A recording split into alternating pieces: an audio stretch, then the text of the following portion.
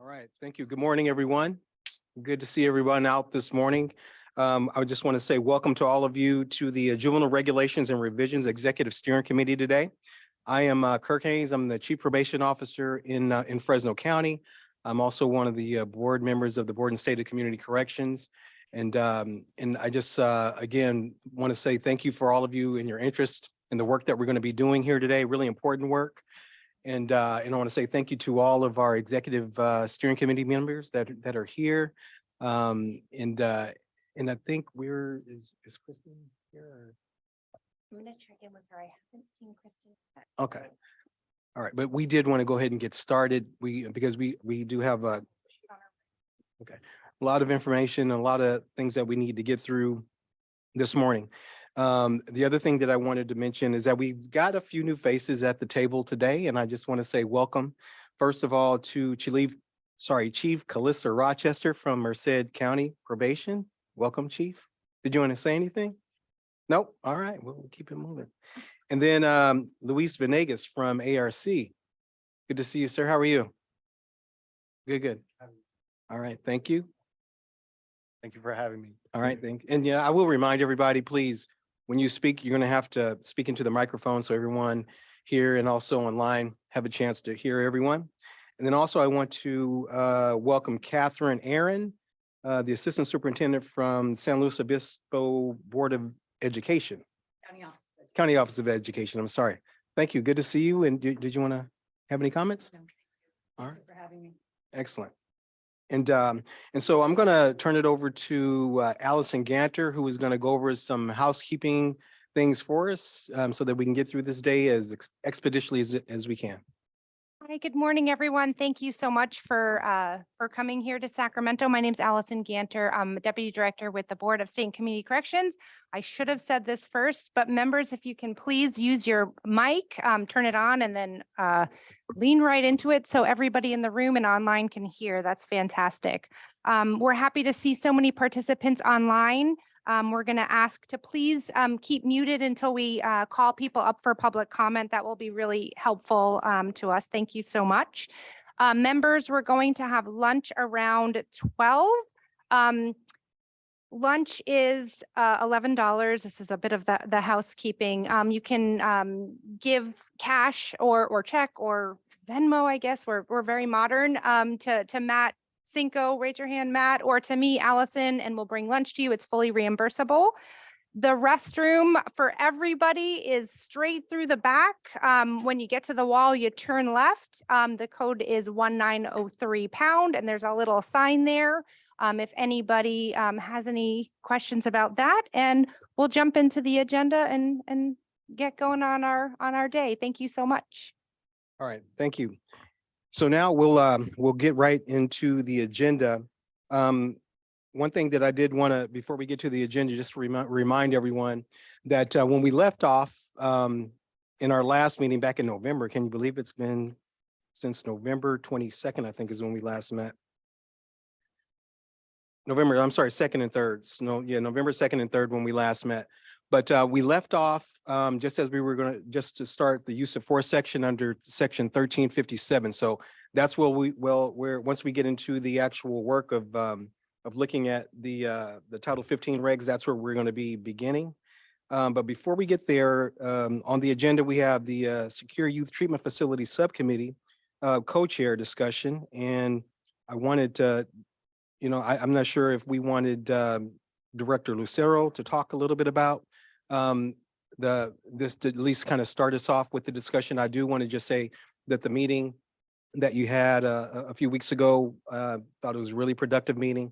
A lot of good work that was done to get the work moving forward. And so we did want to I know we wanted to put this on the agenda just so that we could clarify and give some opportunity to have some discussion around the co-chair. Thank you. Thank you so much, Chief. This is Catherine Lucero, and we were able to organize a small group of experts that were selected in actually we called them slots, the subject matter expert area of expertise were selected. We were able to recruit. We were able to review all the applicants and recruit from those applicants. And then we were able to have our first meeting. And at our first meeting, one of the things that was brought up and that we wanted to bring to this committee was the fact that the original co-chair who we voted in at the last ESC meeting had to resign. And then we had a volunteer request to be the co-chair. And the volunteer's name is Ezekiel. Nishiyama. Okay, Nishiyama, and he has asked to be the co-chair of the SYTF subcommittee. And so we are bringing it to this committee for that permission, blessing. I'm not sure, Chief, what we would call it, but I know at the last ESC, that was something that we voted on. And so I'm bringing it to the table today and open for questions. And thank you, Director Lucero. And it was, just to remind everyone, it was not a vote, but it was certainly an appointment that I made based on the feedback and the discussion that we had at the table. And so I just want to say, I don't know if Allison, if you wanted to have on staff's behalf, some input regarding what Director Lucero was just talking about. Oh, sure. So we do have interest from a member to participate as co-chair. So what we were hoping to bring before the board is not necessarily a vote, but certainly inviting comment. And how we selected a co-chair at the November meeting was through the acclamation of the chair. So if the chair, I guess acclimates would be the verb, that Ezekiel Nishiyama would be the co-chair of that committee, that would be the next action. He would become the co-chair of the SYTF committee. And certainly it's an open agenda item and open for discussion as well.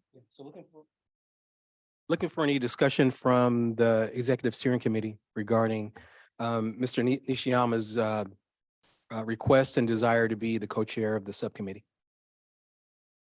Yes, Jane. I just had a question because I remember that the first co-chair that was appointed was a person who represented youth and family of people who'd been incarcerated. So I wondered if Mr. Nishiyama also did. Yes.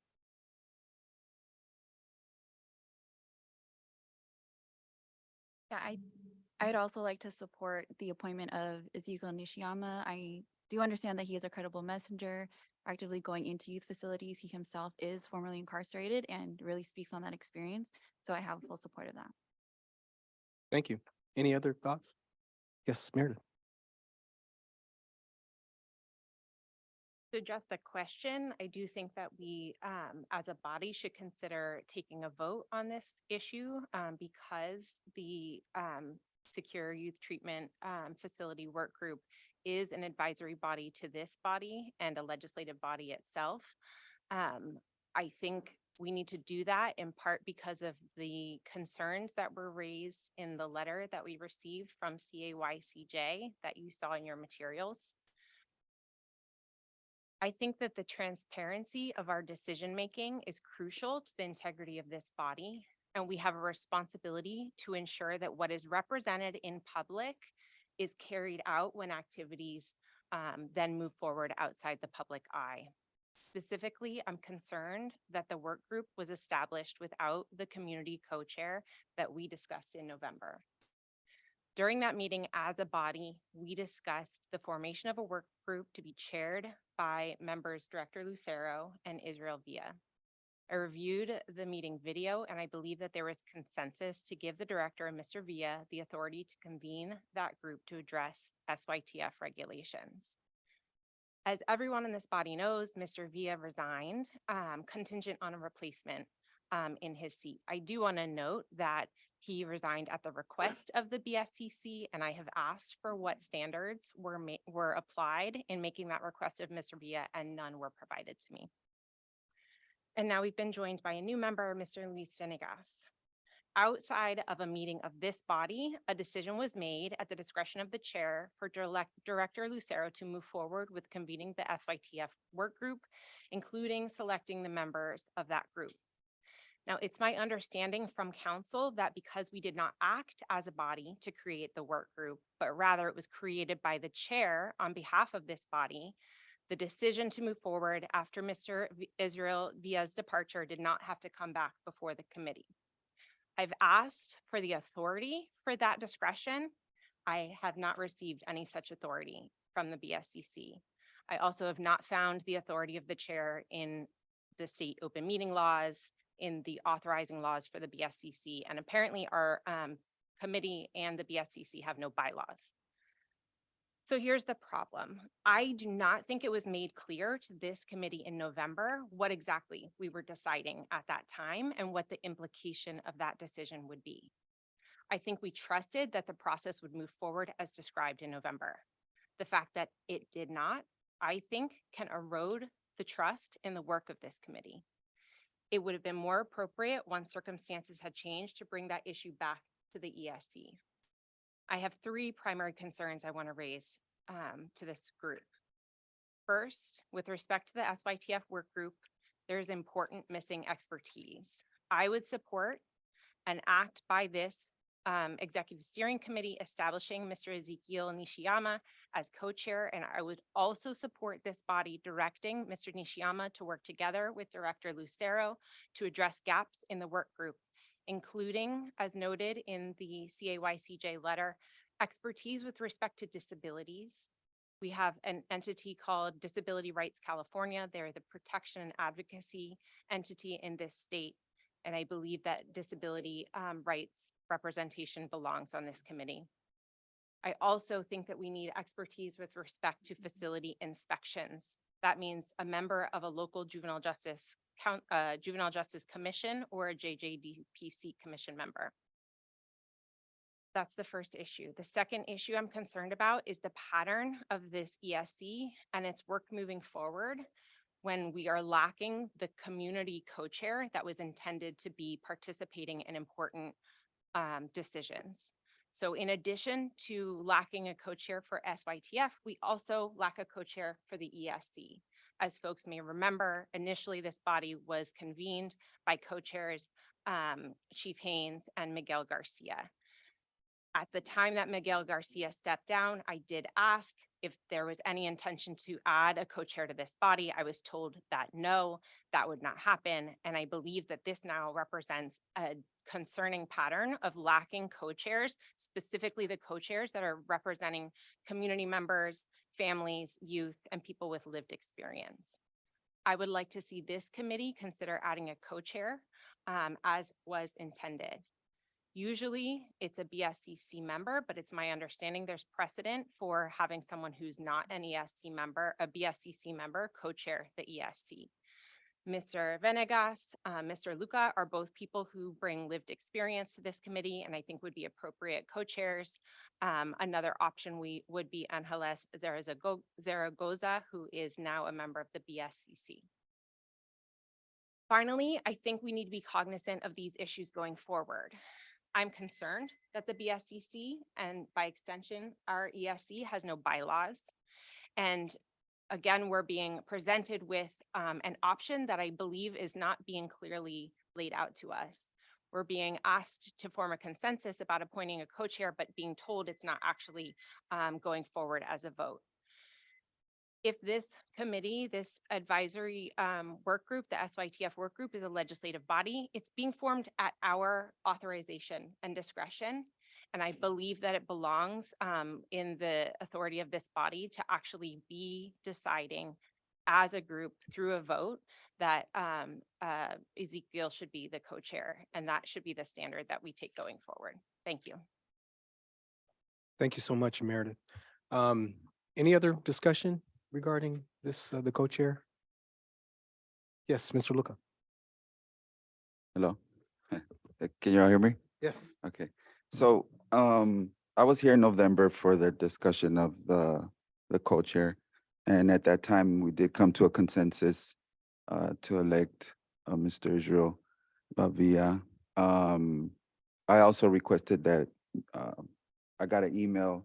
I had requested that I hope to be a part of the subcommittee. And I wrote a statement for, my qualifications and as is the procedure for the BSCC. But before our first meeting, Israel had to step down. And I did write an email to the BSCC. I think I sent it to Allison. think I CC'd the chair. And I requested to replace Israel as co-chair. And then we had the meeting. I was notified to come to the meeting for the SYTF. And we had the meeting, and I was waiting for some news as to how we were going to proceed as far as the co-chair. There was some discussion that was brought up. I was waiting for this moment to speak because I knew this would be the right time to come before the full steering committee and share my comments. It seems that there is like a lack of transparency as far as like not knowing what process or procedures we're taking as far as electing a chair or not moving forward. I hope that we can change that today.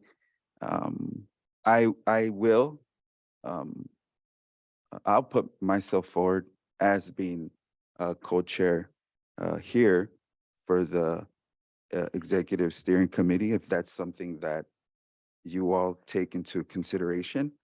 And then I also support that Ezekiel be part of the subcommittee as the chair. And I think that would go a long way to help this process for all of us moving forward. Thank you.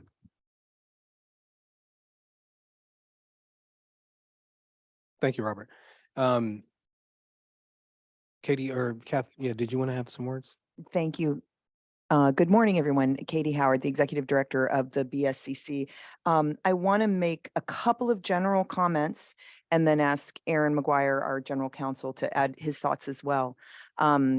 Meredith is correct. The BSCC does not have written bylaws. We have a long history of doing a great deal of work on behalf of the board through executive steering committees, sometimes working groups, rarely subcommittees. And I realize this is all quite technical sounding and in the weeds, but process is important. Transparency is important. And I think we're absolutely willing to have these conversations about process. So generally speaking, and this is, all of this is available in board meeting agendas and minutes, and I'm talking about the BSCC board, not this group. So when the BSCC forms an executive steering committee by longstanding practice, we almost always appoint a board member to chair an executive steering committee.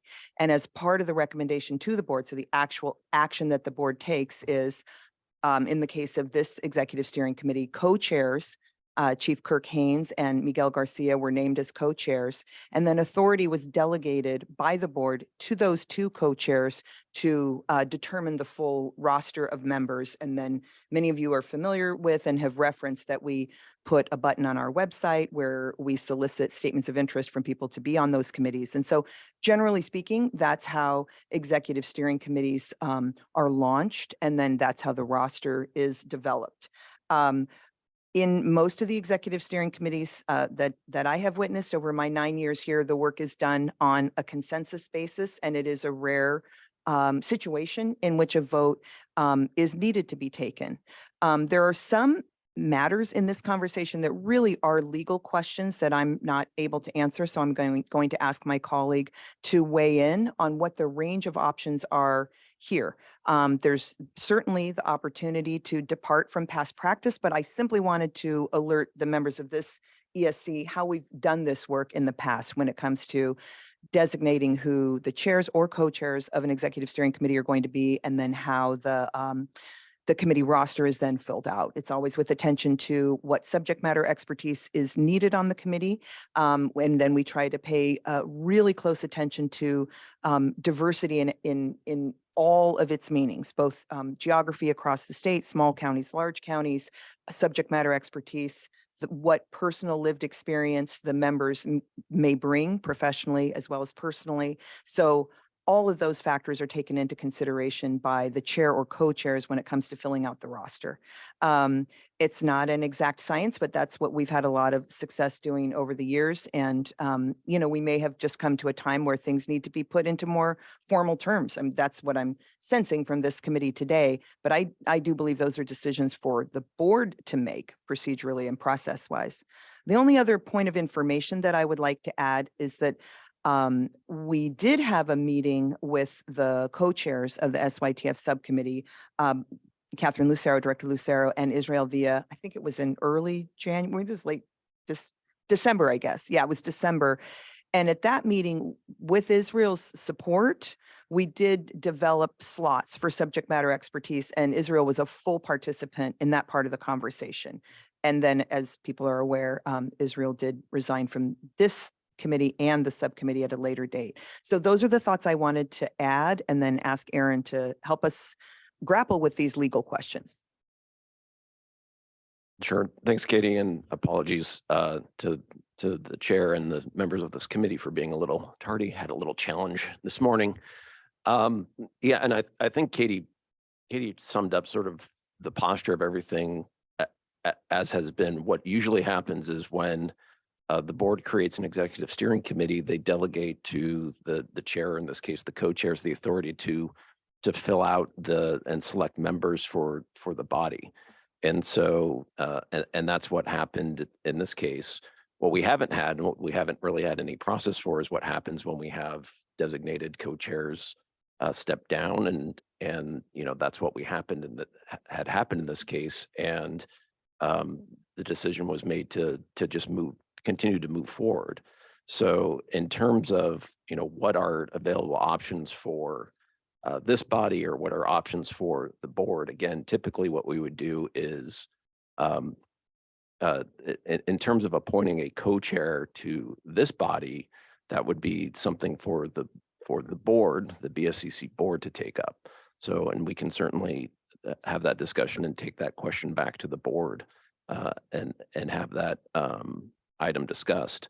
And in terms of, excuse me, again, a co-chair for the subcommittee, again, sort of an unusual circumstance. We usually don't have subcommittees, so we're sort of doing this as, you know, as a process.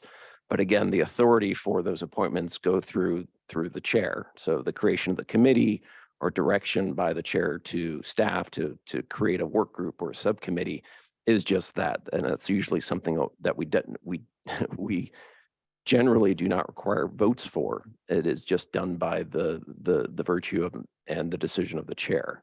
So that's sort of you know, and again, how the body wants to operate or any organizing principles, those are things that certainly can be discussed. But again, it's all sort of, this body exists to provide advice to the BSCC. And I'll just sort of leave it at that. Thank you, Aaron. I appreciate your comments, and thank you, Katie, for your comments and also kind of the historical aspect of how we got to where we are today. Appreciate that. Any other comments from anyone else on the ESC? All right, I'm going to ask for public comment. I'm sorry. Yes, go ahead. Yeah, I would, if the BSCC board would make those decisions, I would maybe suggest recommending Robert as a co-chair and bringing it to the board. I don't know if that's something we can do.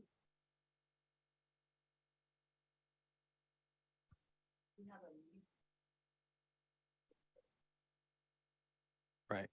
And so we can certainly get some input from all of you, so that if we are going to, as a body, make that recommendation, I'd like to be able to get a sense from everyone on the board what your thoughts on that. I really do need that in order to move that forward. So I'm asking for input. I would support that. Meredith? I would make a motion for the body to, as a body, recommend to the BSCC the appointment of Mr. Luca as co-chair.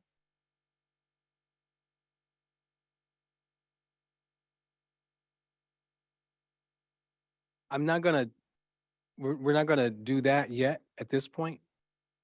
I do want to have a discussion before we do that. And then we can certainly consider that after we've had some discussion on that. And I just want to please remind ESC members to really get into that mic. People in the back of the room are having a hard time hearing. Thank you. If I could. Yes. Since I'm the one being nominated here, I guess you could kind of say that. I just would like to, in a sense, share just a tiny bit, a minute of like my history and my story. I was a juvenile lifer. You know, I was incarcerated at the age of 16. I've spent two years in Central Juvenile Hall. And, you know, I had a long history of gang activity, and probably in full transparency here, I was in Pelican Bay I walked into Pelican Bay at the age of 22, and I left there 18 years later. Since that time and the transformation that I have made, I went from being in solitary confinement to being a captain's clerk in 4 years. And, you know, education became my light at the end of the tunnel.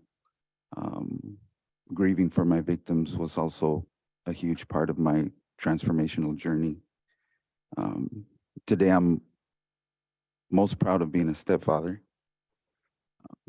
And yes, sure, I'm a director, and I direct and in charge of programs and supervise employees, and I'm part of a great organization in Torrance, California. But I say this to say that the best of who we are as individuals moving forward is dedicated to our youth. And I think we can all agree on to that. And if I were to be part of and have the honor of being a co-chair to this committee, I would guarantee you that I would do the best, darndest job that I could. So that's what I wanted to say. Thank you. Other thoughts? Yeah, Marguerite. I too would support his appointment as co-chair. I really appreciated his your demeanor, your attitude, and just perspective. And I think you would have a lot to offer. So I'm in support of your co-chair. Thank you. Any other thoughts to share? I just had a question before we move to public comment to Mr. McGuire. Just to clarify, the SYTF work group, is that an advisory body to the ESC or to the BSCC? That's an advisory body to this committee. Okay. So as I heard it described, there was when the BSCC appointed Chief Haynes to be co-chair, along with that was the authority, the delegated authority to form this body. I did not see a similar process happen with respect to the formation of the SYTF work group. There was never an act by this body to then delegate that authority to the co-chair.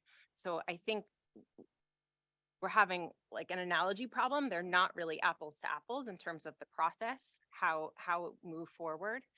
And I guess I'm just not clear on what consensus even means when we're not being asked to act as a body. So if there's a matter before this executive steering committee and we're making a decision, whether it's by hands raised or consensus in the sense of nobody is objecting, either way, it's still the act of the body. And that's, I don't see how that's different from what the BSCC needs to do. The ESC needs to do the same procedural thing to make sure there's transparency in terms of what we're deciding. Is there anything I'm missing here? In concept, I don't think there's anything that you're missing other than, again, generally speaking, what we've allowed our chairs to do is to direct staff to do any of the activities needed to support the body's work. And so the formation of a subcommittee is something that the chair has generally, again, in practice, has had authority to direct staff just to do. And so it's not required of this body to make those types of decisions. That's helpful. And I think the main point I'm trying to make is because it's generally been done that way, it doesn't seem that it's needs to go forward that way, especially where we have concerns that what's represented in public then doesn't transpire behind closed doors, and it undermines the credibility of this group. Thank you. All right, there's going to be an opportunity for public comment at this point. And if you're interested in making a comment, who are we giving those slips to here? Lindsay, I'm sorry, why don't you do that for me? Sure. And I went a little bit out of order. I had wanted to at housekeeping, just to let people know that we will be taking public comment after every article. That's when we move into the full agenda, but we'll also take public comment at this time. So we will take public comment from the people who are in the room first. And if you could fill out a card and hand it to my colleague Lindsay, she's raising her hand right there. That's fantastic. They can come in on a rolling basis. There's no rush. We will hear everybody that would like to be heard. And then we will, once we've taken public comment from everybody in the room, we will move to members online. If you can raise your hand, we'll figure out the best way to see you. Raise your hand, we'll find you, we'll call you online, we'll ask you to unmute. We're gonna please ask public comment to be limited to 2 minutes per person in the interest of time, and also in the interest of being able to hear everybody that wants to speak. Thank you so much.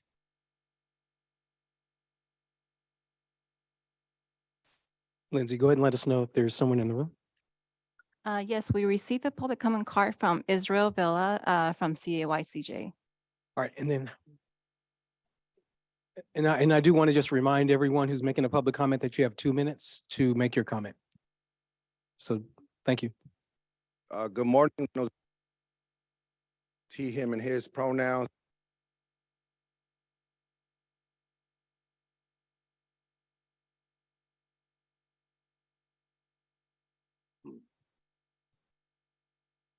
We recently might cut to this. If you could just try speaking.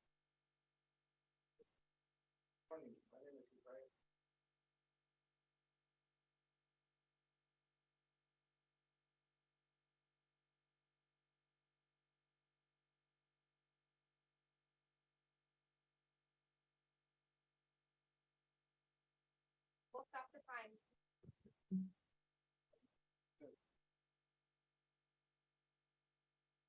Check 1, 2, check.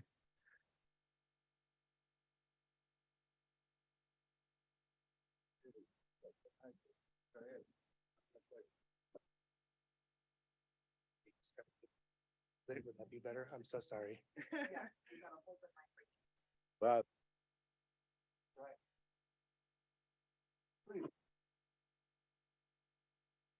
It's for online.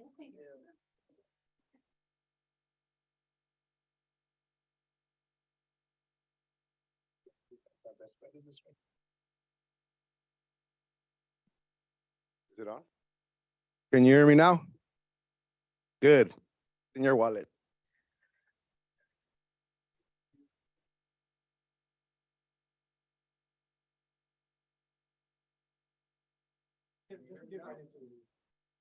Virtual.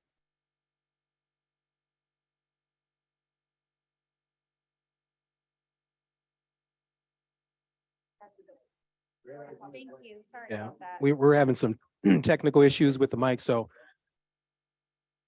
what we'll do, we'll go to our public comment online, And so Lindsay, let's go ahead and open that. And just remind everyone online that you have 2 minutes for your comment. Initially, we had a person that raised their hands, but I see the hand is down. So Aditi Sharika, if you still have any public comments, please let us know. Hi, yes, can you hear me? Yes, we can. Good morning, Aditi Sharkar, Children's Defense Fund, California. I just want to uplift a few of the process issues that Meredith had brought up earlier. I think first, I want to say that I do support the motion to have Mr. Luca be co-chair of this body. I think it's incredibly important to have community representation so that when decisions are made, community can be informed and aware and be part of that process. So I hope that that motion will pass today. And I want to highlight the issues that were raised in the CAYCJ letter and by Meredith earlier today. It does feel like there's been a lack of transparency around the SYTF working group, namely around how the categories were picked, why certain categories were left out, how decisions were made on who would be appointed to that working group. And I think it is really important for public trust and for trust in this entire process that this body take a closer look at the SYTF working group. This is something that's going to determine the success of DJJ realignment. And I think I would just urge this body to take seriously the concerns raised in the CAYCJ letter. Thank you. Thank you. I believe that's all the public comments online that we have.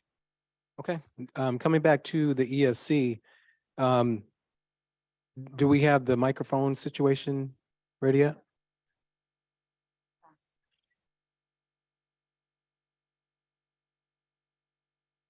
I think he's back now.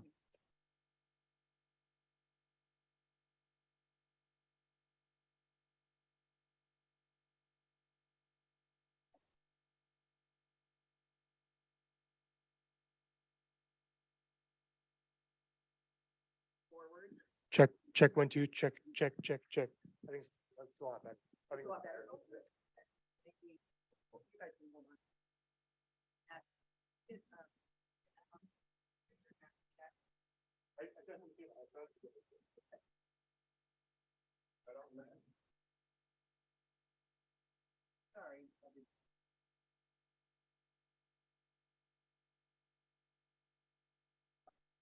Well, is it not in the room, but maybe online? Oh, man.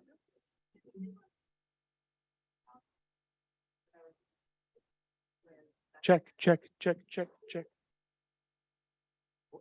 It's I can hear it perfectly right here. So weird.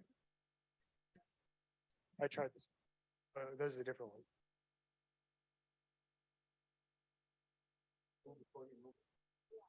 Check 1 2 online and in the room. Check.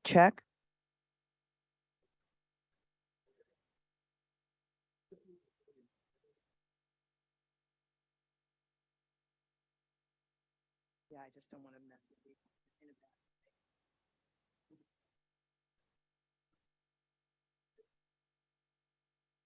Is this all right? Check 1 2 in the room and online. Check. Sounds good. It's clear as day. All right. Can you hear me now? All right. Good morning, buenos dias. My name is Israel Villa, he, him, his, CYCJ. I was mentioned here, I was supposed to be here. Unfortunately, law enforcement came for me before Christmas. Salinas law enforcement went to San Benito County, so it looks like a very illegal, thank God. It's in the air. As of right now, the district attorney does not know who I am. They have no file on me. And according to y'all's systems and approaches, we are innocent until proven guilty. So I would like to know, in the spirit of transparency, how the decision and why the decision was made and by who, without having to submit PRAs, because I don't have a lot of free time. And I'm not trying to create extra work for either of us. And if we can't talk about it now, we'd like a conversation to happen between those that need to happen, because it was foul, it was wrong, it was unjust. My spot is because of my background, formerly incarcerated, and I've been home for 10 years. I discharged federal supervision with no contact with the police. I've helped in this space on work groups and steering committees and a bunch of things. And yeah, I'm innocent until proven guilty. Whether or not they're gonna charge, you have yet to see. My legal team is prepared and we're ready for that fight too. And I would like to request to be reinstated and I cannot be back on this, at the very least on the work group. And I don't care about a co-chair or not, I just need to be there because that process was foul. It hurt, that's wrong. And it was made in a very behind closed doors. And again, I would like a solution without having to submit PRAs. And I would like to demand that I get my seat back because I'm the most qualified, the most suitable, because of my position as a deputy director for the California Alliance, where we are in 20 counties, 47 organizations. So I'm in tune what's going on, what's really going on. And that's my comment for right now. I would like to follow up on that conversation. And I would like to open, transparent conversation. We have nothing to hide. I have nothing to hide on my end. I'm an open book always. And yeah, it didn't feel good. It was wrong. And I feel like it needs to be corrected. Thank you. Thank you, Israel. Next, we have Sonia Tonneson from CURYJ. Could you please come up? Thank you.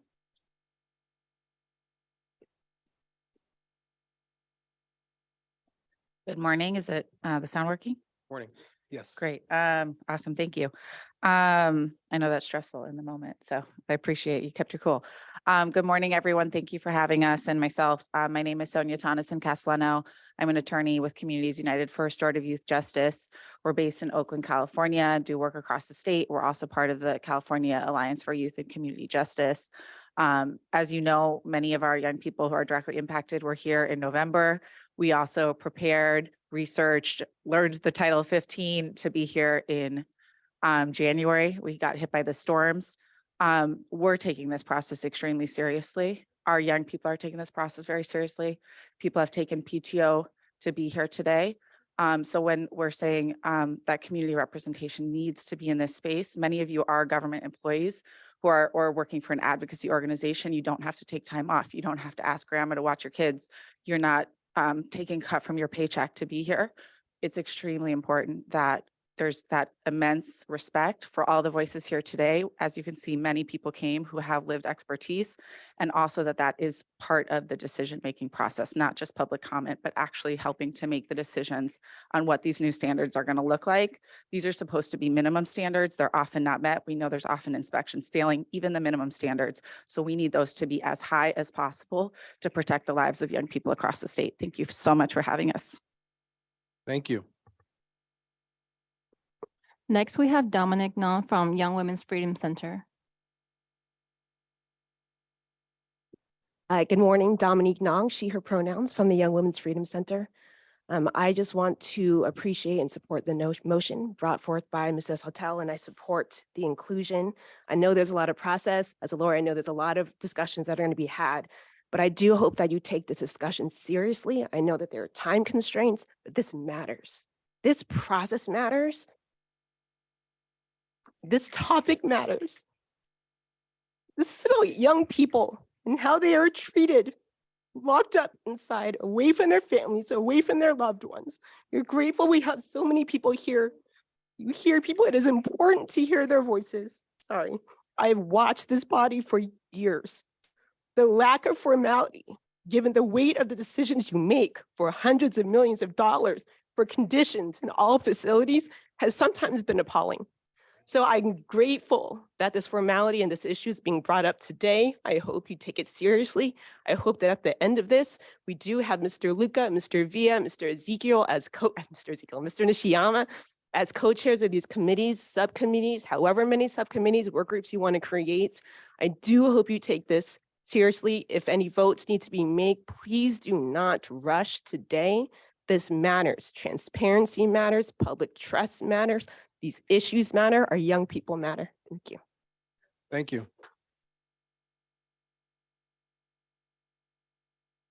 Okay. That's all the public comment that we had in the room. Any others online since we've, There's no more public comment online. okay, perfect. So coming back to the ESC, we did want to come back to what we had on the agenda today, which was actually looking at the subcommittee co-chair discussion. And so I do want us to at least talk about that right now in regard to the co-chair. And I know Mr. Nishiyama, who participated in the meeting, he is very well qualified to be able to do the work as the co-chair on the subcommittee. And so, you know, I would certainly support him being the co-chair of the subcommittee. And if the body feels that we would need to take a vote on that, no issue with us doing that. And I also have no issue with appointing Mr. Nishiyama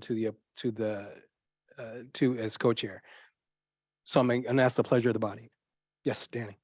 Can you hear me? Yes. Yeah, so before we do that, I can't leave like Israel's comment like left unnoticed, serving on the board. You know, we are coming here, in particular, I come here from New York, because I care about this work, regardless if it happens where I live or not, on behalf of folks who are incarcerated, to make sure that their conditions are better, and hopefully, you know, we see less people incarcerated. That's my wish. But I think it's important for us as a committee to like talk a little bit about what was the process to take Israel down, because I was not aware that he was just taken off. I assumed it was maybe personal capacity issues, because I know that does come up when you sign up for things. People have different constraints with capacity. And so I assume that's why there wasn't like a conversation about it, that Israel probably got busy and that was why. But to hear that he was taken off and that wasn't even like a discussion or anything like mentioned to us that he would be removed from his position. He did do a great job when he was here.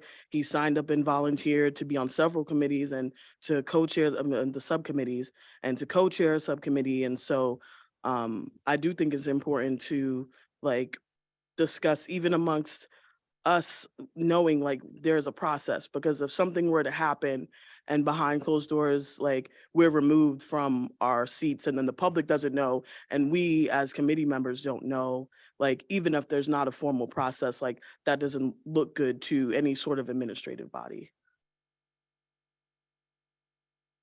Thank you. Any other questions about that or discussion? Go ahead, Mary. Thank you. I just want to restate that I did ask for the standards that were applied in asking Mr. Villa to step down, and none were provided. So I agree with Danny that we need some discussion about exactly what the process is when someone's asked to step down. I do want to reiterate my opposition to continuing the practice of leaving formation of advisory bodies to the discretion of the chair. I think when advisory body is being formed by and through us, it should be done by an act that we authorize. And I would like to make a motion aside from, in addition to having Mr. Nishiyama as co-chair, to direct the co-chairs to consider whether there is additional expertise that should be added to the SYTF committee. And I think only by that can we feel that we've addressed the gap in transparency and credibility that's happened since the initial SYTF co-chair stepped down. Thank you. Any other discussion? I'll say this, the BSCC board, when they formed the idea to get the regs revisions done, they appointed myself and Mr. Garcia, who were board members, to the positions as co-chair. When Mr. Garcia decided to step down, then I was the chair, and there was no plan to replace the co-chair, and that's been the position up until this point. Now, the board, given the authority to the chair, has the authority to, and I've been given that authority to form the SYTF subcommittee. and also to name the chair or co-chairs of the subcommittee. And that's been done. And that's been by direction by the by the BSCC. This body does not have the authority to make any changes to that. The board does. But this board does not have the authority to say that now we're going to add new members or anything. We'd have to go and work with me and the chair, the chair of the subcommittee in order to do that. Now, based on the work that we've already done, and to speak to some of your questions, Meredith, about the expertise that's on the SYTF subcommittee, which I think is superior. I think the people who are there they represent so many interests of the young people that all of us serve. They serve the interests of community. They also serve the interests of the work that we do as facility administrators and as educators, as people in public health. It's a pretty broad, a broad number of people who are on that committee that are representing many interests. Now, the other thing that the committee has to be still needs to be workable. It cannot be so big that the work cannot get done expeditiously and the work get done in a timely manner. And so I believe that the way and the structure of the SYTF is now, that it's sufficient and that there's no need to add any other additional members, because I believe that all of the interests that are even represented in this room are represented on the SYTF. To the point with Mr. Villa, I will say Mr. Villa is absolutely qualified to do the work that he's been doing. I work with him outside of this venue, outside of the work that we do here at the BSCC. No doubt his passion, no doubt what he talks about, he lives. It's not just his words, but I see his actions. At the same token, we also have to take under consideration, and I'll speak for myself, because as the chair and as someone who had ultimately the decision whether Mr. Villa was going to remain on the ESC and on the SYTF subcommittee, is when we look at what kinds of things that we want our young people to aspire to, Mr. Villa is exactly that. When I look at the work that he has done and look at how he has conducted himself, I would absolutely say that. However, I will say this, is that our young people also understand that if they are put in situations, or if they put themselves in situations, that there are consequences to decisions. And so when I think about why Mr. Villa was not going to continue to be a part of the subcommittee, and my recommendation to staff and the board about whether he should remain as a member of this ESC, we have to resolve the legal issues that were before him at the time. And so I'm not going to get into all those things, but I think when we look at where Mr. Villa was and where it continues to be right now, just as we teach our young people to understand that there are ramifications of decisions made, and I understand that there's still got to be the work that's going to happen, whatever the resolution of the case is going to be, it'll get resolved. And then at the resolution of the case, then there could be another look at what happens with Mr. Villa. But today, that still remains to be unresolved. And so if a question has to be answered, whether who had the decision to make that decision, it was mine. And for the reasons that I stated. Okay. Now, in regard to whether we should vote regarding, we still have not resolved the vote around the co-chair. And again, I am willing to take a motion because I know, Meredith, that there is a pending motion regarding appointing Mr. Luca as a recommendation to the BSCC as a representative for this ESC. If we could set aside that motion for a moment so that we can receive another motion in order to resolve what's on the agenda today. Let's do that. And then we can come back to the previous motion. Is that okay with you? Okay. Yes, Danny. So I just, thanks for giving some of that background information. But just for an issue of clarity, so if any ESC member were to encounter law enforcement, that means that they would not be able to serve on the committee, basically, if they have any case pending regardless of what it is. No, that's not what I said. We would look at every case with its individual circumstances and make a decision.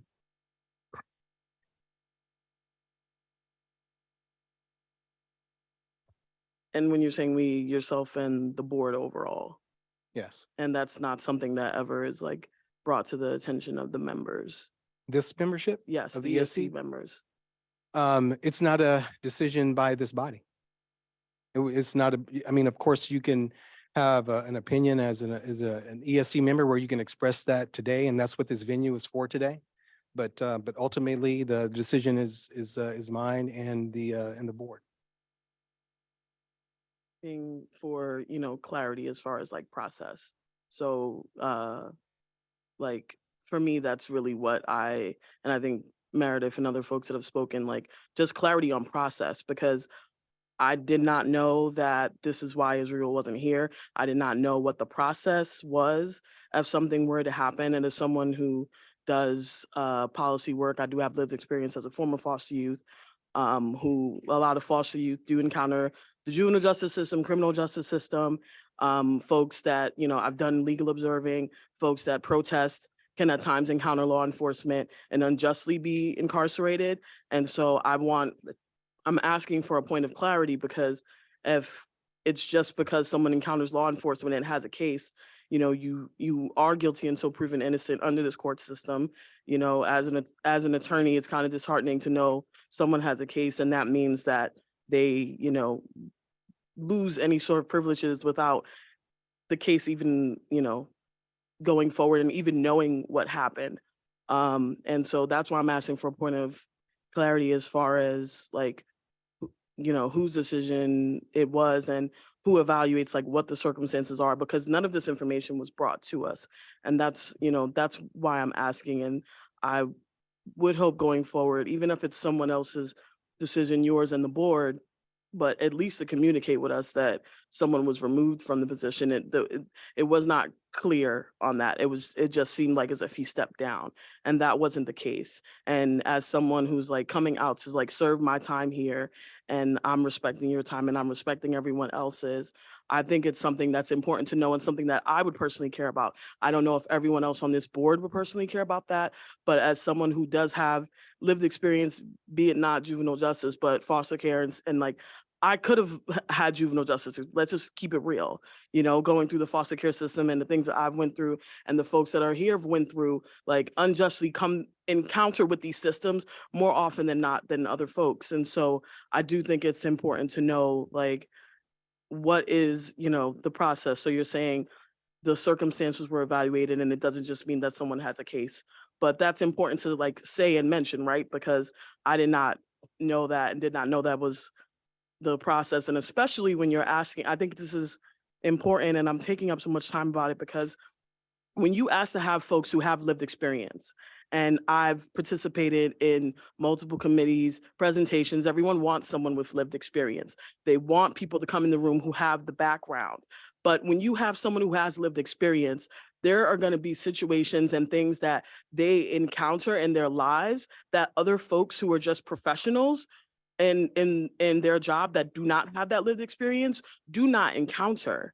And so I think it is important like to have this transparency and have this discussion, because you can say you want folks with lived experience, but then when things get too complicated or they have an issue, then we don't want that person with lived experience. We want them to have past lived experience that's so far removed now that, everything's perfect with them now. And I don't think that is reality when you want to have people with lived experience like serve in professional capacity. We have to respect that they're going to be going through things that we're not going through.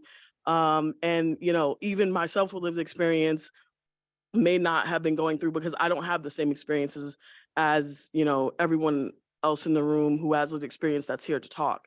And so I think it's definitely important for transparency and to mention, because the folks with lived experience is who informs this work, and we're doing child welfare work. The things that I saw being in foster homes, being in the foster care system, the things that I saw, you can do a dozen trainings, but like the nuances and things that I saw from being in the system, my brother being in the system and being in residential facilities, like that is not unmatched. And it is important for us to have people with lived experience, and we do have to be a little bit more understanding in that regard. So I'll just leave it there. Thank you.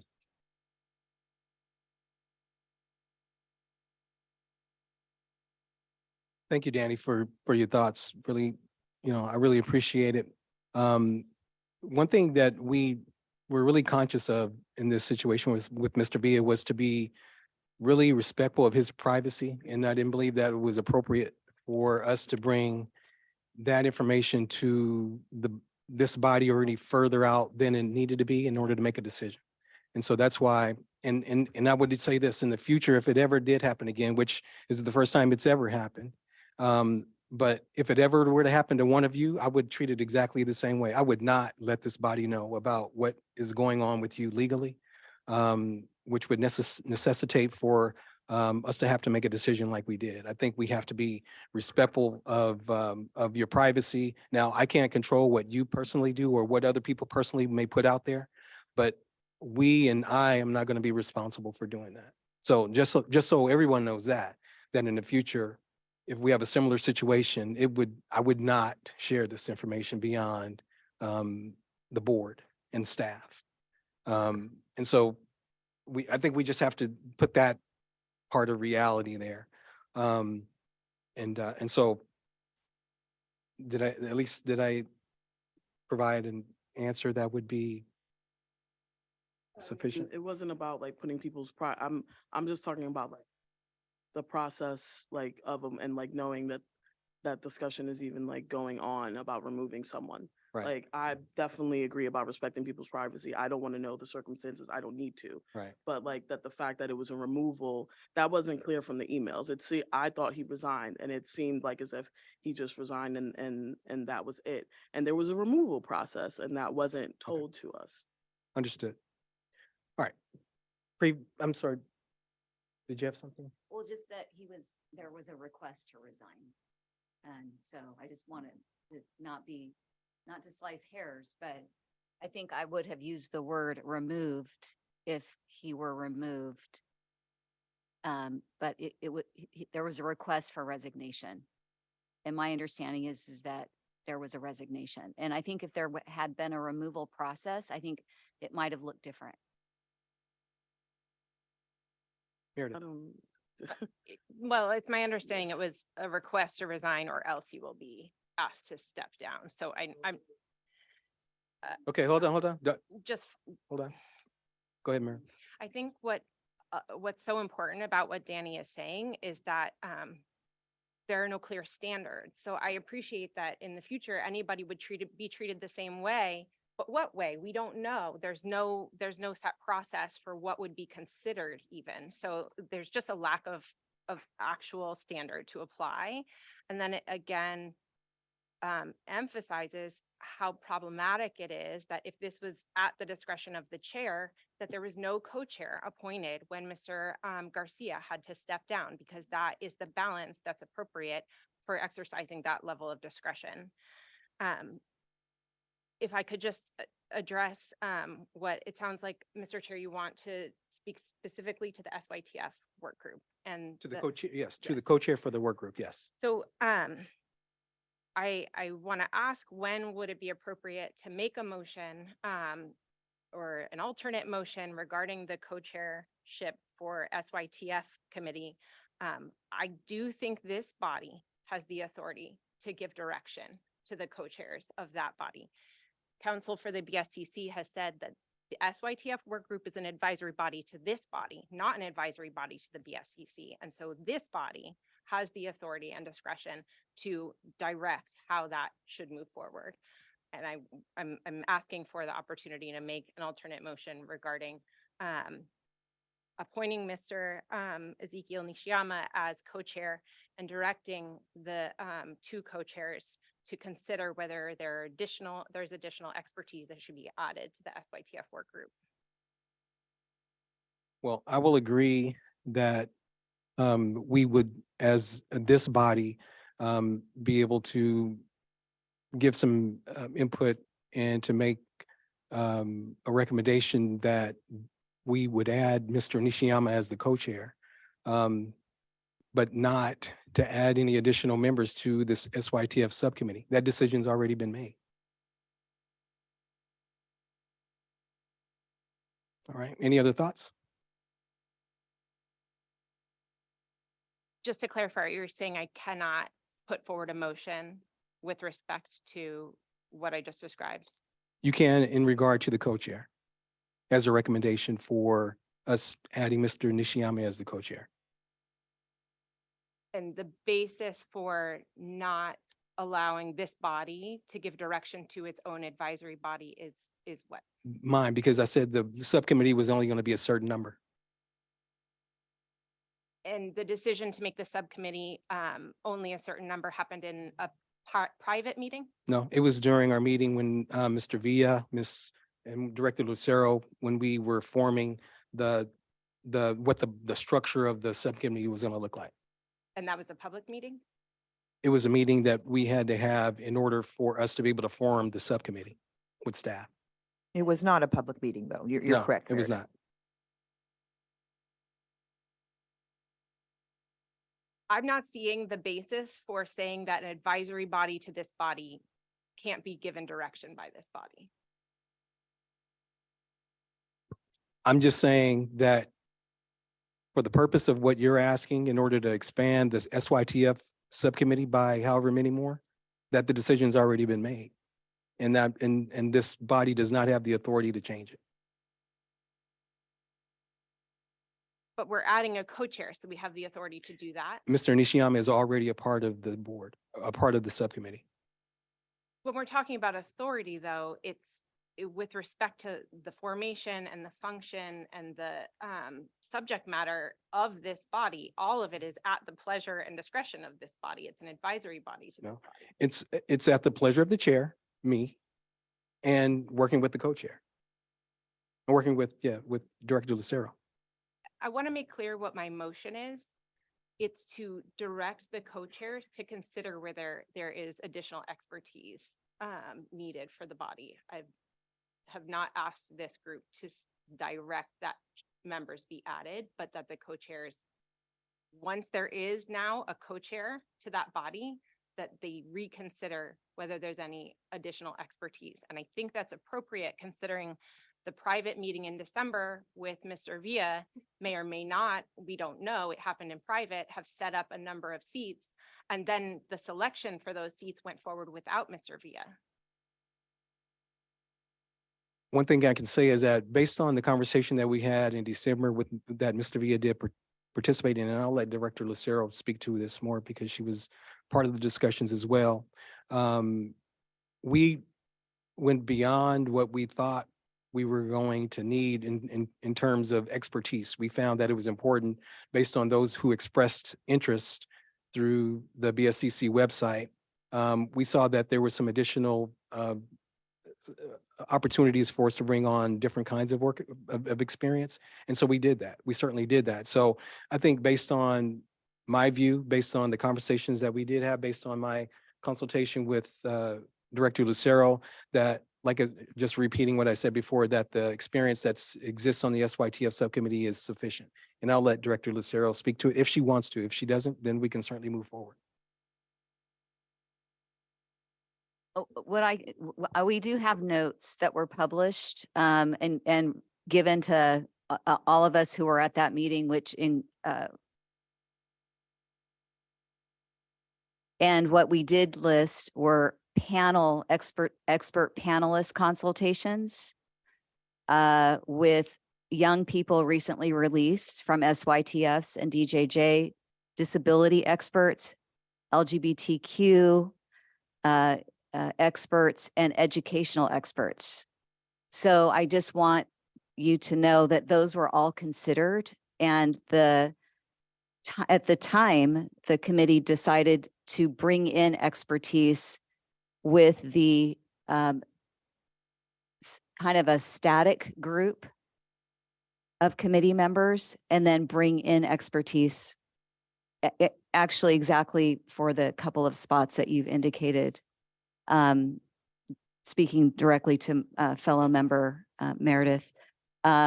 So I hear what you're saying, and I guess I'm not sure if we use Robert's Rules of Order here, because I know that if we're using a certain type of meeting management, then I think motions have to be considered. But I think we might need a recess to consult on that. Well, I'm not sure, Aaron, if you want to speak to it. Again, the nature of our meetings have generally been informal. We haven't, again, formally adopted Robert's rules. We do I would say loose Robert's Rules of Order. And so, but so but it is a good parliamentary question basically at this point. The question I think is, again, whether there is a need at all for this body to appoint a co-chair, and the answer to that is no, because Chair Haynes can do that. Chair Haynes could, on his own, appoint Mr. Nishiyama as co-chair to the group, to the subcommittee group, and that can end the discussion. And so I could put that forward as a suggestion. If the body wants to vote on basically that same motion, that's fine. And then to the point of whether or not the chairs of the subcommittee could consider additional membership, again, that could be at the way we delegate the authority is the pleasure of the chairs to handle the roster of the committee. So all of those are sort of options within the board. So within that. So, but in terms of the call of the question, if we were to adhere to Robert's rules, I believe Judge Lucero, you are correct. We would take that up unless there's a motion to table the motion, basically, to lay the amends on the table. Yeah. Thank you. Yeah, Mr. Venegas.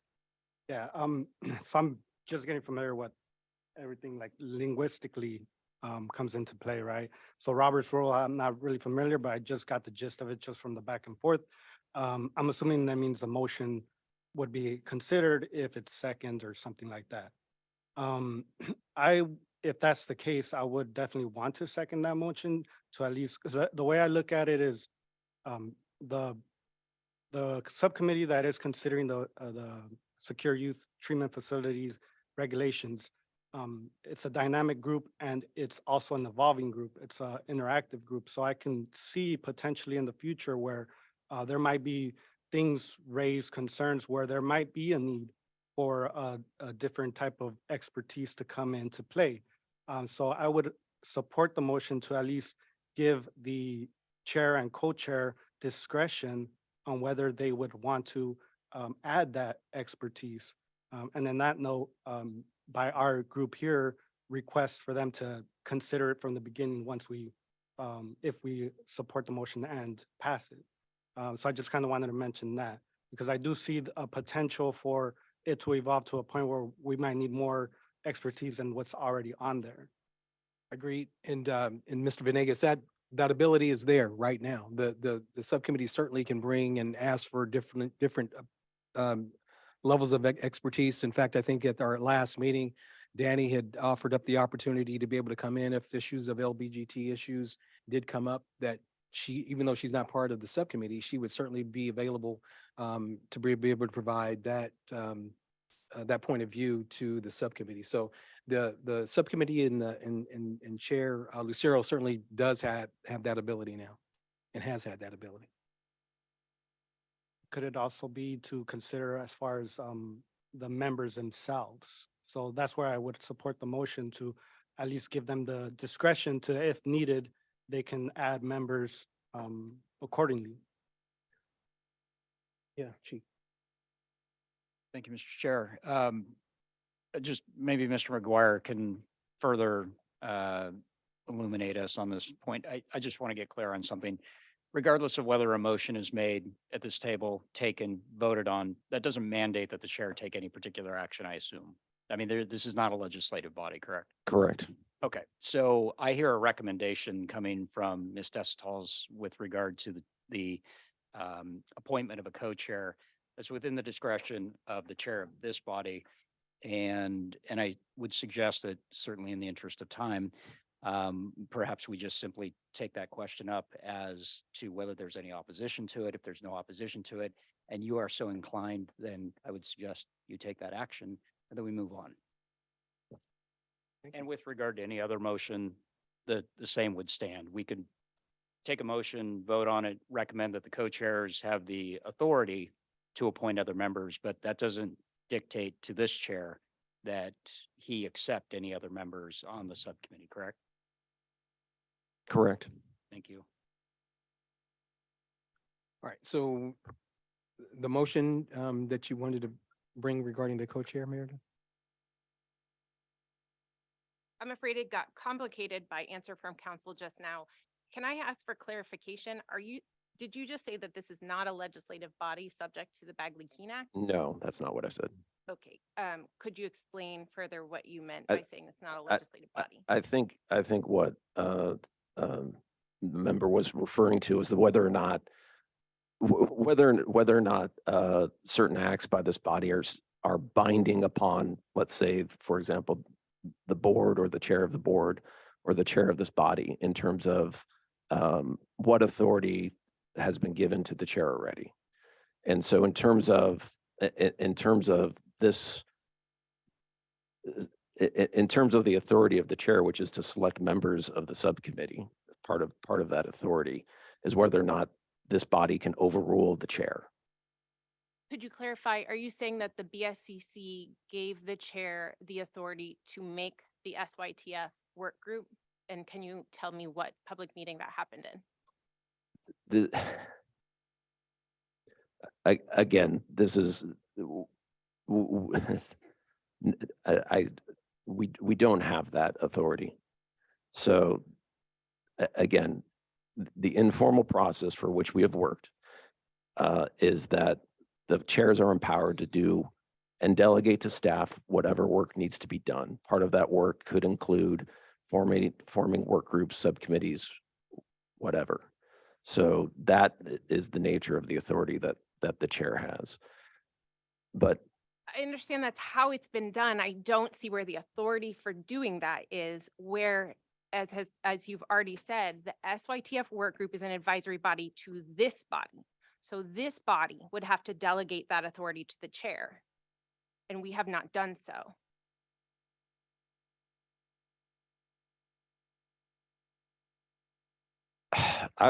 I would suggest at this point, again, we can do a motion to appoint Mr. Nishiyama as the co-chair of the advisory of the SYTF subcommittee. So Aaron, let's stop right there. If I could just clarify, I am happy to move forward with my motion that has been seconded by Mr. Venegas, but I'm concerned that it's being now twisted as a recommendation to the chair when I've made the motion as an action of the body. This body does not have the authority to direct the chair.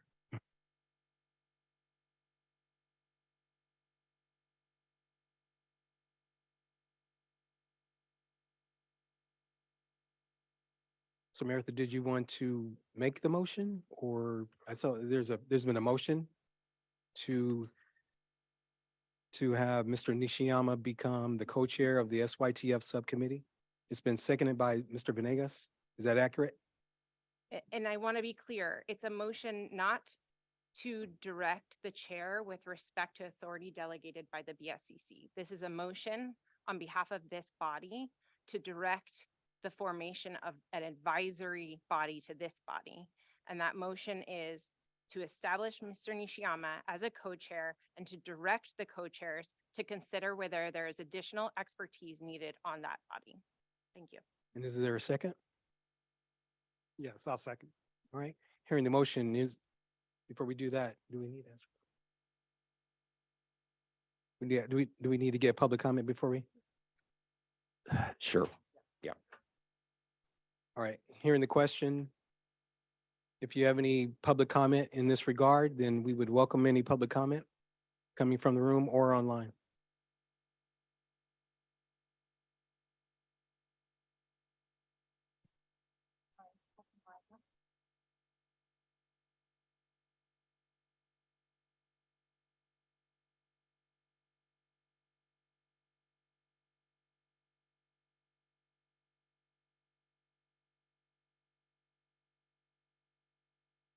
Go ahead and just form a line. We'll just do that just in the interest of time. Just form a line and we can just keep moving.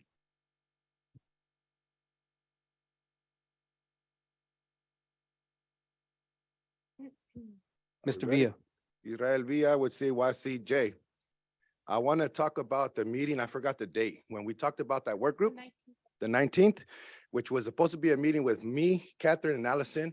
When I joined the meeting, for some reason, we had Chief Haynes, we had my good friend here, we had Mr. Aaron. The whole Zoom was full. Like, I don't know. I was like, whoa, am I gonna get jumped here? That's what it was feeling like. In that meeting, we went back and forth for about 20 minutes. What it felt like for me, you didn't even want a young person in that work group. Y'all tried very hard to convince me otherwise, that there should not be one. Two, we never discussed a district attorney in that meeting. I know for a fact, and for some reason, a DA was mentioned to be on the work group. What relevance does that person have in this work group, in this process?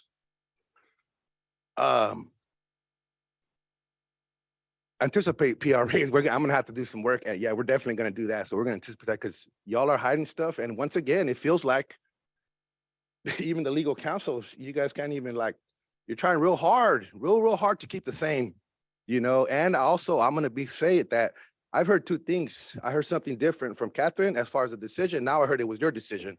So it's, again, the need for transparency, open, public. You know, Chief Haynes, we have a relationship.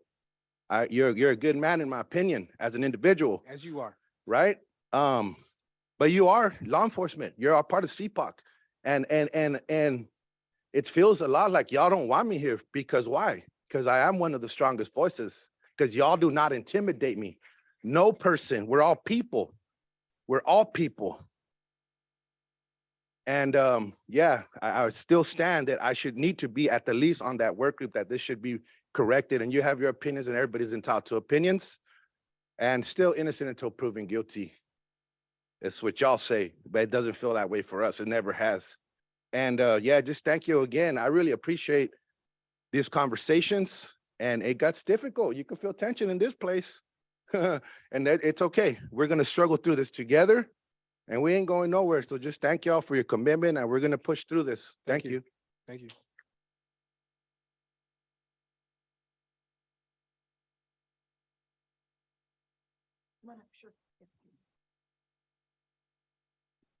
Good day.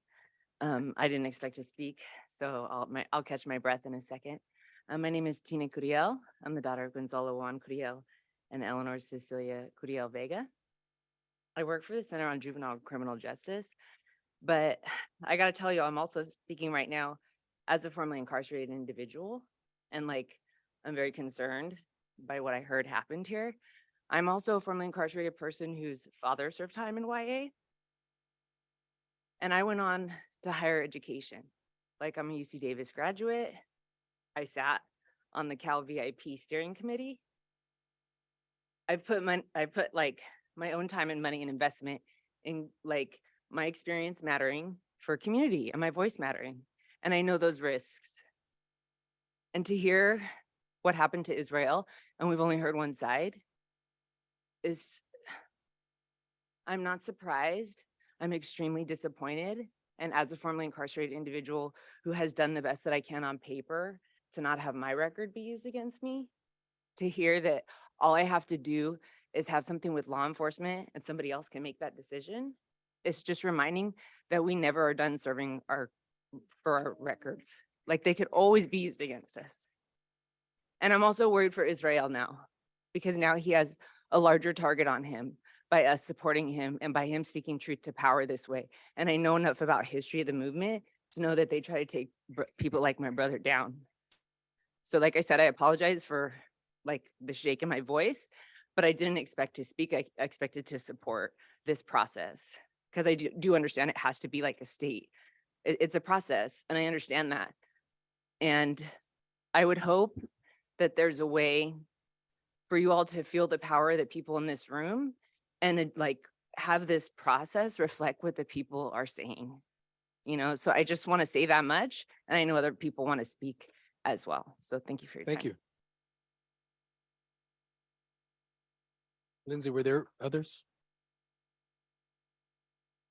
Yes, we do. I just told him to line up and speak.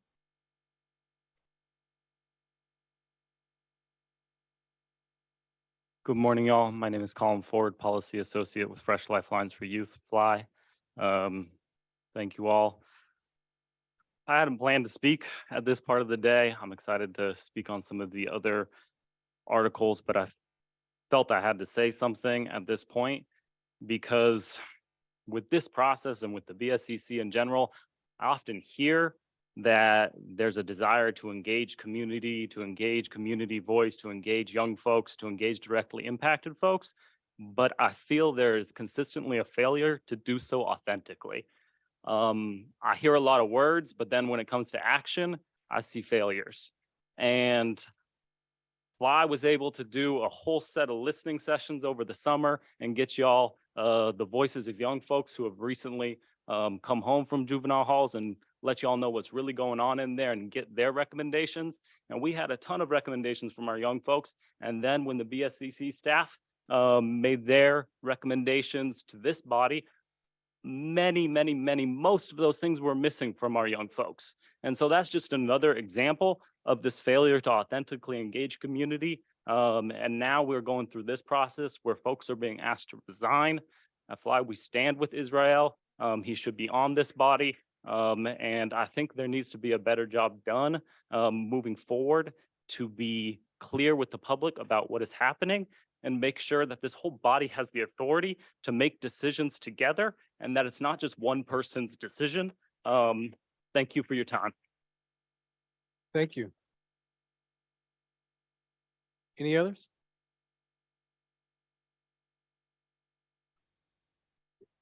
My name's Erin Palacios and I'm with the Youth Law Center. I think that there's a number of problems happening here today that could snowball into much larger problems if not addressed.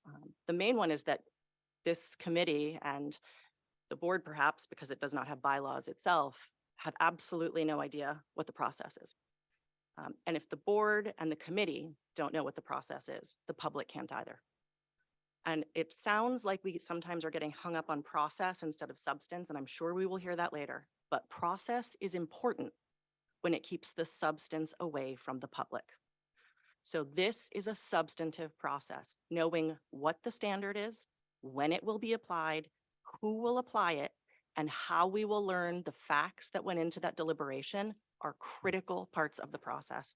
So critical that they are substance. It has to be addressed before substance can be meaningfully addressed or credibly lived with. So we have to get to the bottom of it.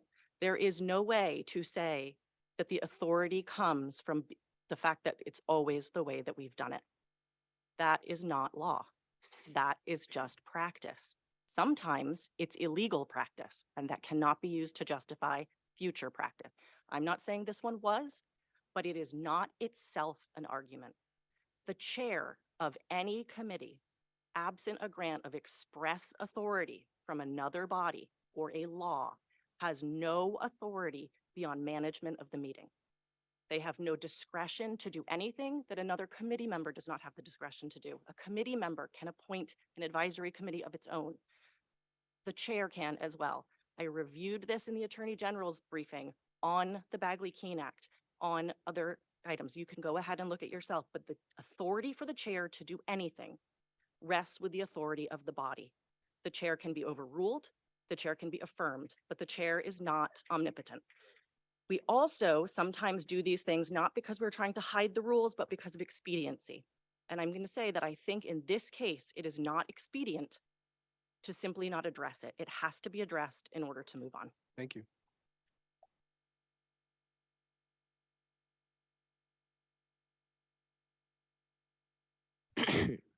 Hello.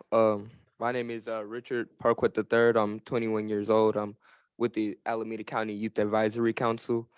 And I'm not sure about, what was going on with Israel until I got here today. From what I heard yesterday, everything was supposed to be all good.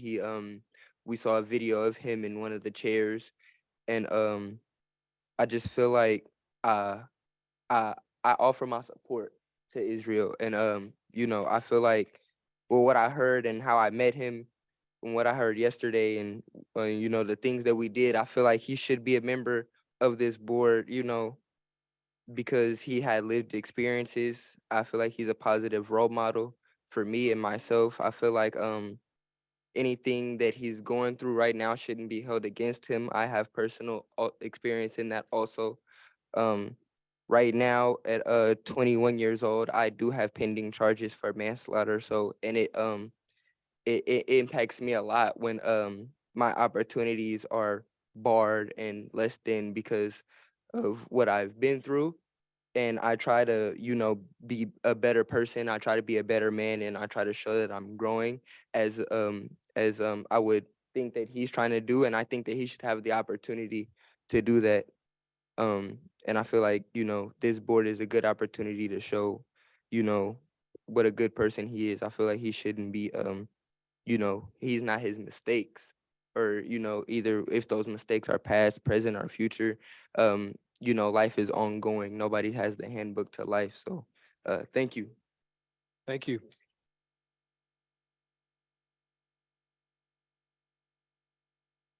Any others? Come on. Hello, everyone. Can you hear me?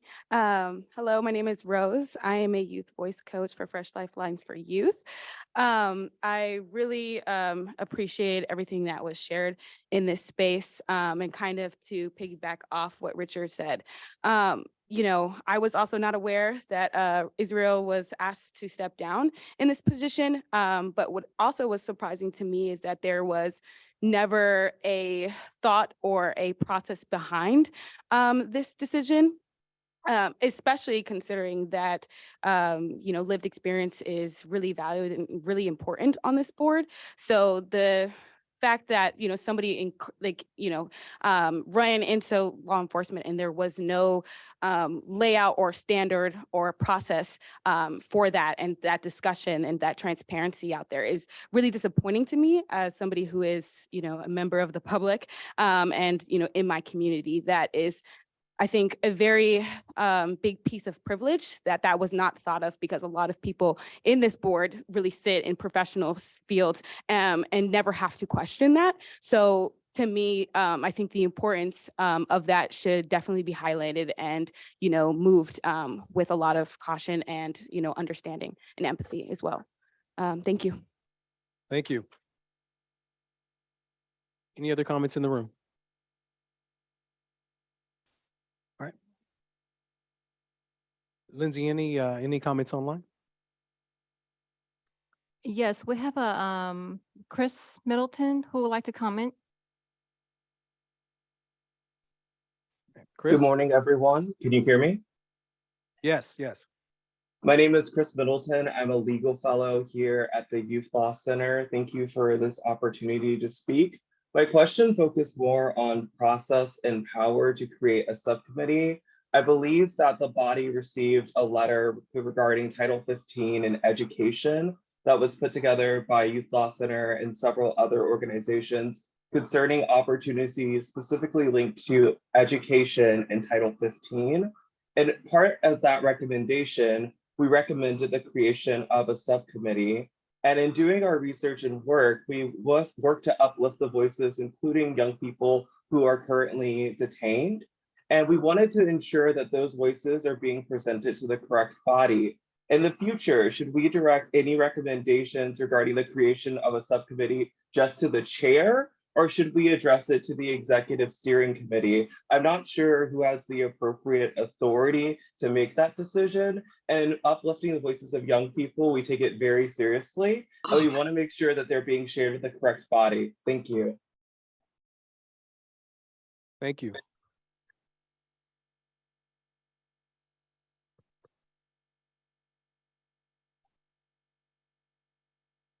Okay, just to answer the question, we're going to talk about that a little bit later, noting that the letter that we did receive, and that was distributed to the ESC. So that's certainly something we can talk about when we get to that subject. Okay, thank you. Any other comments online, Lindsay?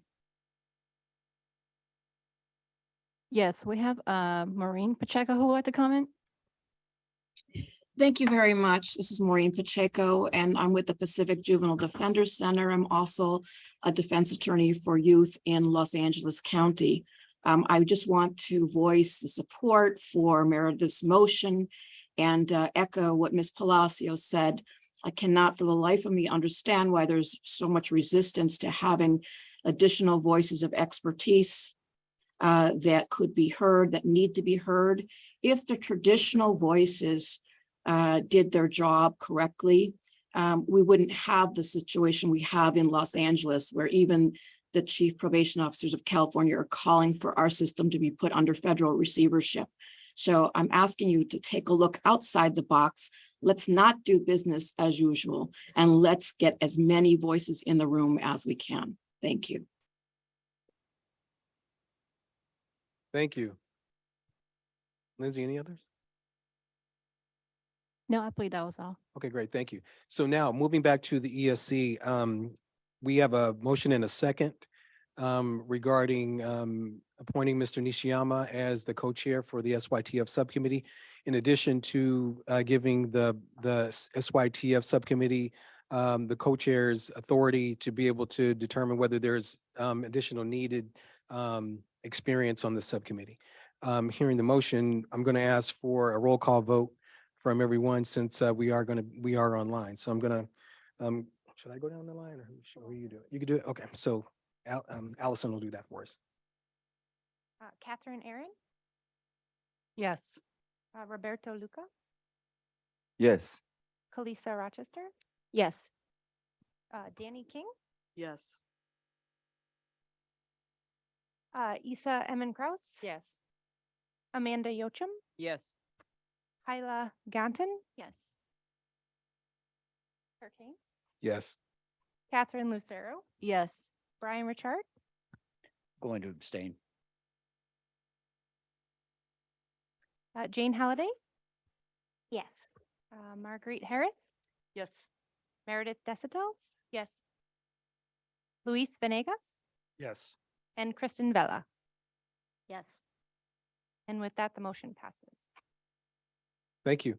I want us to take a break right now. So we'll take, let me see, what time is it? It is 10:46. We'll come back at 11 o'clock.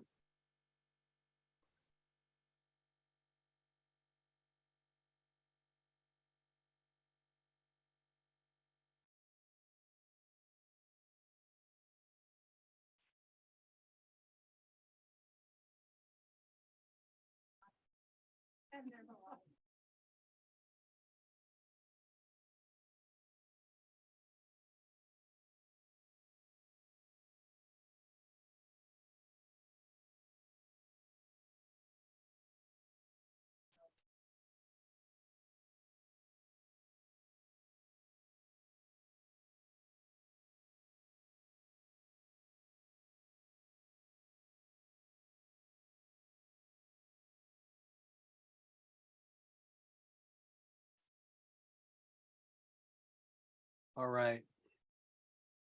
Getting back, we're going to finish up this item. I thank the ESC for your really good discussion, and everybody in the room and those online for a really good discussion this morning so far.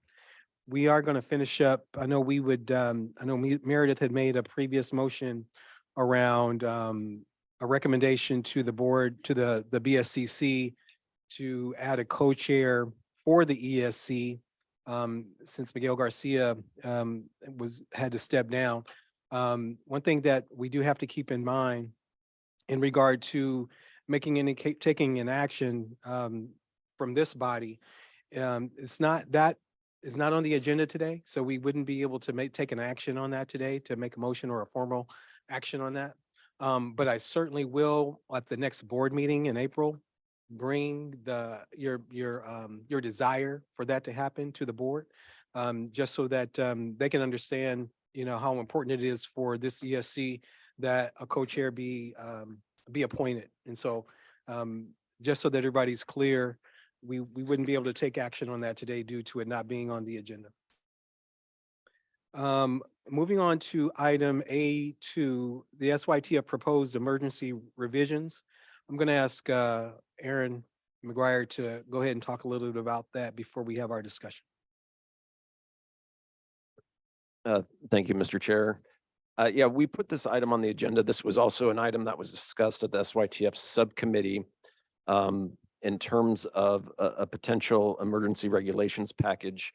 I think as this body knows, there is a statutory deadline for coming up with SYTF regulations at the end of June, which is not the sole motivation behind this this package, but it is a factor that we're considering in terms of getting some information into active regulations that specifically cover the SYTFs. So I'm just going to do actually, I'm going to look at Allison whether or not she wants to do a brief summary of what's actually included in this emergency reg package. But in terms of this would not be the complete reg package that we're looking at. We're still working on it. Some ideas in consultation with the Office of Youth and Community Restoration, but other items that we would be looking to add would be weaving in some additional recent statutory changes that were made, including the Youth Bill of Rights, including other information regarding the Youth Bill of Rights and into the regulations, and then incorporating amendments that were to Welfare and Institutions Code Section 208.3, having to do with access to restrooms when people are confined to their rooms, which is a live active issue right now in Los Angeles County that we're working through. So with that, I think I would just turn it over to Allison to describe again sort of just an overview of what we would look to include in this reg package. Thank you, Aaron. So there is a copy of, I realize there's an awful lot of paper here, Title 15 minimum standards for juvenile facilities, and it says draft across the front of it. And these are the draft, the first pass of the draft of the emergency regulations for the SYTF excuse me, facilities. So generally in this draft, I won't go through line by line, we are including a definition of youth, and a definition of youth will be amended to include older youth that may be housed in SYTF facilities, the definition of an SYTF facility according to the statute, and also applicability of standards that apply to the SYTF facilities. Also, generally and in several places, bless you, notification to other persons when it is an older youth, spouse or attorneys or other people that they deem appropriate. A really important addition is a regulation, an entire regulation dedicated to the Office of the Ombudsperson, being clear that youth may contact the Ombudsperson without fear of retaliation. So there is one separate regulation for that, and then it's woven throughout in places like orientation, that youth understand that they have access to the Office of the Ombudsperson at the OICR. Adding in gender affirming care, coordination of medical, dental, and mental health care upon release, and access to post-secondary academic and career technical courses online. So if you walk through that package, it's available online. Amanda has it on the screen. Thank you so much. And members have copies. I also, I believe we also have or had copies in the back for public members. That is the first draft. As Aaron mentioned, we are working with the Office sometimes I can't do backwards acronyms. I'm going to say OICR to keep myself in line. We're also working, as Aaron said, to incorporate some of the provisions in the Youth Bill of Rights, such as access to grooming products according to gender identity. Again, the ones that I'm talking about now are not in the original draft. We're still working on language there.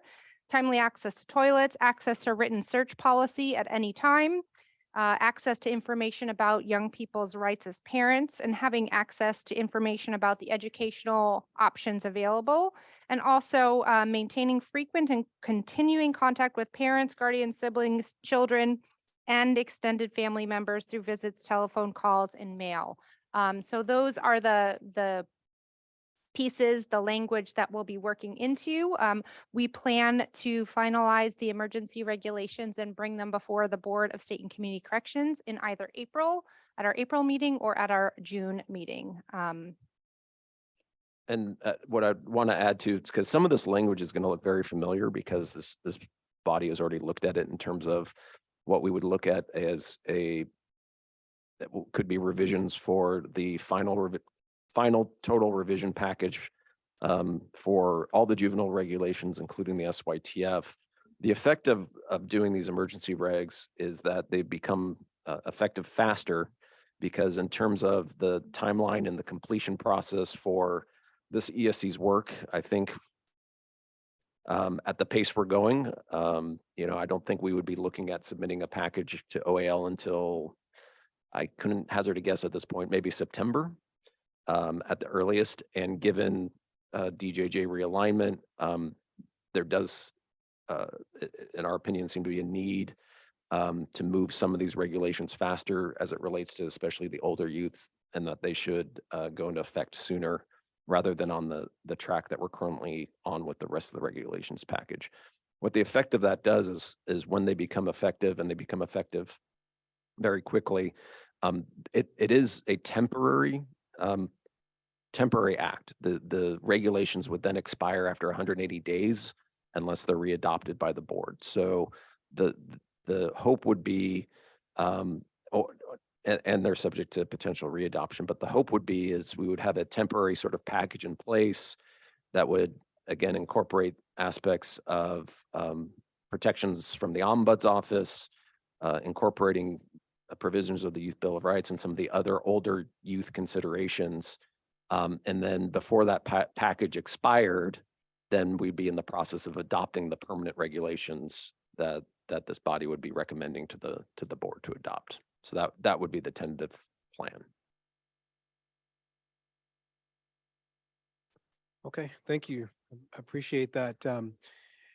Having had an opportunity to review the draft of the emergency regulations, any comments or any questions from the ESC?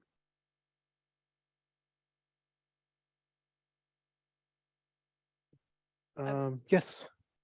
Is that Catherine? Yes, Yeah. thank you. When I look at these emergency regulations, especially the educational part, it's basically copied from the other regulations, and we may be changing those regulations. So would that be taken into consideration of those changes that we make to the regular regulations into these? Yes, and this really is unusual in that we have this mandate to complete the additional regulations. So in effect, I think Aaron said this, the emergency regulations would go into effect. They are temporary. They do need to be re-adopted. So what we would do is take, again, the timeline will work out. The same revisions that are in the emergency regulations would be brought before this body as the package that goes to Office of Administrative Law for final adoption. So essentially, if those emergency regs are adopted, we would pull those up into the entire package that this body would approve, and then they'd get reapproved and resubmitted for adoption by the Office of Administrative Law. And certainly subject to further amendments. So Correct. the temporary ones are Right. temporary, and if there's other revisions, edits. Correct. As we work towards a more final package, we would look to be taking those. And that's a good point. There might be further additions to those regulations, certainly based on this body's discussion. But these, as of July 1, these would become effective if the board approves them in April? We haven't talked about exactly the timing in terms of the filing. Okay. With OAL, I think there is, again,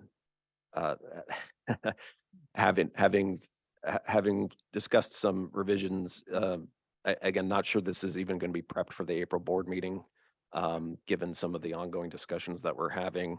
But, you know, once they get filed with OAL, I think it's a 5-day waiting period before they basically become effective. So in terms of staggering when the board would then file with OAL, I don't think we've made that determination yet. Okay, thank you. Any questions from the ESC? Chief, did you have something? Like you had something. I'm sorry, Marguerite. And I'll get you. Few things. Just for clarity, when are these emergency regulations supposed to go into effect?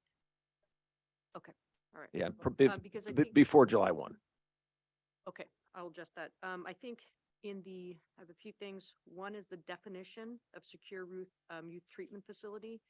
It specifies in section 875A. I think it would be more clear if we actually said section of WIC 707B, where it actually lists all the offenses where you can be DJJ eligible.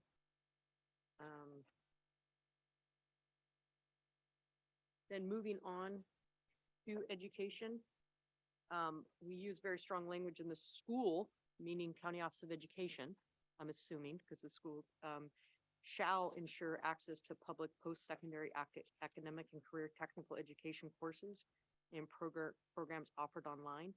I think the challenge there is that, especially if we're trying to do this by July 1, the school has not been given any money to go ahead and do these things. And I think there's it's a resource issue for some counties to provide that, that don't have the ability to provide that by July 1. And I think we have an expectation of all the different county office of educations to provide this by July 1.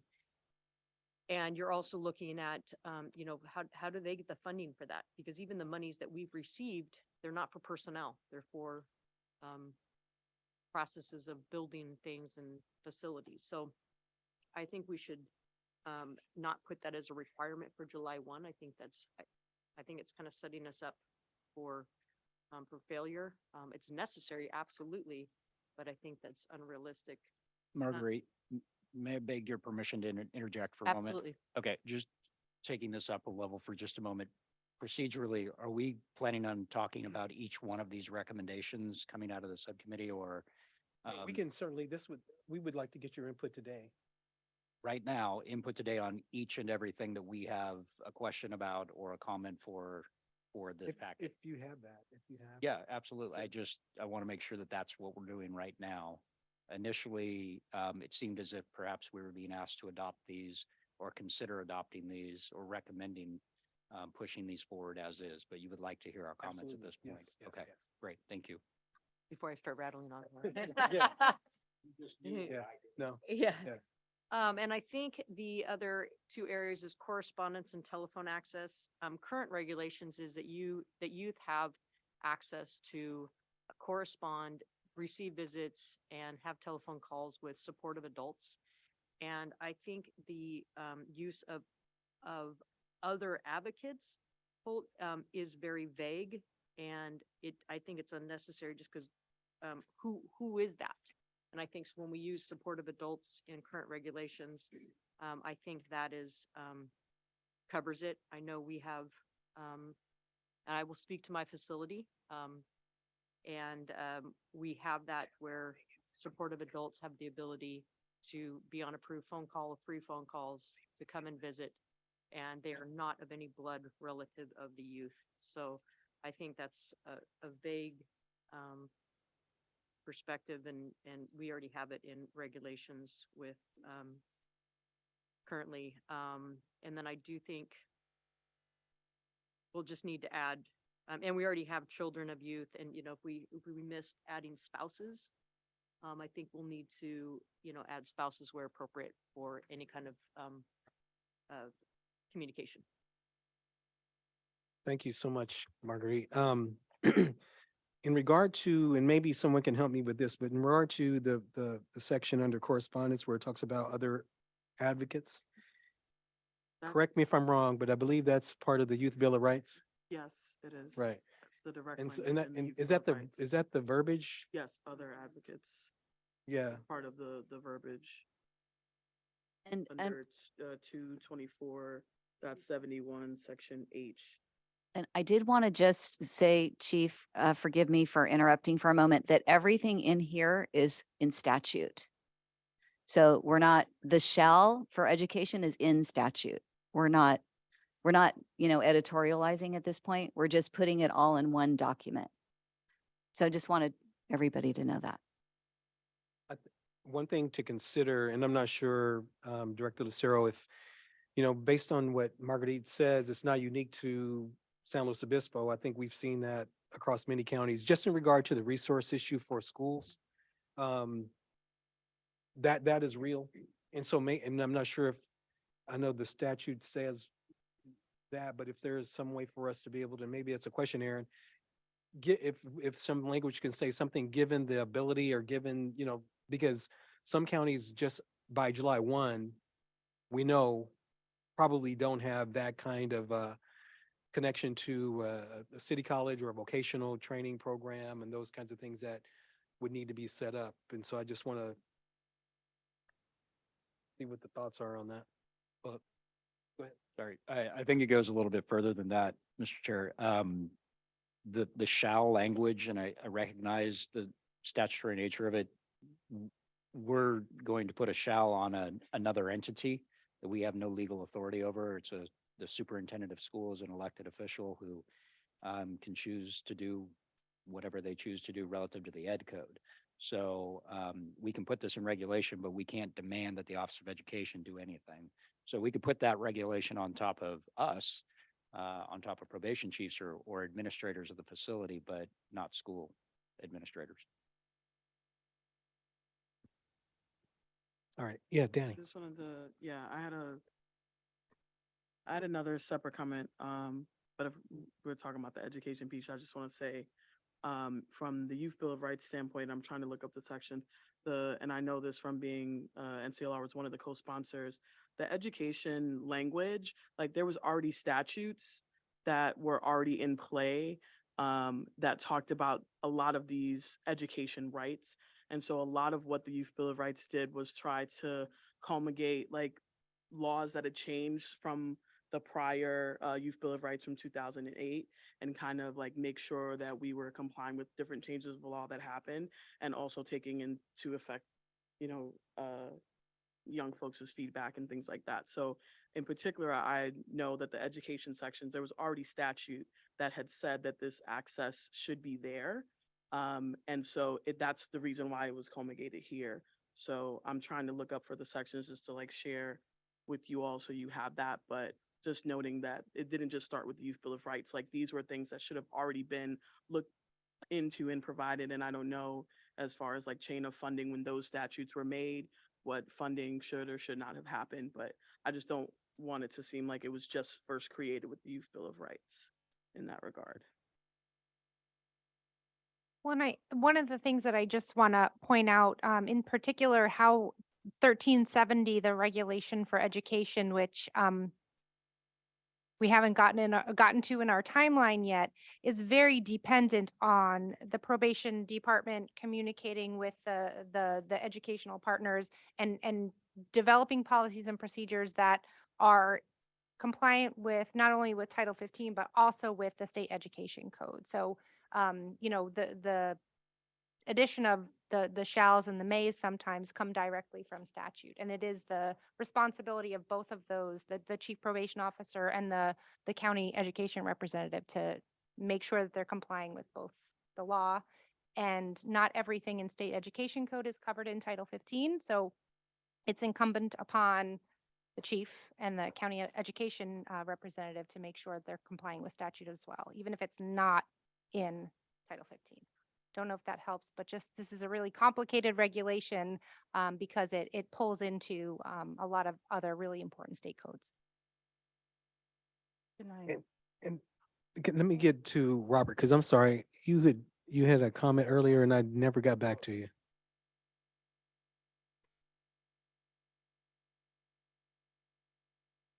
Oh, your mic, turn your mic on, buddy. Thank you. Yeah, no, I wanted to touch on, I have a few comments, but I'll just do one at a time. The secure treatment facility, the one on page 9, where it describes what, what it means and the appropriate programming. I see there that there is,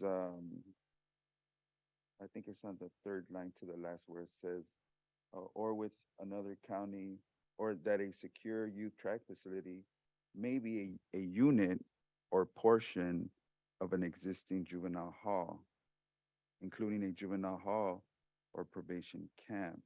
So does that mean that this new secure track program and facilities could be inside our old detention centers? All of them are currently inside existing juvenile halls and camps, all of the SYTFs, unless I'm mistaken, I'll look around the room. There are no standalone SYTFs at this time. They are all units or portions of existing facilities. So could we, well, I would propose if we could change the language or at least have a discussion about what it would look like to separate the secure youth treatment facilities outside a detention center facility. The reason I'm bringing that up is because the secure youth track treatment facilities are going to offer so much more programming, and the existing structures we have now don't accommodate that type of programming and accessibility. So for example, I think a camp is a great location because it's open, there's grass, it's more therapeutic and environmentally. If you're trying to place a secure youth treatment facility within a standing already detention center, you're talking about concrete bunks, metal desks, you're talking about bars, you're talking about no access, sometimes a tiny window in the corner. So it seems that if we're trying to reimagine our youth system, especially moving forward to the secure youth treatment facility, that those facilities should at least be built maybe just in camps and not inside existing structures that are or were designed to be detention centers. I think in considering how quickly we've had to, move to bring the law into reality, in that we have several chiefs here who could speak to this as well, but considering the facilities that we have now, we're utilizing the facilities that, in some, I think camps are certainly options for some departments. But I think given, how the law is built now, that we have the ability to be able to do that. I think in time, those kinds of facilities can be designed and built for that. But given, where we are now, the statutory, it matches with, with the capability of what departments have today. I I certainly I get that, and sure. However, maybe, I don't know, in the language or statutory procedures, I don't know, but maybe there could be existing language to say that by, I don't know, the next 5 years, that all youth track facilities will be independent or outside of existing detention centers. And the reason that, I feel strongly about this is because you're just recreating the same system within the old system. I don't know if that made sense. And that's not what what this new bill for youth calls for. That's not reimagining our youth, our camps. That's just putting a window dressing on old concrete cells.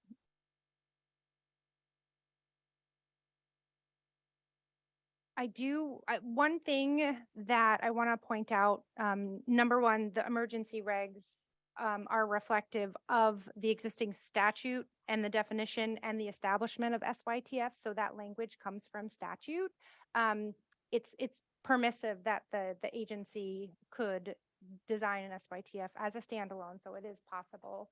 But all of them right now, as I mentioned, are existing. So that statute, and again, I am not an attorney, that those changes about reestablishing an SYTF as a standalone in a certain number of years as a mandate would have to be taken up in statute. It wouldn't be something done in the regulatory process. And I completely hear what you're saying, but just to point out the difference between regulations that the BSCC adopts, that agencies build their policies and procedures for, versus the statute that was mandated for the SYTF facilities in all of that recent legislation. And I also just wanted to say, this is not our only opportunity to talk this through under either Title 15 or Title 24, because our SYTF subcommittee, these are exactly the conversations that we should be having. So I just wanted to reiterate that this is for the emergency regulations. This is already in statute, but I think we need to keep talking about expanding these concepts in our SYTF subcommittee and at this level too, when we have an opportunity. Really good point. Thank you. Meredith. I just wanted to piggyback off of what Roberto is saying. I do think these emergency regs can be responsive to his comments. What I hear him saying is we want SYTFs to be a new vision. And what I've heard discussed here and at the work group is that part of that is considering a whole new set of regulations, not just simply applying what we have to this new type of facility. So my concern is that this emergency regulation just folds SYTF into the definition of juvenile facility. And I think that's premature. I think that shortcuts exactly the process that Director Lucero was describing. And I think it's the wrong approach. I don't understand why we couldn't just have a regulation that mimics the statute saying that pending final adoption of new regulations for SYTFs, that the existing Title 15 and 24 will apply. I strongly oppose simply folding SYTF into the definition of juvenile facility because I think it cuts off exactly what Robert and Director Lucero have been suggesting. I'm sorry, just to interrupt, if you can't hear yourself on the speaker here, the people in the back can't hear you, and we're getting some feedback on Zoom that you can't be heard also. So if you can't hear yourself on the speaker, they can't hear you back there. Thank you. And I do have some more feedback, but I'll step back and see if anyone else wants to step in. Thank you. Mr. Venegas, did you have your hand up? No? I'm sorry. Yeah, Catherine. Well, given the current discussion, I'm not sure where to go with this. It's just, I do have recommendations for changes to the education section of the regulations, which would then spill over into this. And so I don't know if I should take the time to do all of that now, or if that should be held off until we get to that article and the regulations. Well, I think like it's been stated before, these emergency regs will go into effect, sometime hopefully by July 1, in anticipation of the final regs being done, hopefully by September or so. And so the work, whether we incorporated your comments now, or whether it's part of the regular work that we're going to continue to be doing. Um, we can look at them in whichever way that you would like, right? And I don't know if this helps, the discussion for the education regulation or any of these regulations for that matter is not done by this body. So again, just bringing back to the nature of the emergency regs and getting them in place before July 1st. Thinking about what's an emergency, what should go in there by July 1st. Not that everything shouldn't go in there, but there will be additional time to talk through all of the pieces of 1370 and related regulations. So it doesn't close off the conversation, staying narrowly focused on getting the emergency regs through. So we can talk about anything, but just thinking about what should go in this emergency package. So what I would say to that is just three things then. One, I think, the subcommittee really needs to, I think the review checklist that is in place to review education is going to need to be updated because we are going to have older students who are going to be accessing different types of programming, not just your typical high school programming. The other thing, and I feel pretty strongly about this, that we need to respect the youth and especially those that are over 18 and are not required to access a typical education. I'm trying to see which section this comes from. I'm sorry. Under the required elements, under number 7, it says education shall be provided to all youth. And my suggestion is we state that education shall be offered to all youth. And the reason I say that is, education does not necessarily work for all youth or the education that's in a box. I am not a high school graduate. Typical education did not work for me. I took my high school equivalency exam and then went on to, college and to get all my other degrees. And even those degrees I got in a non-typical way. And so I just, the word provided, I recommend, especially as we are going to have youth, they will come in without diplomas, but they may be over 18 and by law, they're not required to go. And so I think we need to look at other options for the youth. And then lastly, and it just goes back to what the comment was made by Chief Harris, I don't know if it would be possible as we're talking that in ed code, county offices have not been charged with providing the education, nor have we been provided the funding for students who have already graduated and who are going to be in that facility. We absolutely want to be at the table and we want to be part of that conversation. And so I don't know if the post-secondary education opportunities could be changed to the facility administrator in collaboration with the school shall ensure access to post-secondary academic. So it still has that shall in there, but it's the shall for probation and it's in collaboration with the school. Thank you. Thank you very much. Okay. Yes, Chief Rochester. Thank you, Chief Haynes. One of the items that I noticed that was not mentioned and that I haven't heard anyone mention yet is under 1355 for institutional assessment.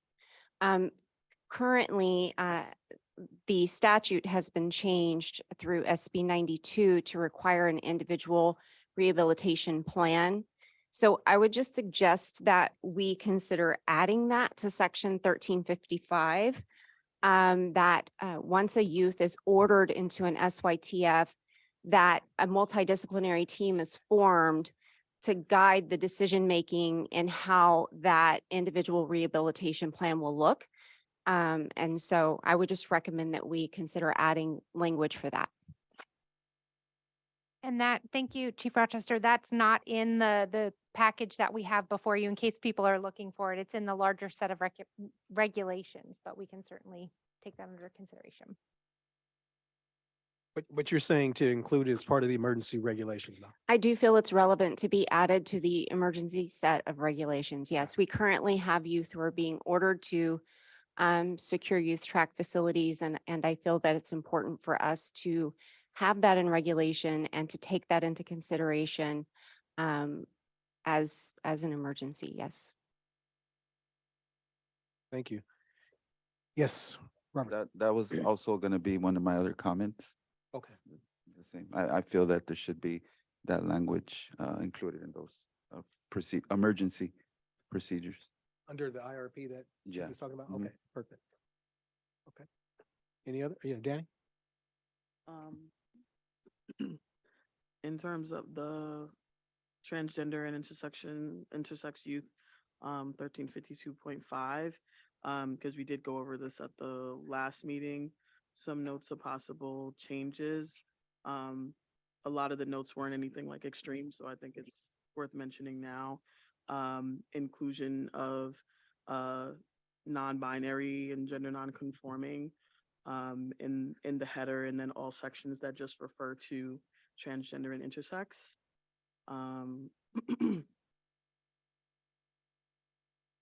Okay. And then in terms of section D, where it says gender affirming care, I believe there should be a comma there. It's gender affirming care, comma, medical and behavioral health treatment. Behavioral health. So gender affirming care, comma, medical and behavioral health. And then where it says providers, I'm making a suggestion for it to say treatment and providers, because there has been like outreach that has noted about the issue in facilities with like getting the actual treatment. So just contacting the provider or telling young folks they're waiting on a provider, and having some unnecessary delay. I've personally gotten outreach in that regard. So I think noting, and this goes into the public comments that we went through on our first meeting, that even though this language is there, there's youth who aren't, benefiting from this section. So I think adding treatment and providers would help clear that up, because, it's been mentioned to me that folks are, there's been unnecessary delay in saying that they're going to get a provider, and those efforts weren't exactly genuine. And really, this is medical treatment, and so it should be noted that folks should have access to treatment. Okay, and then where there's, yeah, Mr. Benegas. Yeah, I'm not sure if I'm missing it, but I don't see visitation as part of these emergency regulations. Yeah. And then when we're talking about, because the older population is gonna have potentially spouses or children, I feel like it'll be important to include that into the emergency regulations.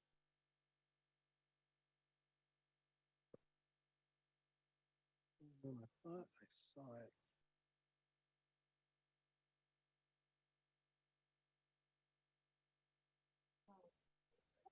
Okay.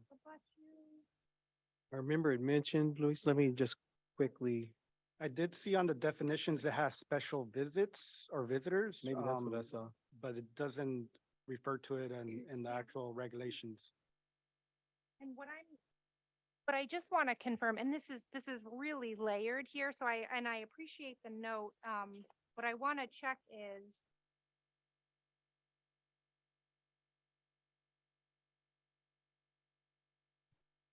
we had made some revisions in the last go round, and certainly if it belongs in there, it can go in there. And I'm just trying to make sure that the current regulation, it was expanded in the last go round to include important people in the young person's life. So what we'll do is make sure that if there's a better language in the Youth Bill of Rights, we can make sure that it's in there.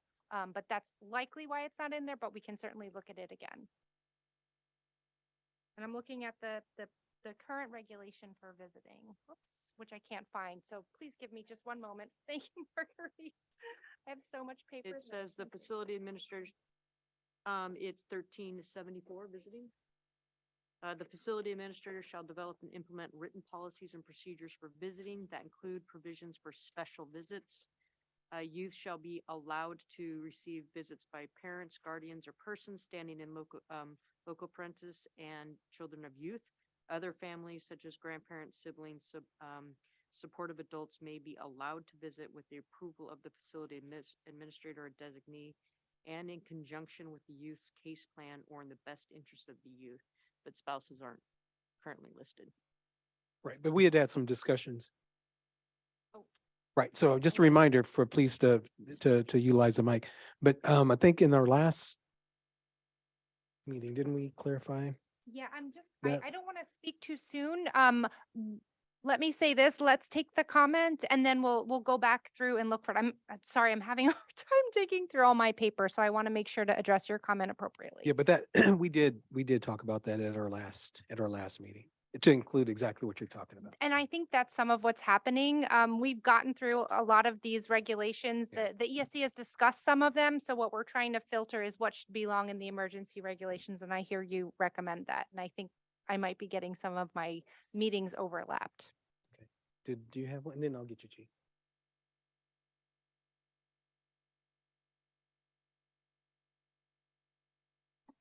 Okay, if we could step backwards to 52.5 for just a moment, that Danny was speaking about.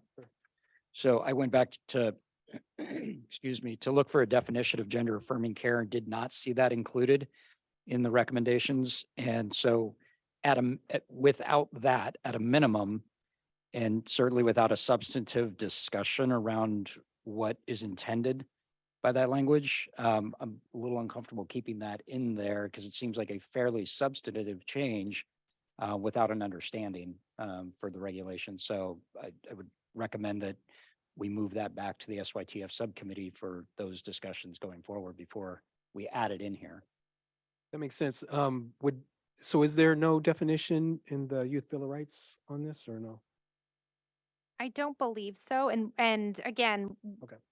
we don't have a definition for gender affirming care in the current regulations, not to say it couldn't be included in the larger package or the emergency But package. that language is not included in the current regulations. And so adding that obligation and adding that requirement for it to be inspected and held to, I think we're going to have some larger substantive discussion around what it actually means.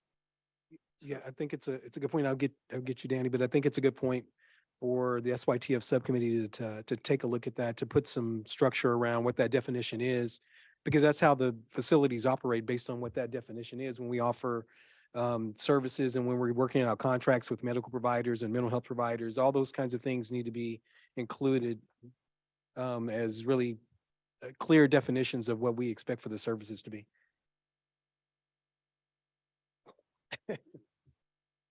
Just briefly, I can send this, but the National Child Traumatic Stress Network does have a definition of gender affirming care, if that's helpful. It's very helpful. It would be helpful. Thank you. Yeah, I just would note that I did also, from a prior meeting, I shared some definition, because we didn't get to the definitions part. So Right. this was something that I had sent some links to Allison about in terms of the definition. Okay. Meredith. Thank you. I think this conversation is reflecting the fact that it's really not clear what we're doing here through the emergency regulations. And so it sounds like you're seeking feedback, but that there's going to be new versions going forward. And I heard that there's this emergency related to the secure youth treatment facilities and the statutory deadline. I'm not clear on what, aside from that, the emergency is, because I think that would help us focus what kind of feedback is appropriate and actually what kinds of edits are appropriate under the emergency category. I saw Allison look at me for that one. Yeah, I mean, what we're looking for is really a couple of different things in terms of what would constitute an emergency, which is, again, changes that should be made immediately that goes to the health, safety, welfare of youth in the facilities that needs to be done now. And a couple of examples, again, I think we are looking to move certainly faster on a more expedited basis. Is an example was and of course is not included in this current packet, but is the changes to 208.3 that was in statute regarding access to restrooms, because that's a present issue that the board is currently dealing with inspecting the County of Los Angeles. So things like that. And then anything again focused specifically on I would say the health and welfare of the older youth, which the SYTF category specifically focuses on, is what we're really looking to expedite. And so again, working with OICR, we're looking at pulling in things like access to the ombuds office, incorporating additional provisions of the Youth Bill of Rights, and those type of provisions. So, you know, and again, in terms of timing, things that you don't want to wait until, let's say, 2024 to go into effect, because that's the timeline we'd be looking at if it doesn't go into the emergency package. That's really helpful. And I think to Luis's point around visiting and to Danny's point around gender affirming care, those things I think people are raising as crucial to safety, health, and welfare. And when I look at what's here, I think it's falling far short. I don't see, I mean, how can we not address visiting as something that's critical? It's not listed here. So it's hard to know how to give feedback because it sounds like you're still revising. And I'm happy to go through now a few of the concerns that I have, but I just want to say as a bigger picture, I don't see emergency related to health, safety, and welfare here. I think we would then see gender affirming care, visitation, those kinds of things more robustly addressed than it is currently.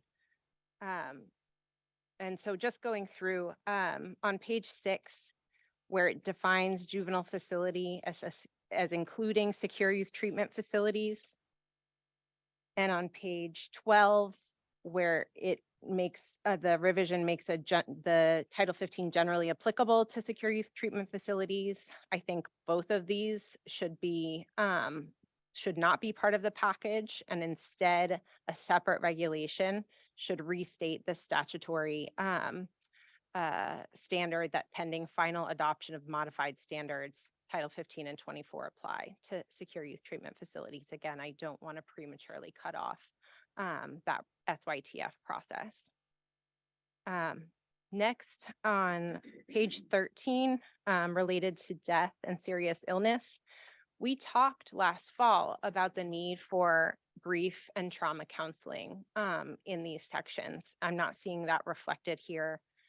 We also talked about making notification to necessary parties more directive. And I actually see these edits going in the opposite direction of what we talked about. We wanted, the discussion was to reflect how it states in serious illness that there shall be notification in the event of serious illness or death to these necessary parties. Does that make sense where I'm pointing out? Okay. Yeah, and I just want to, things that we talked about in the ESC are not being included. I understand that that's the concern, but they're not being, I want to be clear that they're not excluded from the larger ESC package, but I absolutely understand your concern, but those discussions they're still going to be moved forward in those recommendations. No, that's good to know. It's just, it's disappointing to see this go in the opposite direction of not actually ensuring notification to necessary, to spouses, et cetera. Under release procedures, it's not clear what is the basis for eliminating the references to those other sections. Those sections have very explicit directives around release of records, continuity of medication. A more vague standard here doesn't seem appropriate or justified. On page 18, around orientation, We talked about adding in the Youth Bill of Rights, but I don't see that here. And then on page 19, I was planning to bring this up when we get to this provision later in the agenda. This is the new regulation related to the ombudsperson. I'm very happy to see the rights of the youth to access the ombudsperson. What I don't see is the authority of the ombudsperson to access the youth and the facilities and the records. Those are all in statute, and I'm not clear why that wouldn't also be incorporated here.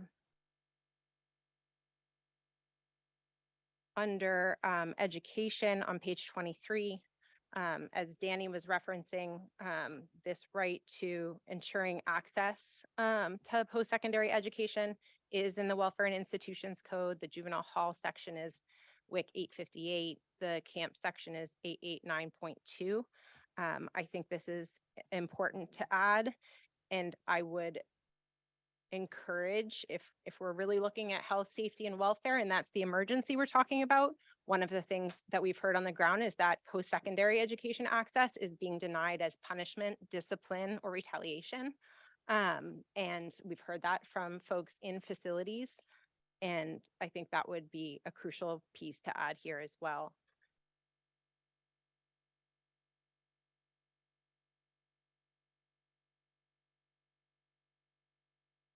And finally, under telephone access on page 25, I don't see the right to make free phone calls. It's in there. It's in there. It says free of charge at the top, unless I'm reading a different version. Is it not in there? So again, and I do apologize. We're working through another draft, and that is included in the second pass that we're working on. Would there be an opportunity for the folks to comment before it goes to the BSCC?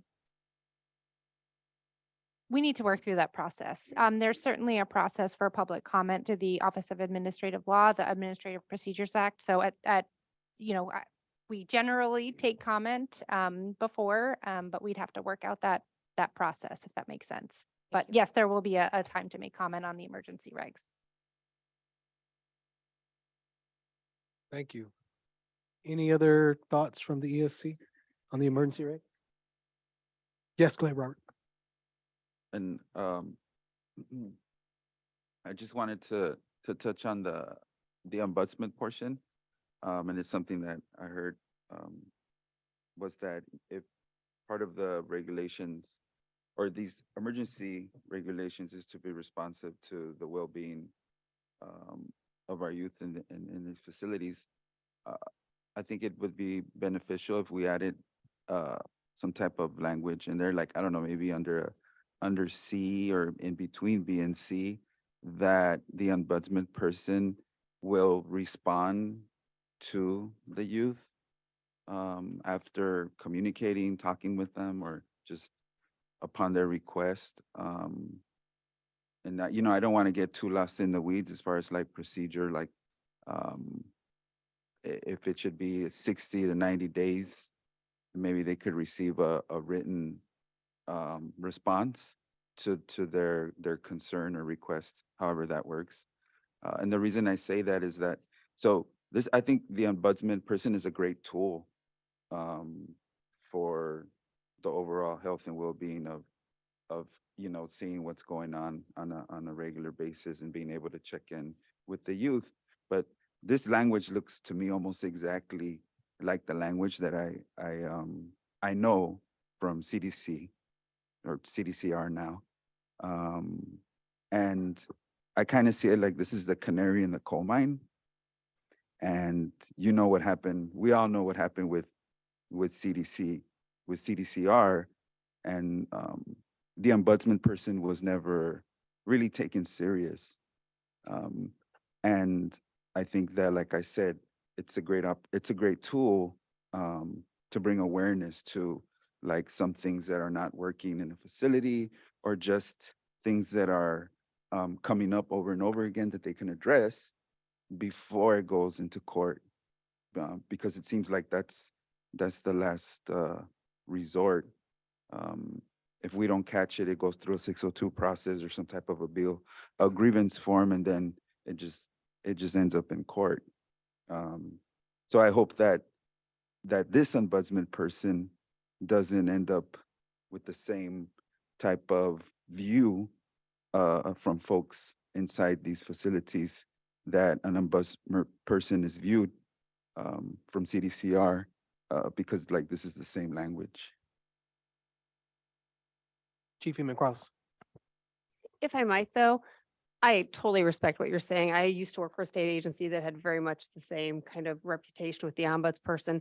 But what I would say for this, though, is this section is defining what the facility policies and procedures would be, and the facilities can't dictate a response time for the ombuds person to the young person. So I think that would, not that that doesn't need to exist, and it may even, I would defer to Director Lucero as far as what they're developing for their internal policies and procedures, but this would be what the facility administrator is developing in relation to what BSCC will come and inspect the facility to. So I think that's important. I just don't think it belongs here.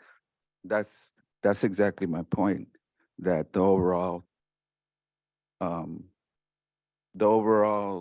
meaning of the ombudsman person has nothing to do, because it's a decision by who, did you say? The Facility administrator. Yeah, so it's the decisions made by the facility administrators. So basically it makes the ombudsman person null and void.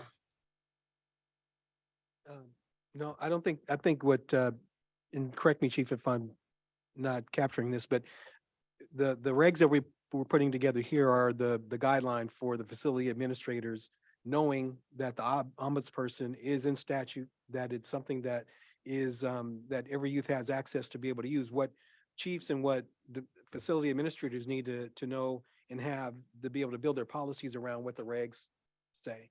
And so the information that how the ombudsman operates and what the expectations that they have working with OICR are built into whatever their policies and procedures are, but not necessarily are going to be captured in the regulatory parts of what we need to be doing to run the facilities. And I can let Director Lucero talk better to it. Yeah, I mean, I hear what you're saying.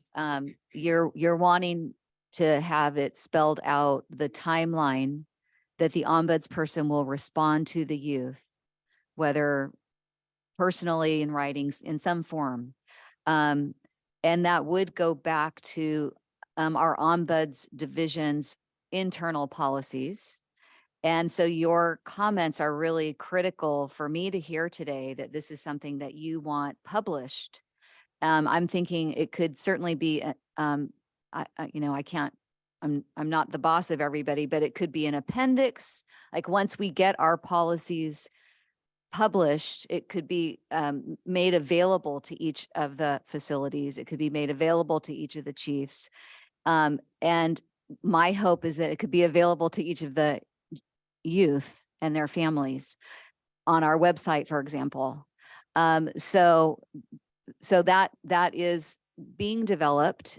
I mean, if I could, it would, they would get feedback within 24 hours, but we're covering the whole state. And but we are tracking when youth are being responded to. So I'm wondering if we can talk offline a little bit more and then try to make sure that as much information as possible is at the facility in the hands of people that are supposed to be helping us do our job as well. Right, I think that would be great, like if you could like publish whatever that outcome is, and maybe that could even be part of like an orientation packet that the youth are given when they're coming in, so they understand the full procedure. Yes. Thank you. Yeah. All right, thank you. Any other thoughts?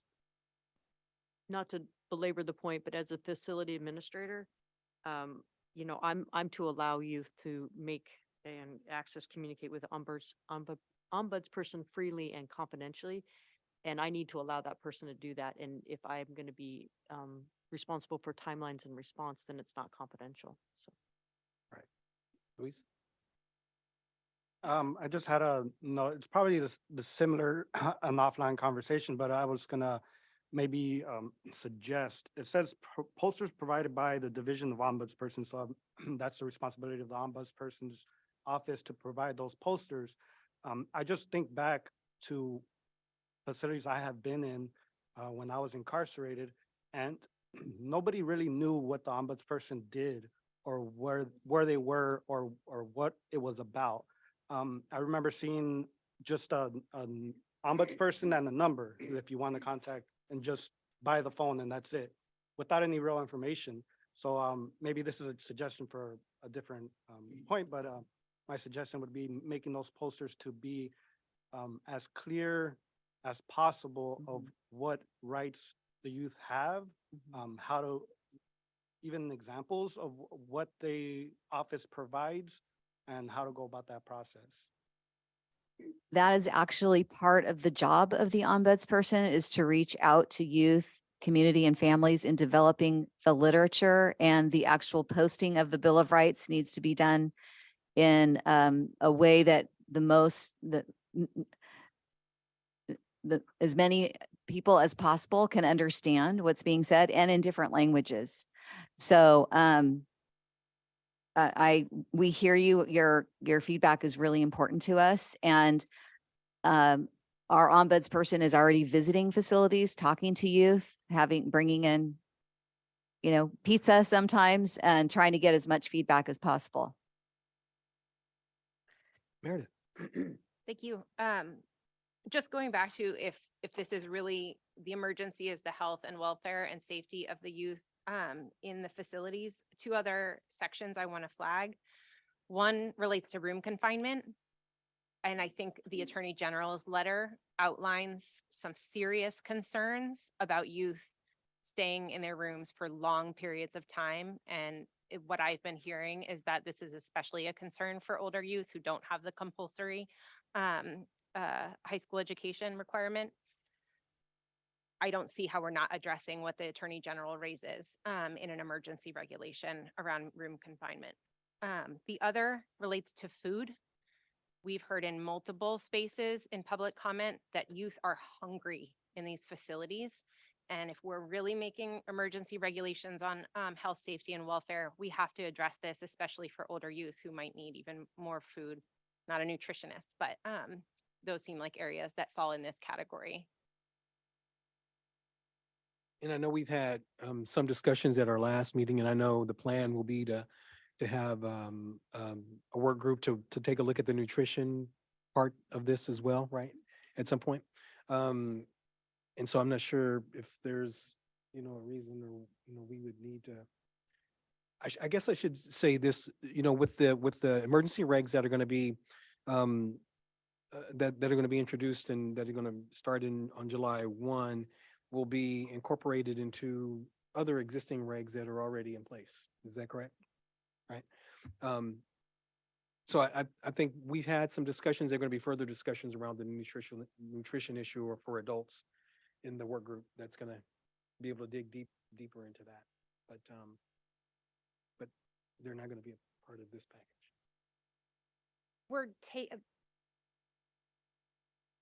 We are taking all of these things into consideration. Absolutely. I think to add to Meredith's point, I agree. And I'd like to add that I think food is so incredibly important to kids, because when a kid is hungry, they can't focus on school. When the kid is hungry, their behavior kicks in. And, we've seen, unfortunately, uses of force happen because a kid wants an apple. And I think it is imperative that we look at this. And I think it is because it contributes. I've seen kids go after food so much because it's a trauma thing that they didn't have food when they were young, and they thank you, I got a snap. That they will actually hoard it or steal it. They've stolen, and it ends up in discipline, because, and it's not even really that they're even if they're not even hungry, it's a control. They need to know that they're going to have their next meal, and they're going to, but it goes beyond just feeding a stomach. It's feeding the brain, it's feeding the emotions, and I think it needs to be in regulations more than in not by July 1. And I think that's low hanging fruit. No pun intended. Because I'm a healthy person, so it's got to be fruit. All right, there you go. Luis. I think I just wanted to add on to that because I agree that we probably need to have it now. Because I remember when I was in juvenile hall myself, I would go to bed hungry, and in order not to feel that, because the trauma triggers would come up, like be feeling hungry when I was at home, I would fill up with so much water just so that I wouldn't feel hungry just to fall asleep. But then lack of sleep would play a part because I couldn't fall asleep because I was hungry. But then I'd drink so much water that I needed to use the restroom, and then I needed to drink more water. So I think it plays a part in the overall health because of that. And then sleep. I've seen in the videos how important you guys have talked about how important sleep is. And as a youth who's still growing and needs food, trying to fall asleep on an empty stomach is very, very hard. Yes, thank you. Ayla. So thank you, Luis, Meredith, and Marguerite for raising this. I thought we would have to save it for the smaller work group. But I do agree that definitely, especially in response to an emergency, our youth need to be nourished, not just through their stomachs, but definitely through their mind, especially, without any control of a situation. It can lead to additional triggers, right? Like for children who are raised food insecure, there are definitely some behaviors where, you see hoarding, but, it is contrary to other regulations where, sometimes food cannot be saved for certain amounts of time, or there are some issues around security, right? Like what can be used with fruit. And I think too that culturally inside of facilities, food is used as currency, right? And so I think that is a direct response to the lack of healthy fruit options or food options in general. So as it's written right now, if this is not the appropriate time, I think that, we should really strengthen what is being offered to the youth. Just kind of outrightly, the one meal that's hot at a minimum is very disappointing, right? Because, we want to expect our youth to survive and thrive when in facilities. But going back to creating a home-like environment, I don't think those are the homes that we would like to raise children in, so if we can adjust that now, or if we have to put a pause on that for the work group, then so be it. But thank you for all raising that up too. Appreciate that. And, it's huge. It's important. I see that in our facility as well. Kids are hungry and oftentimes say that it's just not enough, even though it meets the minimum daily requirements. It's still, my kids don't, they don't eat like that at home. So that's the thing, is that we have to be really cognizant of that. Any other thoughts, Chief? Did you have anything? I have one, Yeah, just Robert. one last question, I promise. I was gonna ask when, back for the ombudsman, do the families also get the opportunity to communicate They with? do. Okay, and wh- when is that, like, how does that take place? How does a family member is able to contact the ombudsman person? How are they aware that the ombudsman person exists? Well, part of the ombuds office duty is to make sure that families and youth who are impacted in carceral settings, detention halls, SYTFs, camps, so that we have the posters that are supposed to be posted in the facilities. They're supposed to be given information at orientation. And we have information on our website. So it is part of the ombuds responsibility is to make sure that families know what the phone number is, that families reach out. We have gotten family member complaints, just so you know.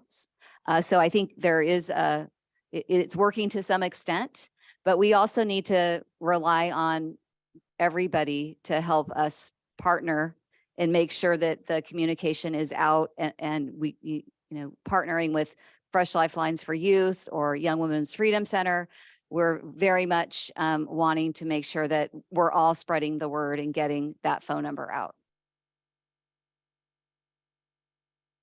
And we make it available to all the parents, you know, in visiting areas, all those kinds of things as well. Yeah. All right, good discussion. I thank you. Just to kind of put, you know, around the nutrition parts of this, I do want us to have some opportunity for us to take a look at that before the regs, the emergency regs are finalized. So we'll have to figure out what that looks like. But I think it's so important that we figure out a solution there. Okay. All right. What I want to do now is take some public comment in regard to the emergency regs before we break for lunch.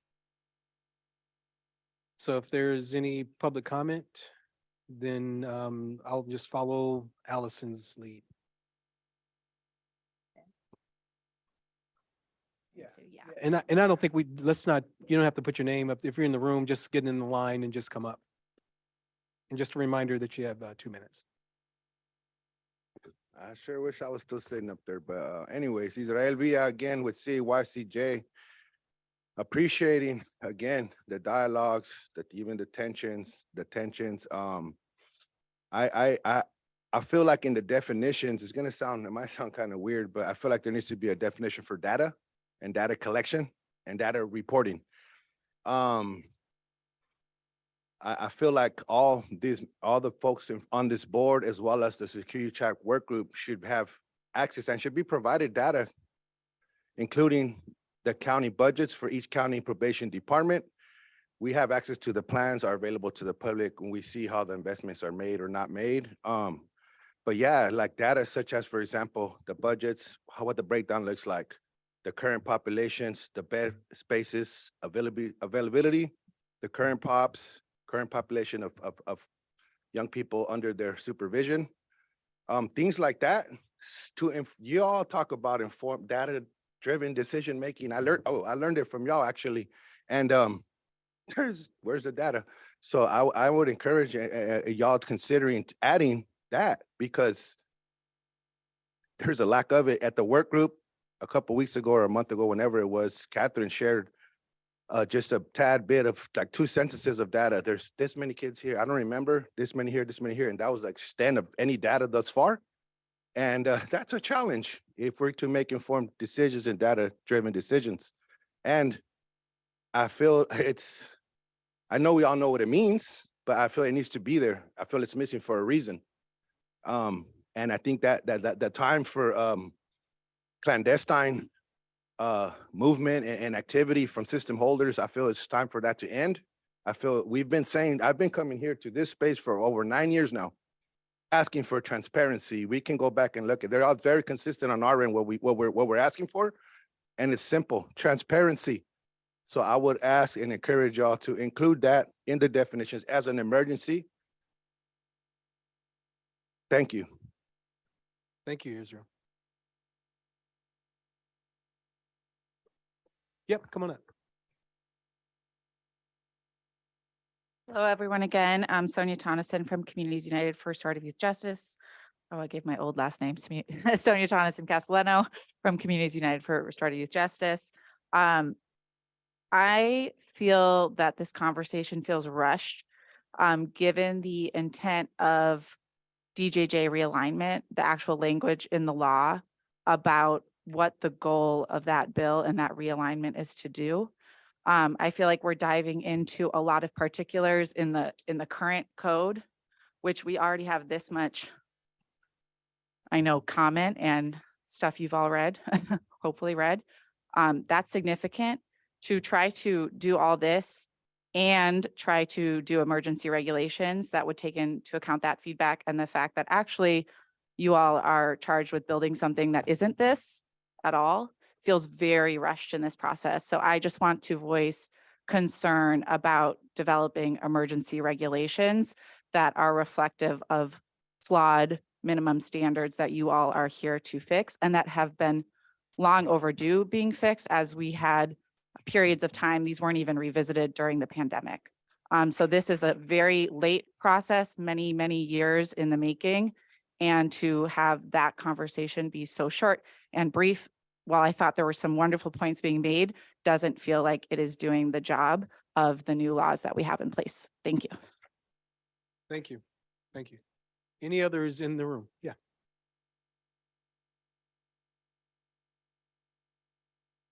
My name is Erin Palacios, sorry, from the Youth Law Center. I'm going to echo the idea that this feels somewhat rushed and inappropriate. In order to make an emergency regulatory package go through under the Administrative Procedures Act, you're going to have to demonstrate the emergency by substantial evidence and the need for immediate action. I do not understand what the emergency is in this instance. I could explain what I think should have been the emergency for the last 10 years in these facilities, but that's not what we're talking about. The fact that the code said the BSCC should review something by July the 1st doesn't constitute an emergency. That statute also says that pending final promulgation of the regulations, the Title 15 and 24 as they exist will apply. There's no emergency here under the code. Adding statutory language to the regulations is also not an emergency. It's already in statute. So we don't need the regulations. They actually have less power than the statute itself. What I do think is problematic is picking and choosing what is important for these young people in a rushed fashion. Because to say some things are emergent while leaving other things out reflects a judgment call that I don't believe can be supported here. The package that has to be included for the Administrative Procedures Act is very clear, and you'll have to define what the necessity of each and every item that is being used for an emergency regulation process, including what efforts were made to correct this in the regular process. Some of these are long existing problems. So I really think we shouldn't pick and choose willy-nilly. We should take time and do this right and not pretend that some things should receive a judgment of being more important than others. Thank you. Any other comments in the room? Thank you. Lindsay, do we have any comments on, I'm sorry, good, come on up, come on up. Good afternoon, everyone. Can you hear me all right? Nancy Juarez with the Center on Juvenile and Criminal Justice. My pronouns are she, her. I'm a part of CYCJ, Beautiful Alliance, that you can see behind me right here, these powerful people. To me, what the emergency is that we are putting these standards, these emergency standards forward, right? That's the emergency, that we're putting young people up to 7 years within juvenile hall. That's the emergency.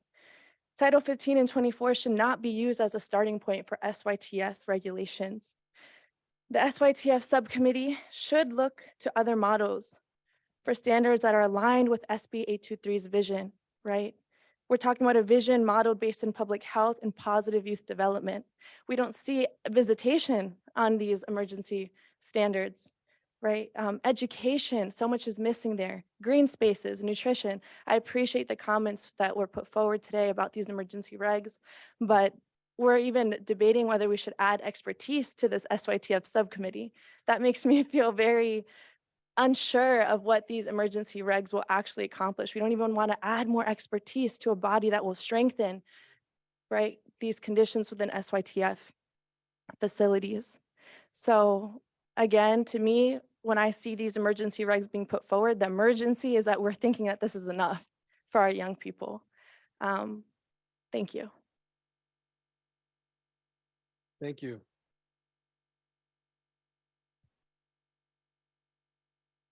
Hi, Dominique Nong, she, her, Young Women's Freedom Center. A lot has been said. I support all the public comments put forward.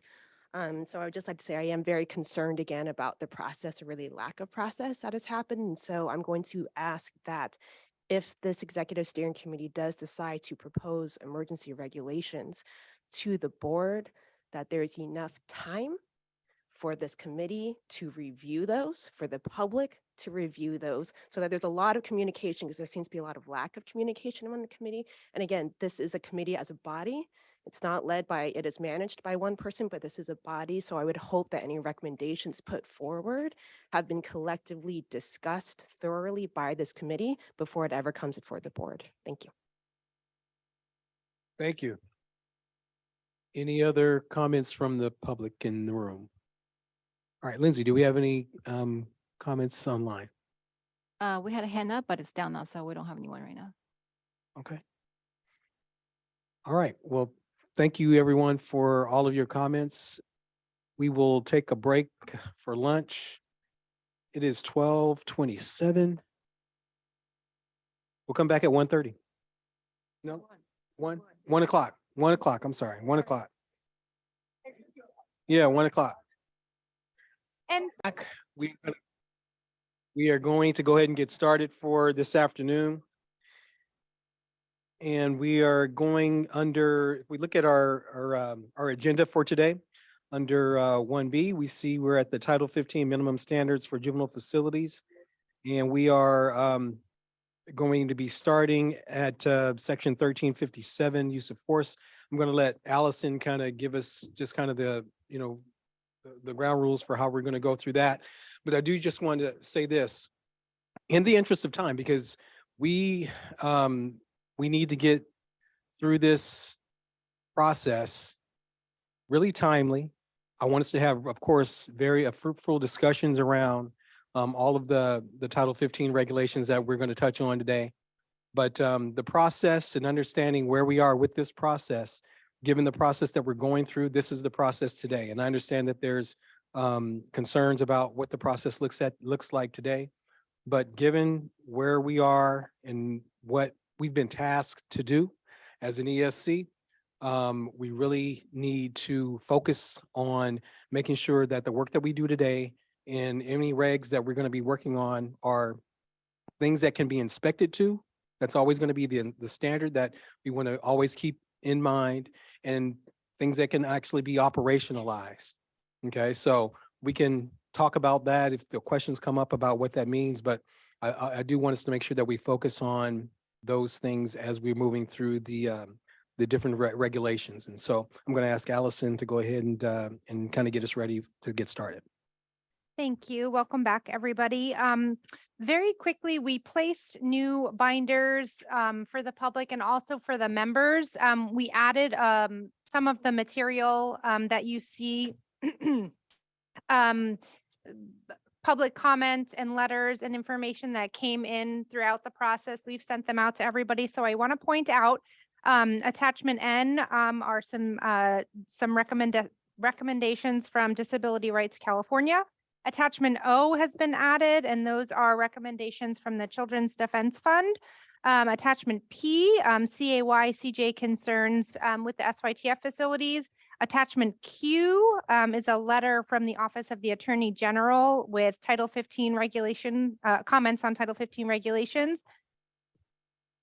I just lost my alphabet. And then the very last, I think it's R, is a letter from one of the coalitions with recommendations for revisions to educational regulations. So I wanted to let everybody know that those are available. We are going to start, as Chief Haynes said, with section 1357. So in the Title 15 regulations that are available, we're going to start on page 74, and we'll have them available on the screen for people to follow along with. We also have a matrix that contains the majority of the public comments that we've received. For a quick reference of where other comments on this particular issue came up. So I'll just get people to that page as well. So page 23 in the matrix, we'll start with Article 5, 1357, use of force. Again, the matrix is just a reference page, so you can easily find other comments related to the revisions. So again, BSCC staff drafted some very proposed revisions based on the public comment. We'll ask members of the Executive Steering Committee to let us know if some of these revisions are acceptable, and then obviously open up the discussion to any other additions or recommendations or comments based for that regulation. How it works in the next steps. I suspect we will probably have one other meeting, but what BSCC staff will do based on this discussions today will be to draft regulations based on those discussions and then eventually bring those regulations back to the executive steering committee for confirmation that we captured what they wanted to see in those revisions. Are there any questions about how we're going to proceed next, starting with 1357 before we jump right into it? And again, we'll take public comment after every article here. And I think the other thing to just be cognizant of is that we are looking for consensus today in the work that we're doing today. We're not taking any votes today. But we are certainly looking for if there's, differing opinions on a regulation, we can certainly try to come up with, if we more than one recommendation, if we need to have that kind of a discussion as well. But we are certainly looking for consensus and for us to be able to have a good discussion about that as well. Okay, so we're going to start at 1357, which is use of force. And like Allison said, reference materials for public comment were in those places where she talked about on page 23, and then of the matrix on page 23, and then the different places where public comment was made in some of the other resource material that you have before you. So I'm not sure how we would want to start. If anyone has any recommendations, you see some of the suggested actions that the board, that BSCC staff have come up with, other than saying to review the definition of use of force, is one of those places where they had a recommendation. Is that right? Okay. Any questions or any comments regarding changes or potential changes to the use of force section? Yes, Jane. I think that we should join the other 38 states that have banned the use of chemical weapons against children. I think there's a lot of amazing reasons, and there's really, really good feedback about it. From a trauma perspective, I think healing has to take place through relationships, and you can have a relationship when people are spraying chemical weapons or spraying pepper spray at you. And one of the most important things is about for youth who have experienced trauma, which over 90% of the youth in detention have, is repairing the social contract. That's how you get adults that are part of society and who want to contribute to society and who are healthy. And so that requires having a relationship with the organization that you're at that is about healing and helping and not about harm. So I strongly suggest that we ban pepper spray. All right. Any other discussions on that? Yes, Luis Venegas. Yeah, I would definitely agree as far as pepper spray. I think from experience, it can be used excessively and can affect people that aren't even involved in incidences. And when there's children, I think that it plays a big role. I remember myself being pepper sprayed while I was already cuffed. So that plays a part too. And that's not to say that that's a common practice, but it has been done. So I would just agree with that. Okay, thank you. Any other comments? I'm going to go ahead and make a comment on the contrary. Go ahead.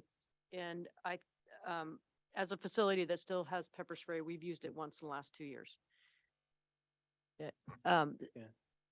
San Luis Obispo County does have pepper spray. We have some very strong parameters around it when it can and should be used. We've used it once in the last 2 years. I can tell you about that incident. It resulted in, a horrific assault on a young man that officers tried to physically engage and could not, and did everything they could verbally and physically to separate these two youth. The youth ended up with a broken nose, broken teeth, and we had to use pepper spray to break it up to protect him. So I totally agree that it should never be used when somebody is cuffed. It should be not used as to quiet somebody in the room.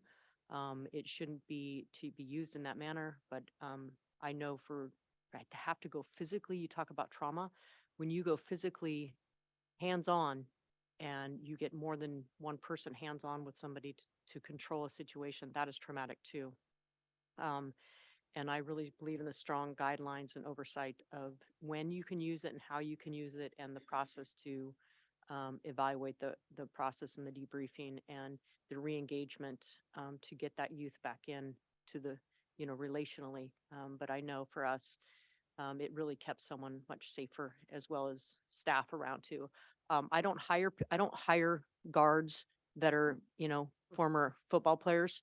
I hire people who want to engage and make changes in kids' lives and stuff. So I will have a small 5 foot, 120-pound female and who can, for safety, she, even some smaller guys, they can be relational, but they're not going to be able to control a situation when it gets out of hand.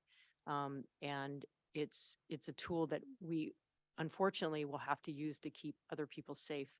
And and that's why for our facility, we're going to keep in support of it. And, like I said, it's the repair after, but I think there's a lot of trauma that goes along when you have people physically engaging and having to physically control a kid in any way. None of it is wanted or a desire or even, part of the why people want to be working in a juvenile hall. It's just one of the unfortunate realities that we need. And then when we go to having these older youth who are 22, 23, 24 years old, that some may be even older than officers and bigger, I think it's going to be more of a safety concern for that population and for our staff. Thank you for those comments. Anyone else? Danny? I would like to join in support.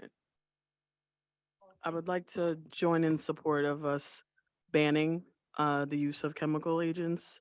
I did share out to be shared with the board some reports, and a lot of this is about abuses happen oftentimes more often than instances where this could be potentially helpful.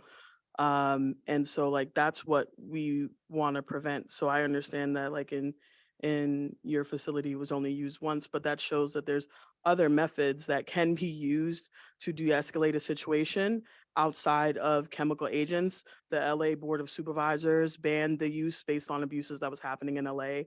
And there was public comment given at the last meetings, and it was overwhelmingly stated in the public comments that were here about past experiences that young folks have had being pepper sprayed and the effects on them. And so in addition to, all the attachments, I think that it's something that should be strongly considered to be banned. Thank you. Chief? Yeah, with your permission, may I ask a question of council? Yeah. Yeah. Mr. McGuire, does the BSCC have the authority to ban pepper spray through this process? Do you mean in terms of, can we create a regulation that would prohibit the use of pepper spray? It would ban pepper spray from the presence of juvenile facilities. I think we could. Yeah, I think we could. So hearing from us, a recommendation one way or the other might influence that process. What do you mean the process? So our recommendation around pepper spray obviously will be weighted in the process of adopting a regulation in that direction. Yes. Okay, thank you. Any other questions or thoughts? Amanda, did you have your hand up? No? Okay. I have a couple questions Yeah. as well. Do you know how many facilities in California still use pepper spray? Okay. And does the use of pepper spray come back to any public reporter? like BSCC or Board of Supervisors? Like, is there a public oversight of the use? Not currently. Okay. Okay, thank you. I would say that probation departments do collect data on uses of force and types of uses of force and what kind of use is done within all of our facilities. So the data certainly is being kept within the department. Sorry, Chief, I was asking if that was available for public to view, like to determine if the use of it was excessive or not, or like if it was only once in 2 years, like in Deputy Chief from San Luis Obispo. Yeah, is it public? Yeah, I believe if someone wanted to get that information, it's available. Yeah. Real quick, I want to make sure that everyone who wants to have, before we go, repeats. So we'll go ahead and allow Meredith to go. Oh, this is my first time. No, I'm not saying you were. I want to add my support for the elimination of chemical agents in juvenile facilities. I think the records that have been submitted provide ample support for this, including from Disability Rights California and the coalition of organizations speaking on behalf of directly impacted youth, describing the harms to physical health and mental health from the use of these chemical agents, including, as others have noted, that it undermines safety by eroding relationships and destabilizing young people. The American Bar Association recommends eliminating it, and 7 California counties don't use it. I think your questions, Director Lucero, are very important. There is a very serious lack of transparency around the use of chemical agents. The ACLU did a massive undertaking of public records requests in order to put out their report toxic treatment, and still many counties never provided their data in response to the public records request. So I think it's a serious issue, and the transparency, public records requests are not an answer to the need for transparency. And what we do know, including in Los Angeles recently, is that the rates have been going up. The use of chem spray has been going up in recent years or in recent months, and that's really alarming. The standards we have indicate that this body in the past has taken very seriously the use of chemical agents, recognizing how harmful they can be. I think now is the time to take the next step, because the regulations have not done enough. There's continues to be serious abuse and should just be eliminated. I have other comments, but I want to leave open this discussion. Thank you. Thank you, Robert. Yeah, I'm just gonna say this was a hard one for me. That may be a surprise to some folks. The reason I share that is because, having the experience of being, jumped as a 16, 17-year-old kid by, 5 other 16, 17-year-old kids, I was like, thank God for pepper spray. However, having experienced that, and I understand the reason why the department would want to have that ability to use pepper spray, but from the time that I was in juvenile hall to now, there were more juveniles in juvenile hall in detention during the 90s than there is now. I think almost double the amount in some areas.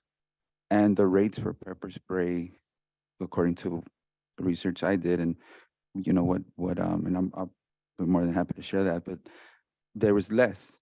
And I think even though it was rough, it was because the staff were willing to cultivate relationships that lessened the use of pepper spray. And I'm afraid what we've done is we've done the opposite. We've made a pepper spray go-to the point where now it's clearly being abused by everything that I read and the reports and some of the things that have been mentioned here in prior meetings. So I would say that if there's a time, now is the time to change that culture and ban pepper spray. 7 counties already do it. They don't use pepper spray. And, you know, I would go to them and those probation chiefs and ask them, you know, how is it working for you and why is it working for you? Instead of just, you know, saying, hey, like, we need it, we have to have it. Thank you. Any other comments? Well, one thing I would say, and I would say that, you know, in Fresno, we use pepper spray in our facility and provide a lot of training around, you know, its utilization and when it should not be used. Certainly, you know, it should not be used on someone who is handcuffed, not used on someone who is pregnant. You know, and there are other, you know, factors that we take under consideration when deciding whether you're going to use that level of force or not. But I think the other thing that I have to consider when we consider all different options of use of force, whether it's within the facility or whether it's in this in the community, is, you know, what is going to be the best thing to be able to deal with whatever the situation is and use the least necessary level of force in order to either gain compliance or to be able to bring the youth or the person to a point where we can safely help them to get out of that situation where force we feel is necessary. And so when I think about the youth that we know that are coming back from DJJ, I think about making sure that we have, as officers, all the tools necessary, including the training and all those things that are needed in order to engage with those youth, of course, and then in allowing pepper spray and any use of force really to be a last resort that has to be used. Many of the things that Marguerite is talking about is making sure that, of course, staff are safe, but really, many times when we have to deploy pepper spray, it's to protect the safety of other youth. Most of the time, it's that, and so I don't want that to get lost in who we know in our facilities who are victims of horrific assaults, and so to take away that tool at this point, I think would not be, the timing would be the best to be able to do that. The other thing that I think that we need to take under consideration as a regulatory board, and if we make the decision today or whenever to make that recommendation for the banning of pepper spray, is that we will in 2 more years impanel another ESC and take a look at these regulations. And at that, if we decide that we're going to ban pepper spray today, then it's no guarantee that the next ESC will bring it back. My point is that we need a more durable solution to this. Even though we may have, you know, based on what Mr. McGuire talked about, we may have the ability to be able to do that, to ban pepper spray based on their recommendation. I think the more durable and I think the more long-lasting solution is a legislative fix in order for so many more voices, not just the ones that are sitting around this table, because even the folks that sit around this table are only a cross-section of counties in the state. And so when we think about who needs to have a voice in this decision, I think it needs to be one where you have representatives at the state level who can debate it and talk about it. And, you know, and all of us at these kinds of tables can lend to that discussion when we talk about the banning of pepper spray. So, you know, that's kind of been the place where I've come from on whether we should ban pepper spray or not, is taking a look at this as not as a regulatory exercise, but I think a more durable, long-lasting solution, whatever that solution is, through the legislative process. Any other comment? That's my comments, Chief. I just want to say that in Merced County, we do have pepper spray in our facility.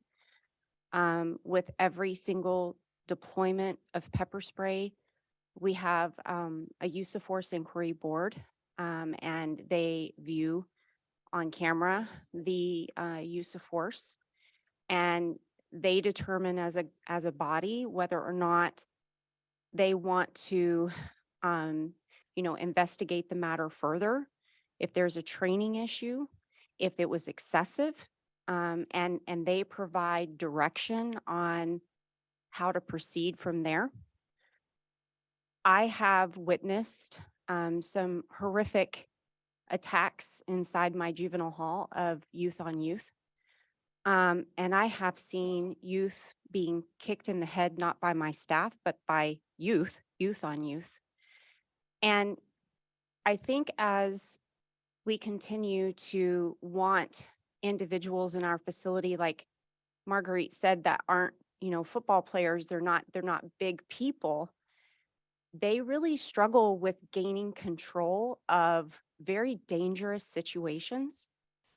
And I don't think it's about staff building relationships with kids from that perspective. I think that it's extremely important to have the relationship, but sometimes the youths don't have that relationship, that bond with each other, and their rival gang members, and fights happen. And without pepper spray sometimes to stop it, it could result in a really dangerous situation. So I'll just say that. And like I said, I'm not hiring huge people, it's not a matter of muscle mass to get a job at Merced County. It's more of about wanting to talk and work with youth. And so those individuals don't always come with the strength of being able to pull 4 kids off of one who's being attacked. So I just would like for this group to remember that. I do think that there have been some really unfortunate incidents where pepper spray was inappropriately applied. And I am not going to sit up here and deny that at all. I'm not that person. And there needs to be accountability for that. But I just want to remind the group of the population that we're dealing with, and that sometimes there are some really dangerous situations in our halls that have to have that tool. And that's all.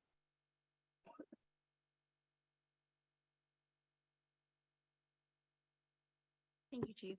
I'm just reminded by, our intention to really reimagine. Sorry, I'm trying to get there. Thanks. Yeah, I'm reminded, thank you all for the conversation, but if we are trying to reimagine what youth justice looks like, it's hard for me to understand why we would continue to keep an agent that, as Chief you've referenced, as a tool, but, for me, in my experience, it's a weapon, right? I paroled, I wasn't allowed to have pepper spray. And so really we're just trying to hold on to these weapons just in case there is a situation where youth need to be de-escalated in a way that we would need something like pepper spray. I have faith in, stronger de-escalation techniques, and that comes directly from the youth's voices. They've said time and time again, strengthening staff's, methods and interacting with us as youth. FLY has created a beautiful report, and over half of their participants talked about, them getting pepper sprayed while still being, restrained. And yes, there are some things in place where records are being kept, but I think that at the same time, there is a reason why we want to ban it, right? Like, it's not being controlled. There is no accountability on its use. So I would just hope that we can still continue to talk about banning it. I understand there are more interests here that we need to take into consideration, but this is the youth. These are kids. We need to treat kids like kids. Thanks. Thank you so much. Jane. Thank you. Yeah, I agree with that and was thinking along those lines. I was also a part of the ESC 5 years ago or whenever it was, the last one.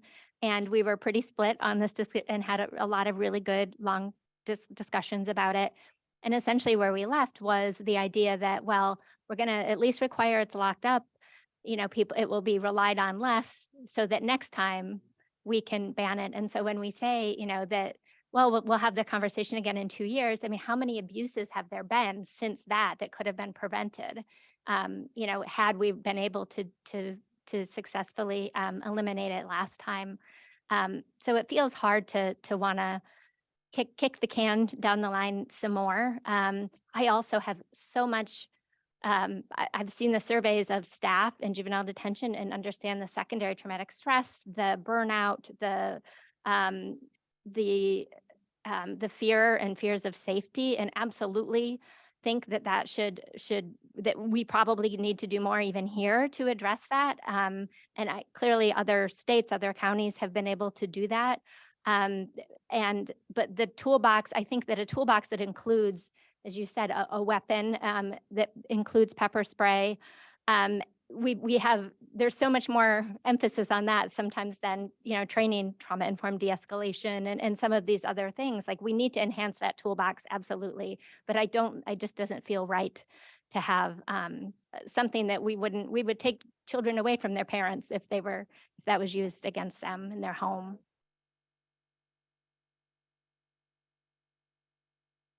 Danny. Yeah, I just wanted to kind of echo some of the points about trying to, one of the last few points about like like the whole point of us doing these revisions is to reimagine like how the facilities currently operate and how things could be improved overall.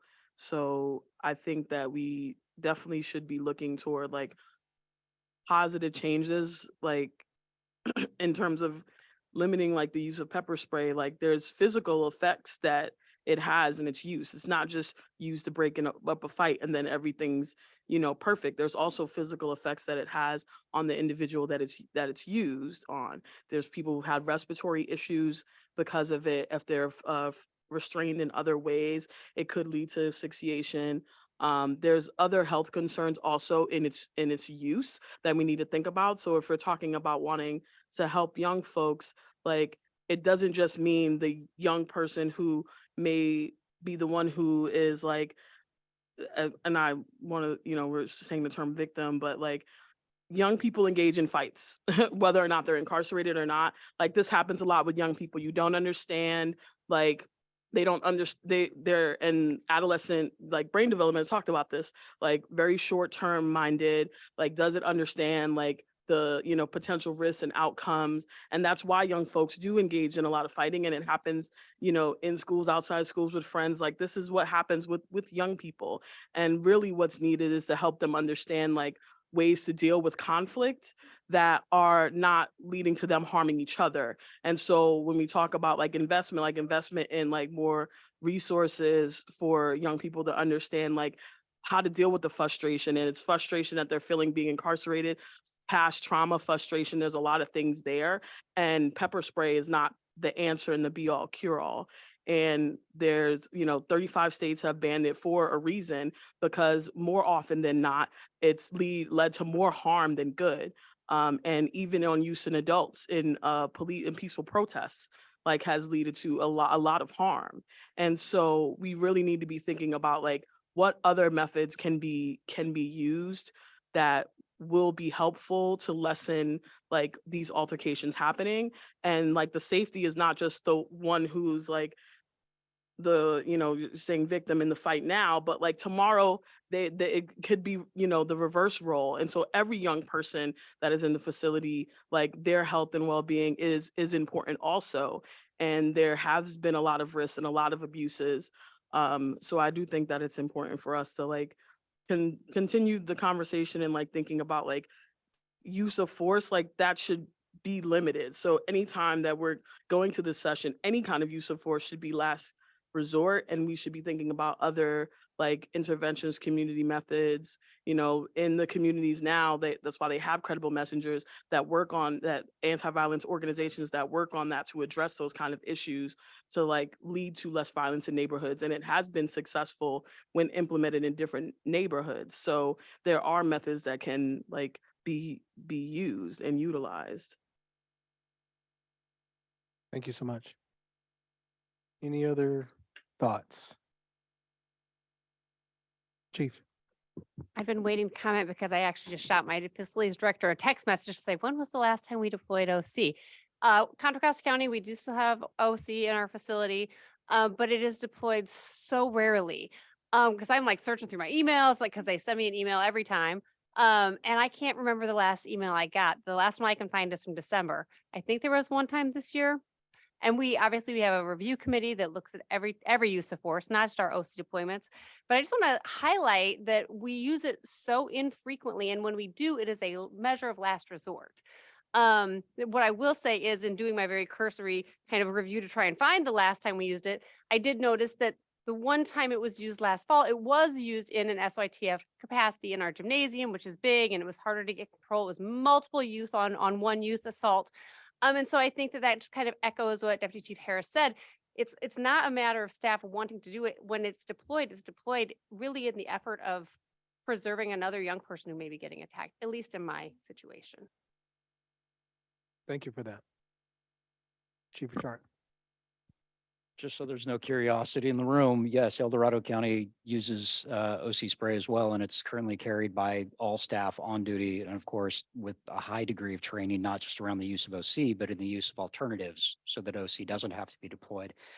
And much like with Chief Eamon Kraus, I literally cannot recall the last time OC was deployed in the institution. I sat in front of a legislative subcommittee hearing several years ago on this subject, and it hadn't been deployed in over a year and a half then, and it hasn't been deployed since. And there are certainly justifiable circumstances under which it could have been used, but my staff just simply don't use it as a go-to tool. So while these are simply 4 anecdotes, anecdotal evidence is not research, but neither is rhetoric. And so any examples of the use of OC that did not turn out well are not evidence that OC should be banned. That said, I think experiencing a physical intervention with any group of kids is traumatic for the kids, it's traumatic for the staff,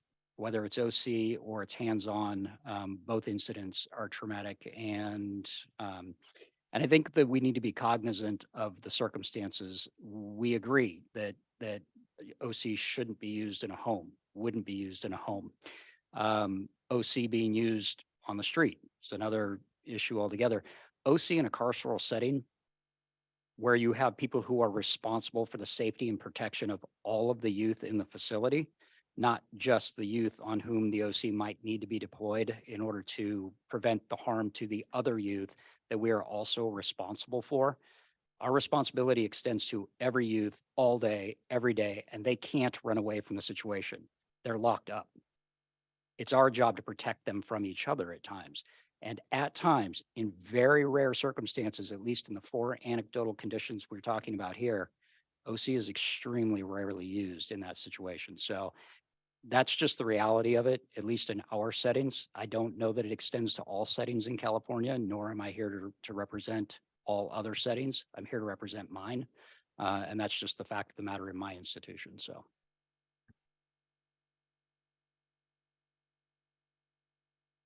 I just wanted to kind of think about how it's so hard to make policy driven decisions without data. And I'm wondering if there is a decision not to ban pepper spray, that we at least require a reporting to the BSCC of its use, so that maybe in the next time we do the regs, we actually have data. And maybe we will see that even though 51 counties out of 58 still use it, that it's rarely used. And then our concerns are no longer seem as urgent. But on the other side of that, if we see that it's actually used a lot, and we're supposed to have trauma-informed environments for now our multi-year committed youth in detention centers, then that is a decision that should have, I think there are policy decisions that should be taken. The Attorney General did give us some good language on clarifying use and that kind of thing. That's attachment Q at page 9. And I'm just saying that it sounds like it sounds like this has been a very black and white discussion on either or, and maybe there is a middle way where we can start looking at what's actually happening and then make that informed decision if at this time this body is not ready to say no pepper spray. Thank you for those comments. Yes, Meredith. Thank you. I think Director Lucero, you make a really good point about data. But I would say this body shouldn't make a decision without that data, or at least trying to get that data to inform our decision here. I just want to acknowledge the chiefs who are here who represent departments that rarely use it. That's great. And that's probably why you're here, because you care, right? But I as Chief Reichart acknowledged, that's anecdotal. And I do think we need more information because we have in what's been submitted reports from Disability Rights California, reports related to LA about its abuses. Those things are happening. It's my understanding, I think multiple members of this body are members of the Chief Probation Officers of California, CPOC. I believe CPOC can get data from its members. I would encourage that data to come forward to this body so that we can make a more informed decision. The other thing that I'm hearing that really stands out to me is this concern about conflict among youth. And I went back to the regulations and I don't see anything here about youth relationships, how to foster positive relationships among the young people within the facility that doesn't get to the point where you need OC spray. And I know in our comments that we have in our records here, folks have talked about restorative justice, healing circles, credible messengers. So I just want to elevate that I don't think we've tried those things nearly enough before we go straight to a weapon like a chemical agent. Thank you. Thank you so much. Any other thoughts? All right. Yeah, go ahead, Robert. Just really quick. I think I don't know how the whole process works, but maybe if you consider some language that will require the pepper spray to be stored like in the office and not utilized unless there's a riot, for example. I think that would be moving the paradigm forward instead of just keeping it in the sense of like where we're at now. And I also think that disarming probation staff inside facilities will be helpful. And I say that word because from what I just been educated here, pepper spray is a weapon. So you have probation staff carrying sidearms in a sense. And as Meredith pointed out, the probation staff here, they're doing a great job in their respective counties. But as we all know, and I won't get into other things, but some counties are doing a terrible and horrible job. And we can't ignore that because it's happening and the use of pepper spray is being abused egregiously. Thank you. I appreciate all those comments. What I'd like to do.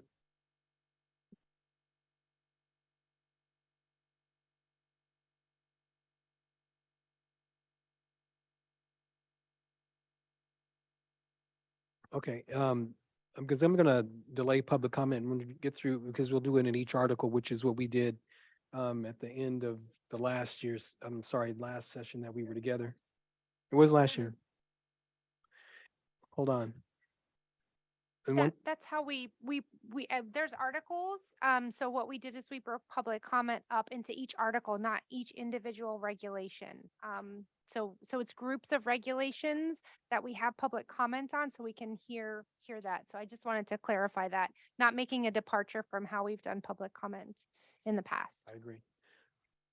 So were there any other within 1357 that we wanted to speak to? I know that there were some other, just some recommendations just around remain within direct visual observation of the youth while decontamination is going on. Right?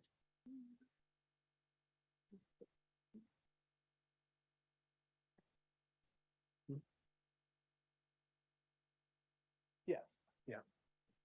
So if there's nothing else in 1357 at this time, I'm sorry, Mary, go ahead.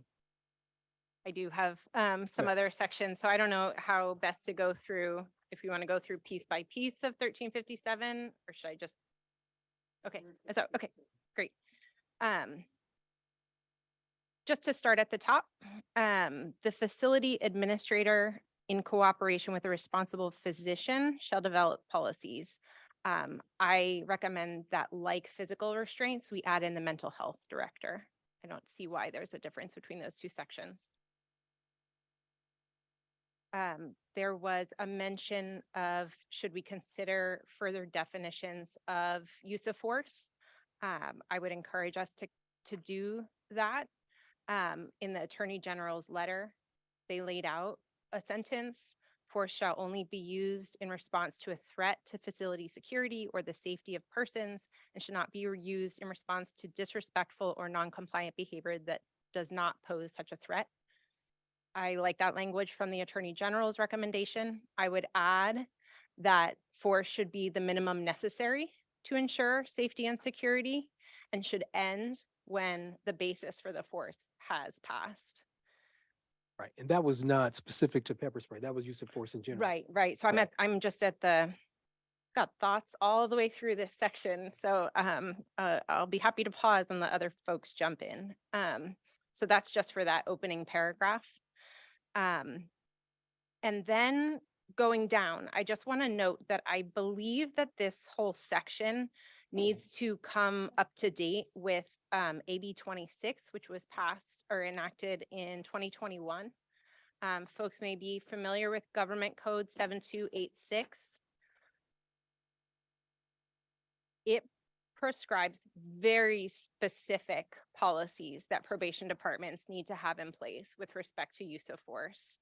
And maybe it's something that I can circulate after the meeting, so folks have a copy of the That'd be helpful. statute. That'd be helpful. I think it's really important. There are a few that I want to mention because I want to give the caveat that I have, a recommendation myself, but I also think it's coming from statute.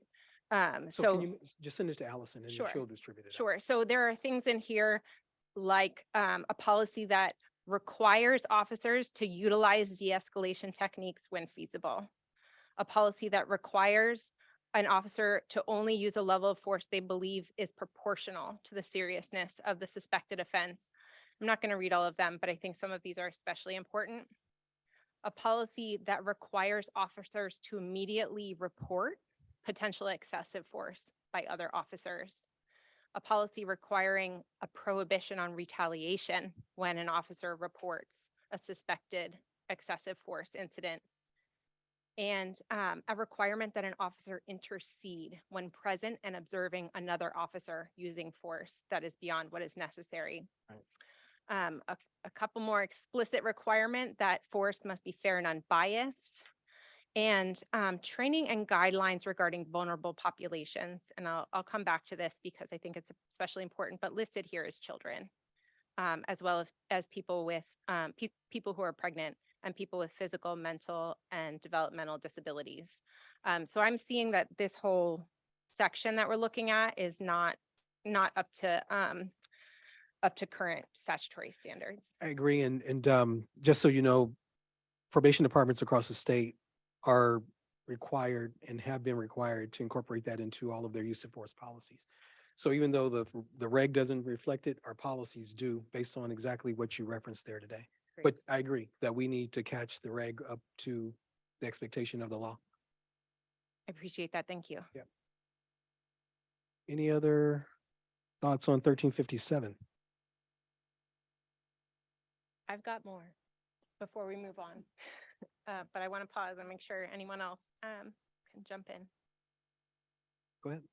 Okay, so if we look down, A1 describes the use of force that is deemed reasonable and necessary.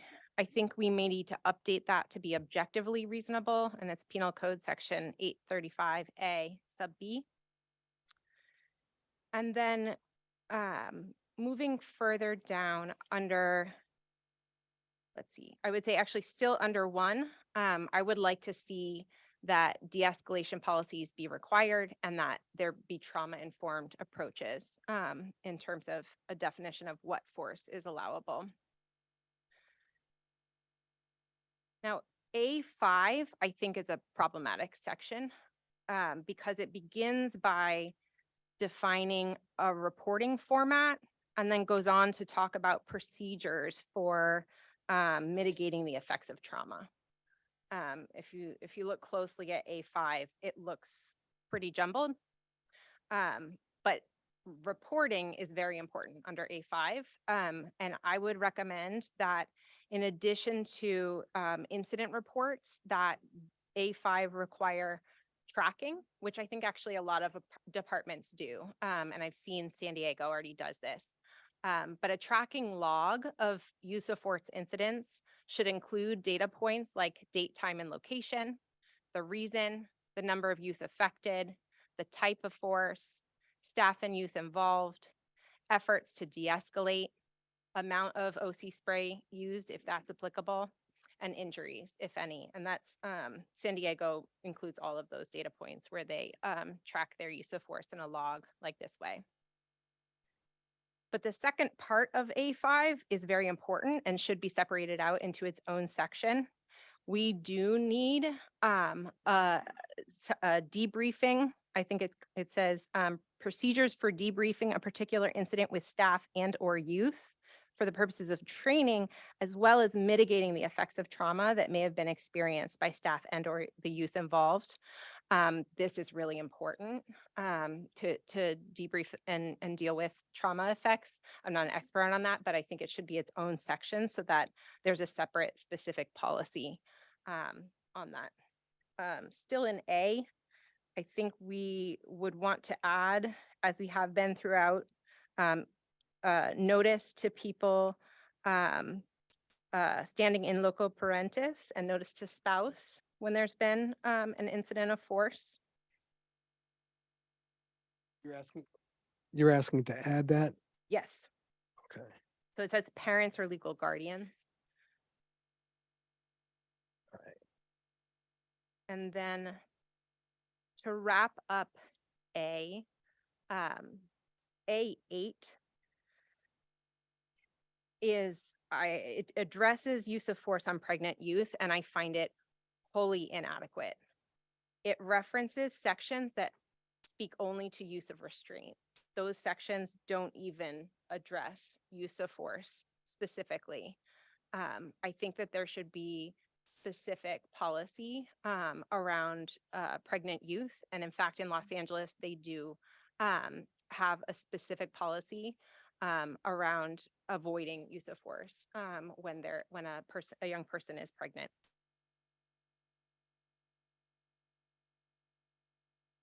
So in Los Angeles, officers shall ensure that every effort is made to avoid applying any type of physical, chemical, or mechanical restraint on a youth who's pregnant, laboring, or delivering. I think that's a much more proactive statement than what we have here. Okay.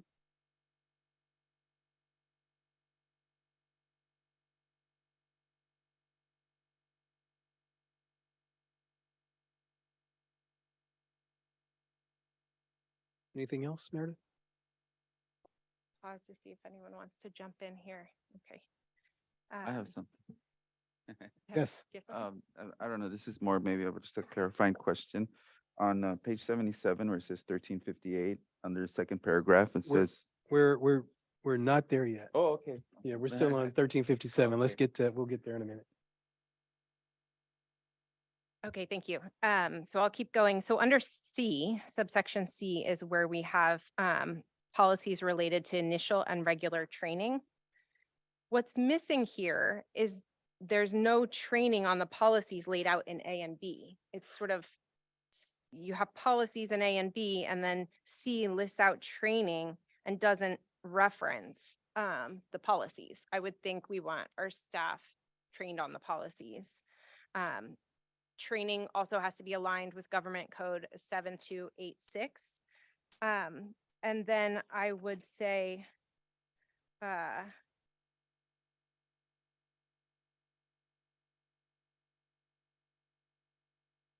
think that it needs to be dealt with this question of conditions that contraindicate certain types of force. I don't see in the code where there's a closure of the loop. So there's a policy to be trained that some conditions might contraindicate force, but where are those conditions identified such that officers in the moment would know that force is contraindicated? I'm guessing most departments have some way for their officers to know that force is contraindicated, but I don't see that in the regulations. How someone would be identified. And I think it creates a risk that that's not actually implemented. You're saying, for instance, if a youth is pregnant, how would staff know? Yes, exactly. Thank you.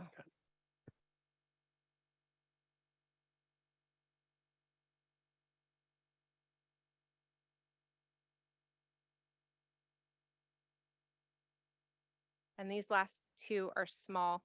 Going back into the chem spray section, B, chemical agents. I see the recommendation to add direct visual observation until decontaminated or no longer suffering the effects. To me, that creates ambiguity because now you've created two timelines. So I think we should add whichever is later. Where are you at? Meredith? I'm under 3. Under 3, B3. C3? B3.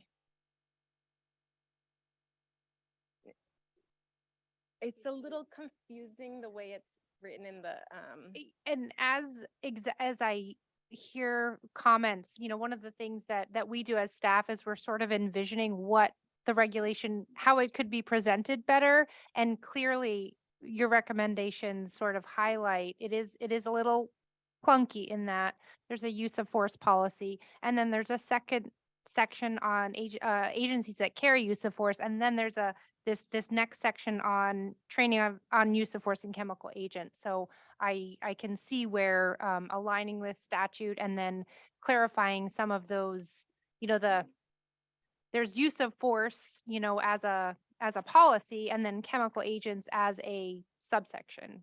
So it's definitely in need of some brushing up. So this is B3, where it talks about decontamination from chemical agents. And the timeline should be whichever is later in terms of direct visual observation until the youth is decontaminated or is no longer suffering the effects of the chemical agent, whichever is later. Gotcha.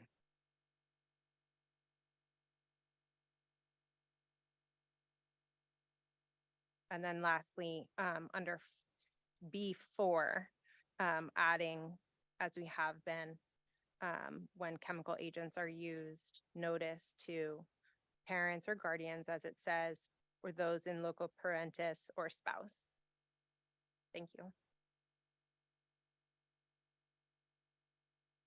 Great. Thank you so much. Questions? I just want to note, so there's 3 sort of pieces of direction. Well, 2.5. I'm going to go ahead with 2.5. Can somebody, I think somebody online. Okay, thanks. So hearing ban chemical agents, don't ban chemical agents, and then this discussion of how it, or if it would be possible to collect data. So I just want to be clear that we hear those propositions, you know, they don't, the banning and the don't banning don't go together. So perhaps we can do some redrafting based on the suggestions that we hear, and certainly Meredith's suggestions about Government Code 7286, and then perhaps provide two separate regulations to determine which one will move forward at the next ESC. Yeah, and what I would suggest in regard to pepper spray, and if it was going to continue to be utilized, taking the language from the Attorney General's brief that was provided on page 9, I think it would be good for us to include the paragraph where it says the facility administrator in cooperation with the responsible physician or psychiatrist, down to section 3. He has B, and then section 3, which I'll read 3 in its entirety. Prohibit the use of chemical agents on youth who are in physical restraints, including handcuffs, and youth for whom the use of chemical agents is medically contraindicated, including but not limited to pregnant youth, youth with respiratory and or cardiovascular conditions, and youth with mental illnesses. The facility administrator, in cooperation with the health administrator and behavioral health mental health director, shall develop policies for identifying youth for whom the use of chemical agents is contraindicated, and the ensuring that staff are aware of such youth. So if we were going to have that as an option, that would be an example of some language that I would recommend. Chief Haynes, I'd like to make one suggestion. I know it says psychiatrist. I would like to recommend we actually use behavioral health therapists, because those are the folks that are in with us. Gotcha. I don't know about y'all, but I mean, our psychiatrist is on Zoom once a week Right, with our kids, rarely there. and That's they true. don't really engage as much as the behavioral health therapists. Gotcha.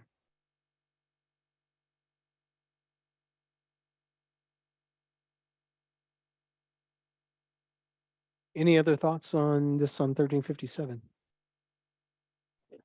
I was wondering, It's not, yeah, we're not ready for public comment yet. Okay.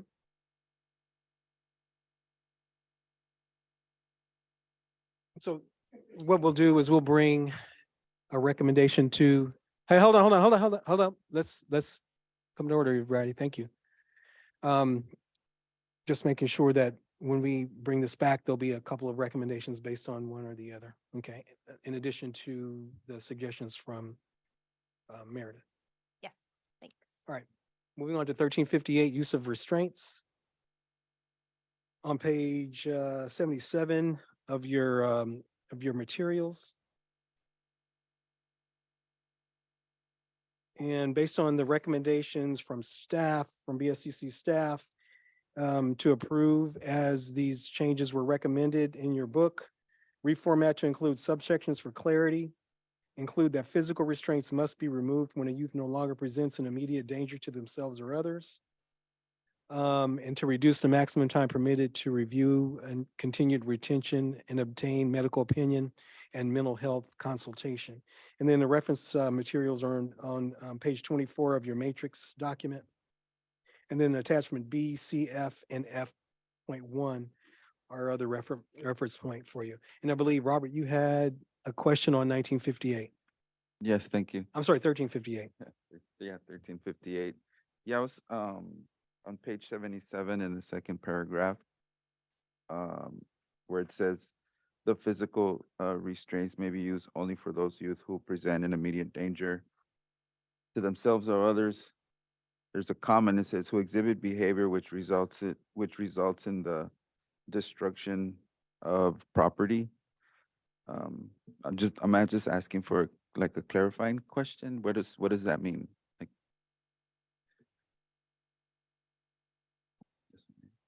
1358, the second paragraph. I'll go ahead. Or 77. I'll attempt an answer and then look around to the people in probation to answer. So this is a place where the agency defines what that would be, what destruction of property would be. And my understanding is that it would be just that. I think it's pretty straightforward. Like if a young person were destroying a table, perhaps. But I can see why the question would be asked, because I think that that section should be taken together. I don't think I'm answering it really well, because No. I think it is, it's going to be defined by probation, but it's also, destroying property. But The, it's not a, yeah. the reason I say that is because of obviously my lived experience.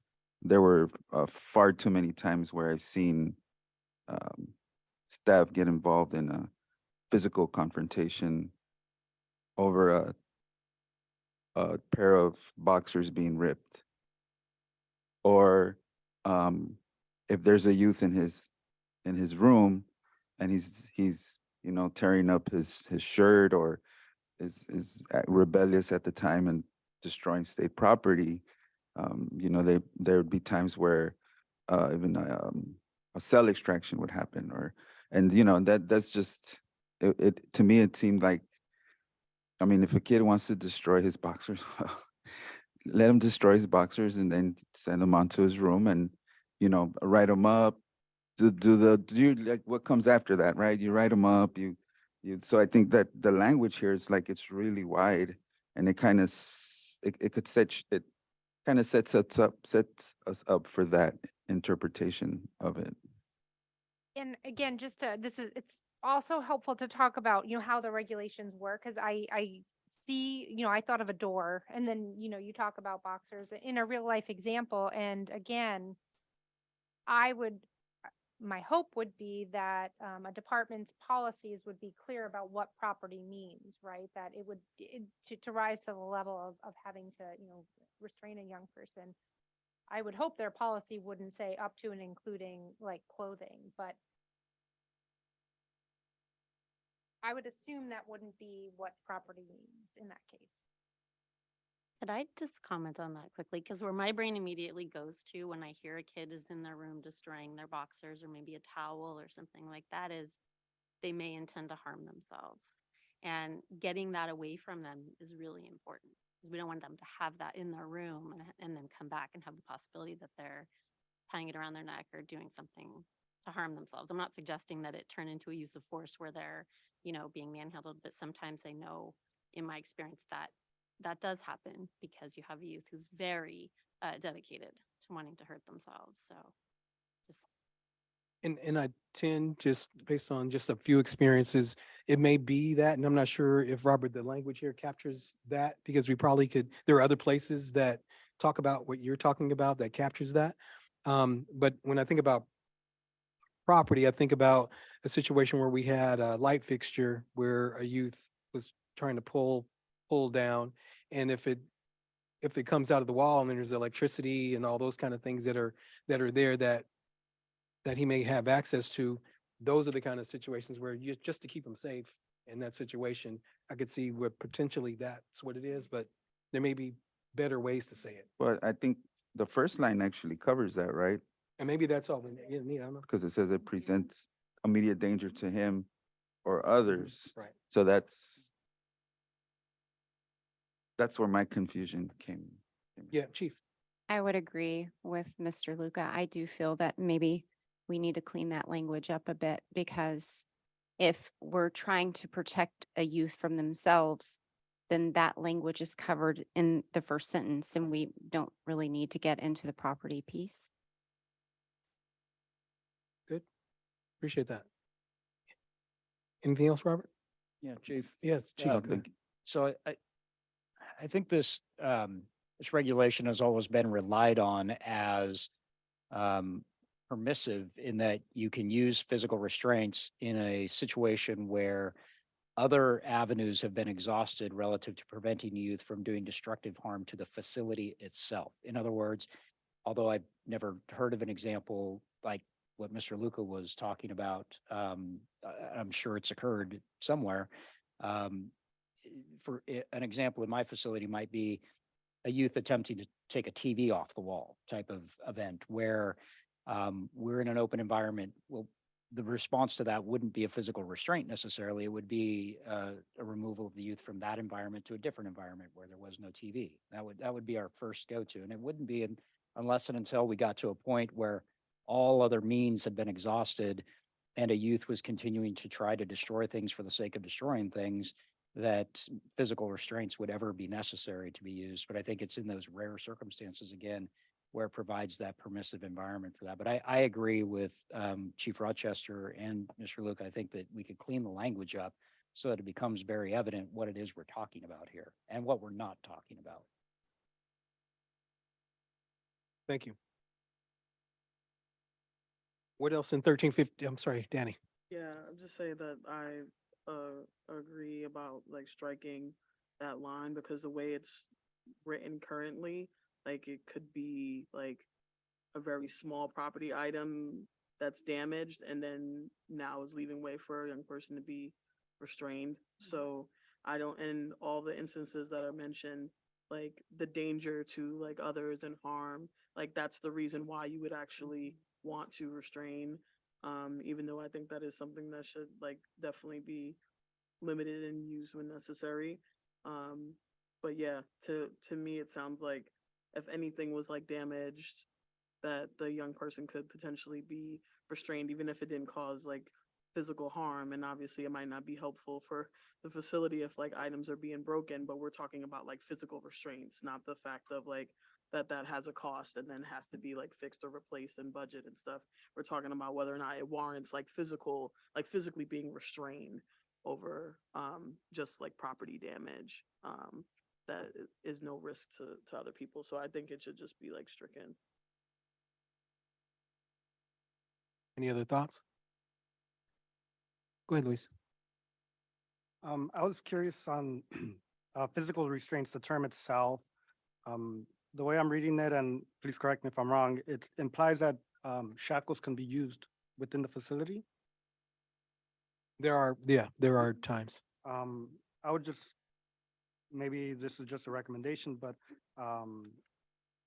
just from experience on shackles themselves and being shackled with your ankles, like very limited movement, it can be very, very harmful to the mental capacity of not being able to move like barely an inch at a time.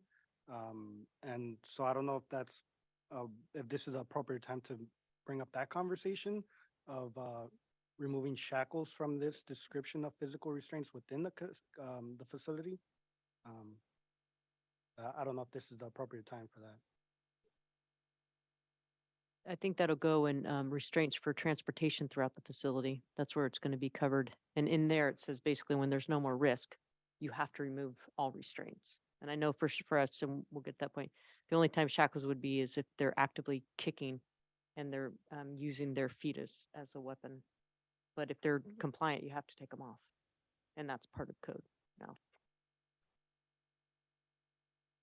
I thought it was, yeah. The fourth paragraph of this 1358 says that the provisions of the section do not apply to the use of handcuffs, shackles, or other restraints for the use of, for transportation. So it seems like handcuffs and shackles is not an appropriate use of physical restraint other than transportation. Is that accurate? No. For physical restraints in our facility, it's the wrap, which is, it's not, so those things are removed while the wrap is being applied. Okay. So can we, is there a definition of physical restraints so that everybody knows what they are? I didn't see it in the definitions. Yeah, I think you're reading it. There's not a clear, it says include any devices which immobilize the youth's extremities and or prevent the youth from being ambulatory. I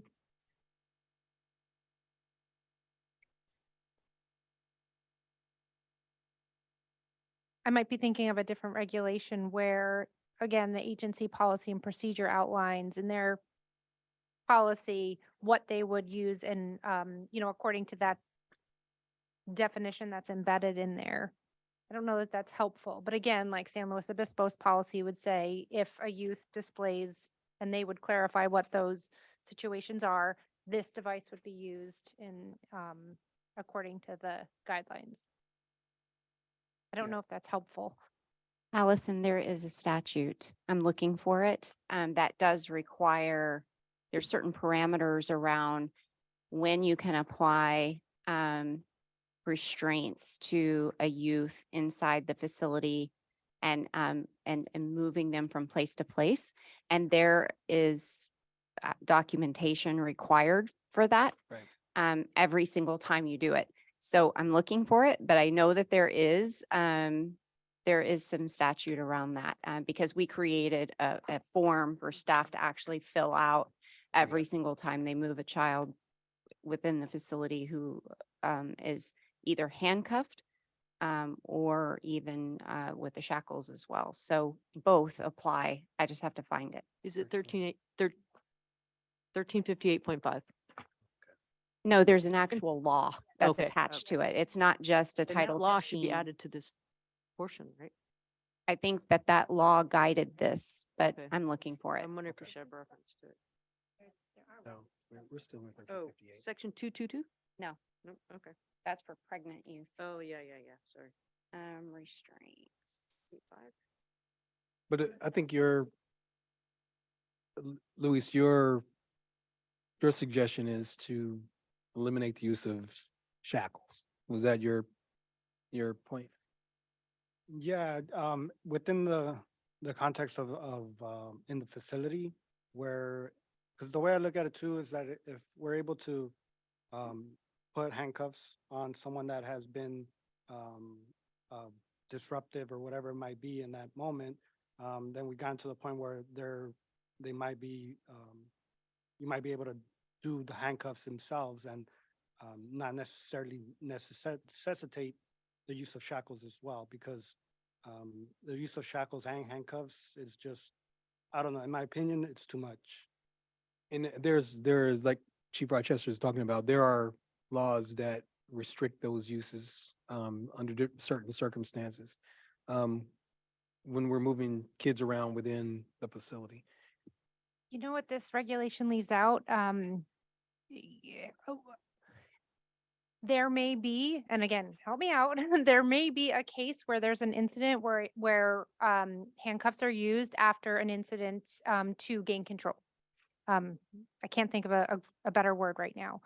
This regulation is very specific to the use of restraints longer term when there's concern about the young person harming themselves or somebody else, right? And this is very clear about that.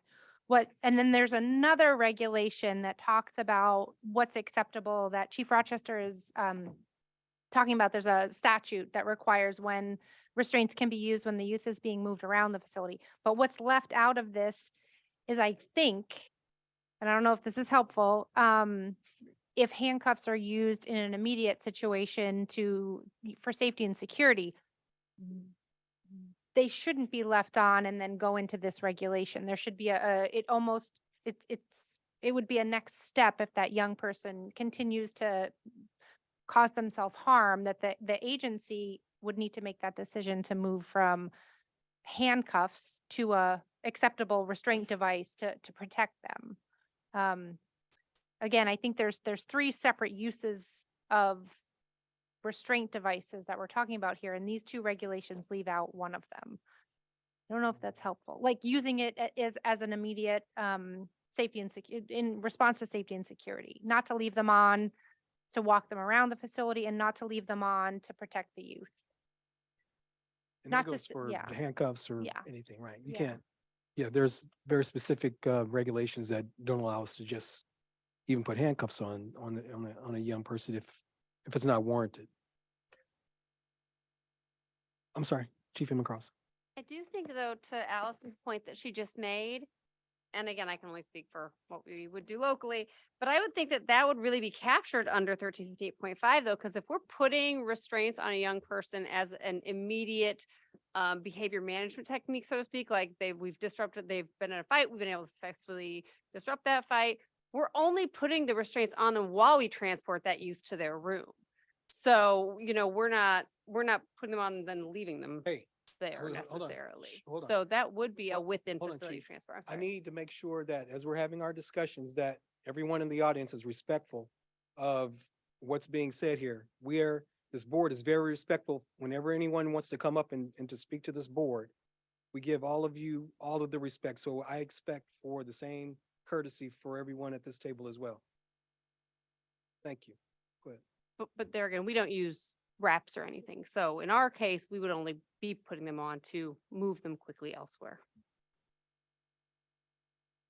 In addition, though, Title 15 does say if that kid is compliant to transport a youth, we have to take them out. And Correct. so if a kid has just fought and they're like, no, I'm cool now. All right, you're going to comply to go to your room? Exactly. Yes. All right, take them off.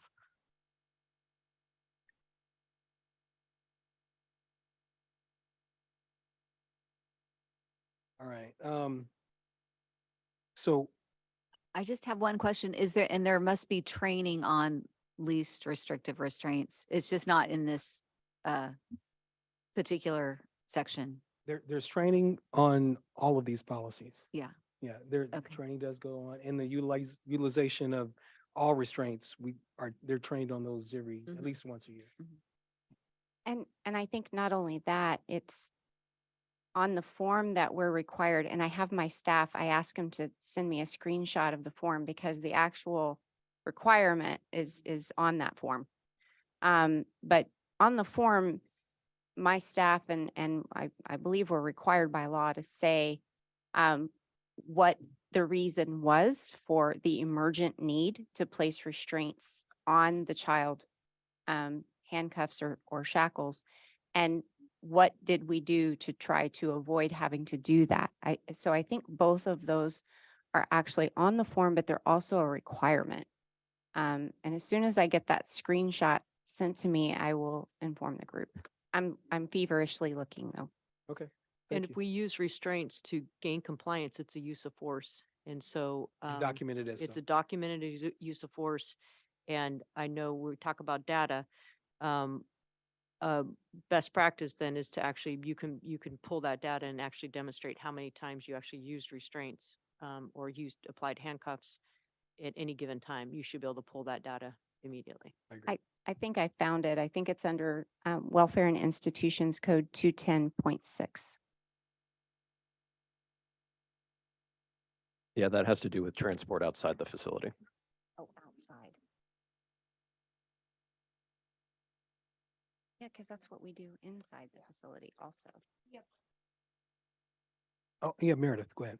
And so I would say, under sub 6, this is B sub 6, where it talks about, the approval, just like in use of restraints for transport, we should have a requirement of, an individualized assessment, that goes through the same criteria of less restrictive alternatives, known medical or mental health conditions, and trauma-informed approaches that we see in under 1358.5 C.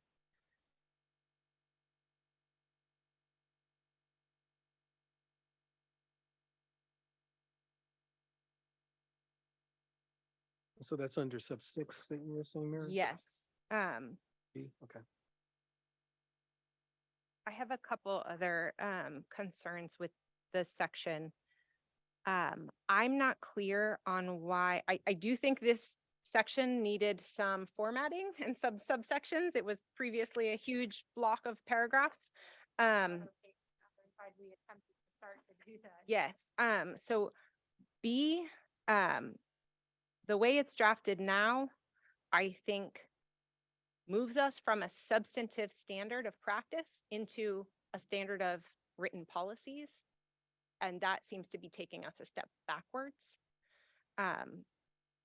Instead of the policies and procedures shall address, I recommend instead it says the following requirements shall apply. but still leave all of the subsections as is? I'm fine with the formatting, but the preamble there, I think is very problematic. The adult regulation doesn't read that way, and I don't see any basis in moving a substantive standard into a policy standard. I would support removing destruction of property from this section. And given that discussion under B2, where it says physical restraint should be utilized only when it appears less restrictive alternatives would be ineffective, I think we should add only after less restrictive options have been attempted.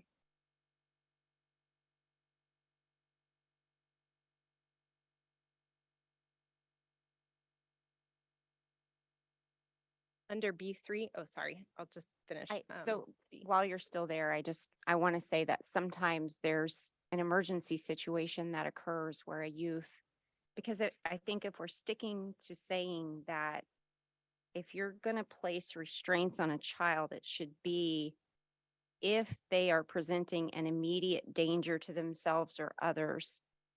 Sometimes when you're in the situation where a child is in self-harm mode, you have to jump straight to that 10 mode. And so I think sometimes that's really hard to quantify, to say, well, what could we have done less? Because if we're really trying to save a life,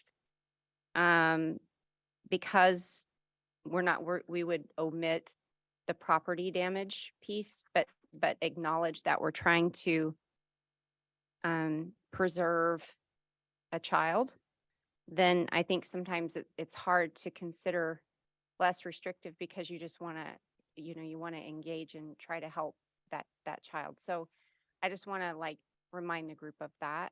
Yeah. Could we say if feasible? I like that. That's better. Yeah. Okay. Yeah. So I was suggesting just to add in that we actually make an attempt, not just assess the appearance, if feasible, to recognize there could be when feasible. Under B3, I would add, in no case shall restraints be used as punishment or discipline or retaliation.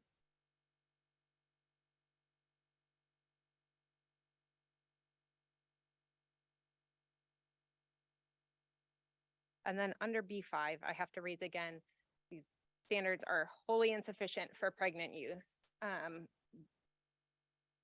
I will note that ICE, who is federal immigration enforcement, not known for its caring culture, has a better policy than we have for how it treats pregnant people.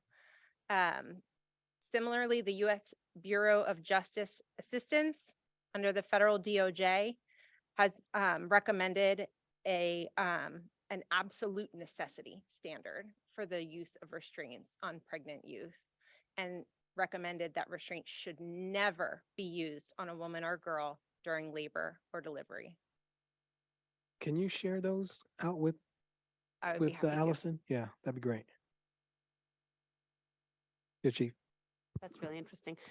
Can we, since those would be more than what our state statutes and codes require, do we have to have our regulations reflective of or reliant upon an existing state code of some sort? For instance, if we wanted to do something greater, such as ICE or Bureau of, I forgot, Meredith, what you said, but could we do that? Because I see we are referencing back other penal codes, welfare institute codes, et cetera. So I wasn't sure if we could reference back a federal. Well, we'd essentially be, I'm looking over at Aaron, we'd essentially be exceeding state statute by, and we wouldn't reference necessarily those other federal statutes, we'd incorporate the appropriate provisions. And I believe that's allowable within a regulation because we're not going underneath the state statute. We're not degrading it. We would be exceeding. And I think that would be okay. Yeah, I mean, we can't promulgate regulations that conflict with state Right. statute. And so, I mean, we'd have to sit down and look at it side by side, but generally speaking, what Allison said is correct. We could set a higher threshold unless the statute explicitly said the BSCC can't do this. So if they've occupied the field.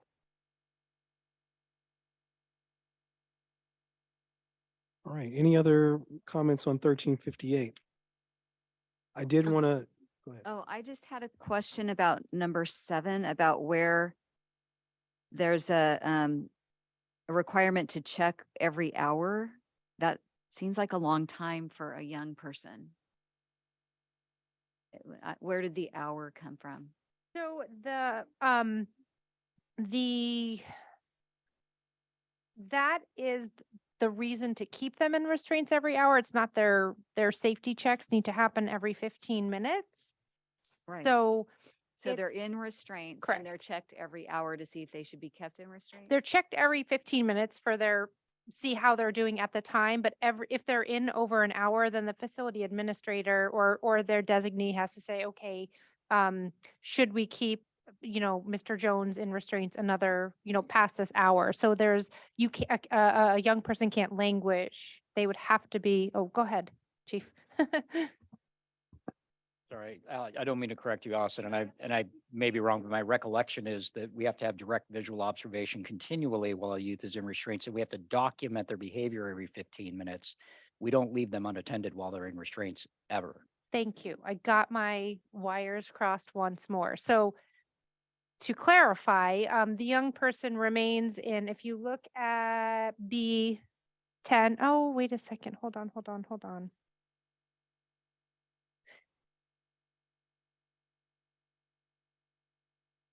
I need to read this one more time, please.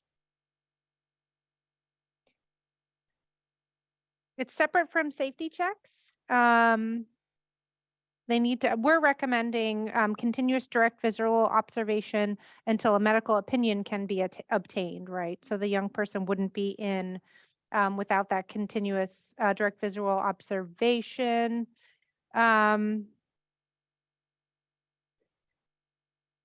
Continuous direct visual supervision shall be conducted to ensure that the restraints are properly employed. This could be written better and clearer. So if you look at B10, that's what Chief Richard is saying, that the young person stays in visual observation, and then those observations are made 15 minutes. So what the hour is the affirmative, yes, the restraint should continue. That's made by somebody else other than the person doing the continuous observation or safety checks.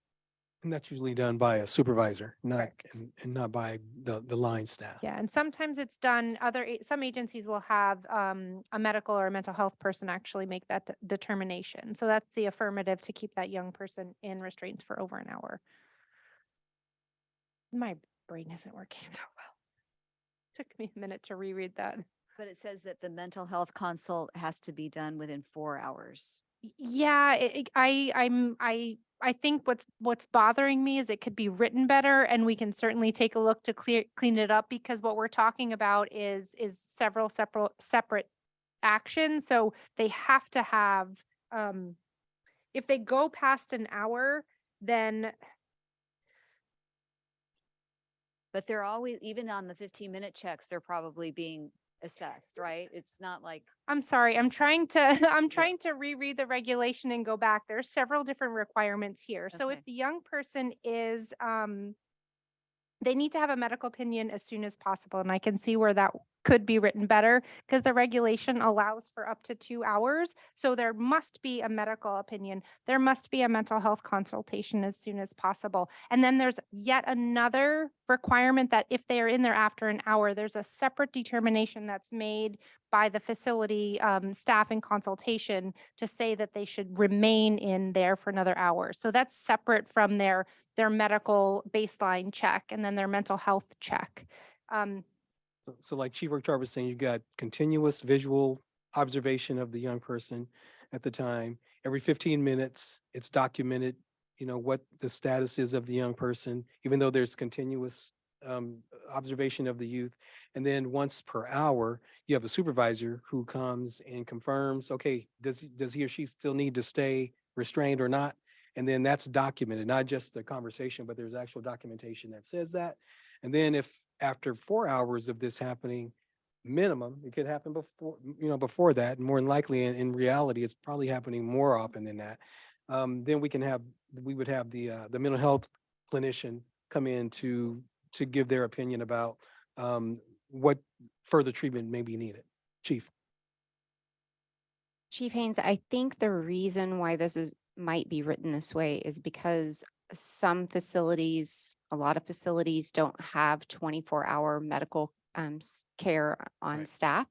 So maybe they're allowing for the on-call procedure to take place where you would contact the on-call and ask for them to come in. I'm thinking that's just the only thing that comes to mind from a procedural perspective, is that we don't always have medical care on staff when the bad things happen. Yeah. And could be. so maybe that's the reason. Have you seen that? Yeah, I may get snaps for this one. We have a pretty more restrictive, where, it's every half hour that they'll call me or check with me if it's in the middle of the night, and we don't use the wrap, unless we have medical on duty, because they're the ones doing all the checks. And really, after an hour, we're gonna get them out. Because it's really, if you can get a kid away from the environment, get them in that, you should be able to, I believe that we should be able to talk kids out of them and really just be near them and get them out of it. So it is constant. I think medical should be there, be checking that. And I think we should lower the amount of time that we get ongoing approval to keep them in it. Okay. So Go ahead. maybe every 30 minutes for the ongoing time instead of every hour.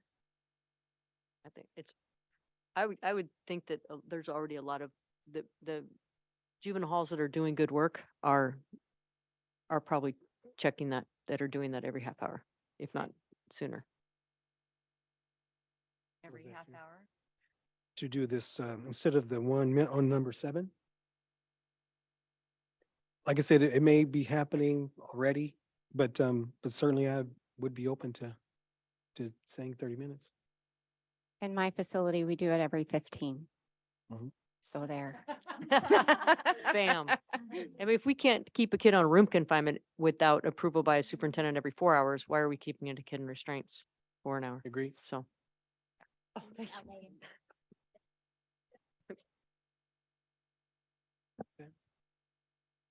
Other thoughts on this section? We're still in 1358. I did want to come back. Have not forgotten, Luis, about your observation about shackles, because we really haven't spoken too much about that, other than I think statute allows for the use of shackles. Is that correct? The one that we were talking about for transport outside is very wide open: handcuffs, chains, iron straitjackets, or cloth or leather restraints. Right. So you could certainly define what would be or wouldn't be allowable right now. I'm just looking at. So I think the hard part, if you're looking at C, and I apologize, I missed the beginning of that conversation. If you're looking at C, where it says the provision of this section do not apply to the use of handcuffs, shackles, or other restraint devices when used to restrain youth for movement, you'd have to pull those apart. Oh, go ahead, Luis. I'm sorry. Yeah, maybe I should clarify. I was referring to the leg shackles. I don't know if that's makes a difference. Well, yeah, and this, the way it's read, it would apply to any and all. Any and Yeah, so you'd almost have to prohibit the use in the other regulation. So then it would fall out of this one, if that makes sense.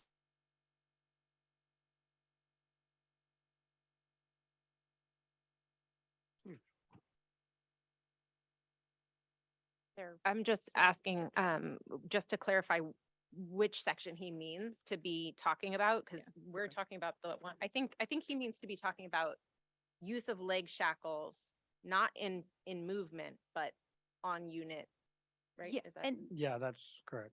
right, and so since none are defined or required or not required, we would have to say that in section 1357. Sorry if I'm not saying that very clear. I mean, it does 1358 B4 Mhm. excludes certain types of certain types of restraints. Right, that's So it could right. be added to that Absolutely, list. that's Okay. exactly what I'm saying. Okay. I'm actually agreeing. Yeah. Yeah. So if we added to B4 leg shackles, they would not be able to be used as a physical restraint.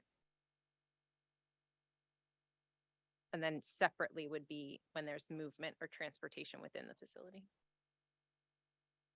I would, What are your thoughts, I Margaret? would ask that we not do that just because the reality is that the only time we use it is when they're using them to kick somebody.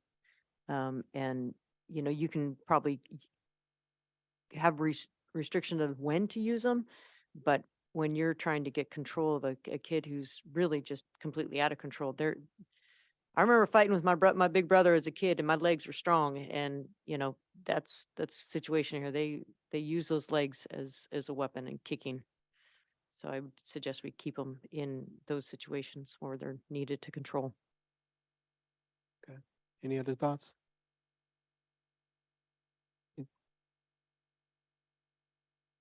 And I would tend to agree with you, you know, in that regard, just as a safety matter for the youth, because again, it goes to, you know, what I was talking about before about utilizing tools that we have available to make sure that other kids and staff are safe. All right. Any other thoughts on that? Could I ask for the discussion back on number of hours? And I was curious, Marguerite, or what your practices were around the medical clearance and the mental health clearance, because 4 hours on mental health evaluation for something like a wrap seems way too long. Long time. If we have mental health in the building, which we usually do, they're called immediately. And so they're with the youth and an officer. And the officer will step off, just step to the side to keep for safety. But the behavioral health therapist is with that youth and counseling them immediately. And then once that youth is secured in the wrap, immediately the medical staff will come and check in with that youth to make sure anything's not too tight. Their their circulation, and then there's a requirement for water and just checking in with them, padding that's around with them so they're not, going to be able to harm themselves in any way. And I would echo that. I know that when my staff have been called in a situation where either the kid's in a wrap or in restraints, we're often notified as it's happening, hey, this is where we are, this is what's going on. Please come as soon as possible. And sometimes what happens is it's not safe for the nurse or the clinician to check in with the kid at that point. So they're just kind of on standby. And as soon as possible, they're in there and checking to make sure things aren't too tight or, giving space to check in with the kid too. But it's never, in my experience, taken an hour or 2 hours or 4 hours for any of the staff to check in.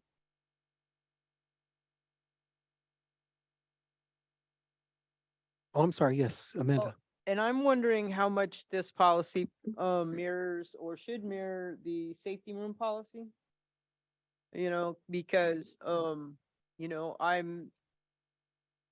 I've never seen I've never encountered the use of shackles for danger to self purposes.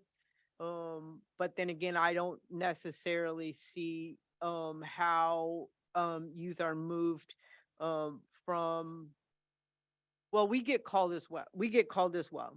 So I don't know what type of containment happens on the unit when someone is a danger to themselves or others, because that's kind of what we're talking about here. when the use of physical restraints would be, or mechanical restraints would be employed. We'd get called right away as well. Medical staff does as well. So we're kind of at that initial point as well. And then if there's not a successful de-escalation at that particular time and someone continues to be a danger to themselves, then there's consideration for use of the safety room, which has then very similar timeframes of continuous observation, documented safe checks every 15 minutes, mental health intervals for check-in, to see if we can clear somebody from the safety room protocol. So I don't know if my comments just kind of convoluted the process, or if there are some real true parallels in the practice and the use of, because what we're really talking about is how are we keeping you safe, and how often are we demonstrating and documenting our efforts at resolving that based on for their own safety needs. Because obviously if someone's in the safety room and they then require transfer to outside facility for 55, 85 or 5150 evaluations, then that is a separate process. So I guess I just haven't seen enough of the use of mechanical. Fortunately, I've not seen the use of restraints in this context. Thank you so much. I appreciate that. And based on Kristen's comments, I mean, to me, it sounds like we should be shortening both the medical and the mental health consultation time periods. It sounds like that's an important part of your practice. And I also, to Amanda's point, safety room procedures provide for immediate medical assessment. So it sounds like 2 hours and 4 hours are too long. We should up the standard to within an hour, in my opinion. Right. So I think when we're looking at the one that talks about 8 and 9. No later than 2 hours from the time of placement, the youth shall be medically cleared for continued retention at least every 3 hours after. And then the existing says under 9, a mental health consultation shall be secured as soon as possible, but in no case longer than 4 hours from the time of placement. But I think, Meredith, you're saying without putting that 4-hour qualifier in there for the initial. Is that what you're saying? Right? I mean, an outside limit of 1 hour seems appropriate based on what we're hearing. Okay. You see something? Yeah, oh, sorry. Yeah. Yes, I am kind of cross-referencing some other work that was done in the adult regulations to address, you're dealing with making sure that people are getting that medical and mental health assessment as soon as possible. And also, it is a reality that some agencies don't have on-site medical and particularly mental health people to respond on site. So they use telehealth and telemedicine, which is fantastic that, these days we have those. So just thinking about not wanting to get too much into drafting, but something to the effect of, medical assessment completed as soon as possible, but not more than, or then maybe it says that I'm having a hard time drafting in real time, but what I'd like to do is suggest that we take everything that we've talked about here and come up with something that addresses the immediacy, the need for those mental health and the medical assessments perhaps sooner, and then taking into account the reality of not having somebody on site. I believe we can do that. We might not be able to do that in a group today, but let us work on that a little bit, understanding a less time. I feel like it's kind of addressed under the safety room procedure. And maybe Meredith would agree. This states provide for immediate medical assessment where appropriate or an assessment at the next daily sick call. So I feel like that, because I am trying to be cognizant of the fact that not all facilities have 24-hour medical on site and behavioral health on site. So I would agree with Amanda that some of the language in the safety cell or safety room procedures could probably and should probably be applied as it relates to prolonged use of restraints, particularly. For us, for Merced, I mean, if you have a child in restraints, then you're using the safety room because that child is presenting an immediate threat to themselves. And every 15 minutes, you need to justify why you have those restraints still on. What kind of danger is the child posing to themselves or others that would require you to continue to keep them in those restraints? So I feel like we could maybe look at both of those sections together. Okay, Amanda.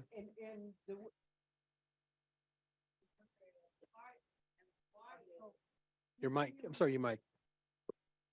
I turned it on and then turned it off. Go to the back. You want to go to the back window?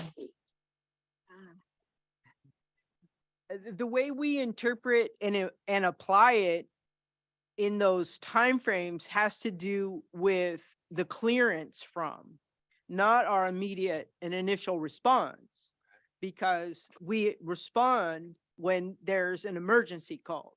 Pretty much immediately. Immediately. Right. Or, right within a few minutes, because it's either medical staff and or behavioral health staff. And the way our facility or the facility that I am embedded in, the detention staff can put someone in the safety room. And again, I'm referencing the safety room because that's where I'm more familiar with the procedure. Then it's about how frequently we are, so initially we're there, and then how frequently are we going back to evaluate whether or not they can essentially safety plan and be cleared to leave the safety room in this instance. So again, I think that there's some similarities. So it's not that we're waiting for 4 hours to even go check on them, or not that we're waiting till the next sick call to come in and check on them, because we're doing that on, again, shorter regular intervals to try to get them out of the safety room, or determine whether or not they immediately or at that time need to go for an increased level of care consideration to outside facilities. And Amanda, what's your best practice when we're talking about when that initial, not, you do the initial, but then what's that time frame? And I'm not sure if you have a best practice or just a practice that you see is effective, that, because we're looking at 4 hours per the code now, per the reg now. Is there, based on your experience, a better or a more a better way to be able to assess that, given the availability of staff and all those different kind of parameters that come into play? Well, and again, I'm going to continue to use the safety room as the example. It's hard to tell because each circumstance is unique. Right. Let's say an emergency is called on the unit because someone has attempted to harm themselves, and our staff, it could be in their room, could be out of their room. Our staff will go to the unit and to immediately make contact and assess, again, can the situation be de-escalated? Is there a true safety concern that needs to go to the next level, which would be, let's just say it does. Yes, they need to be in the safety room. They're very, very escalated. They're still harming themselves. They cannot at that particular point develop a plan to not.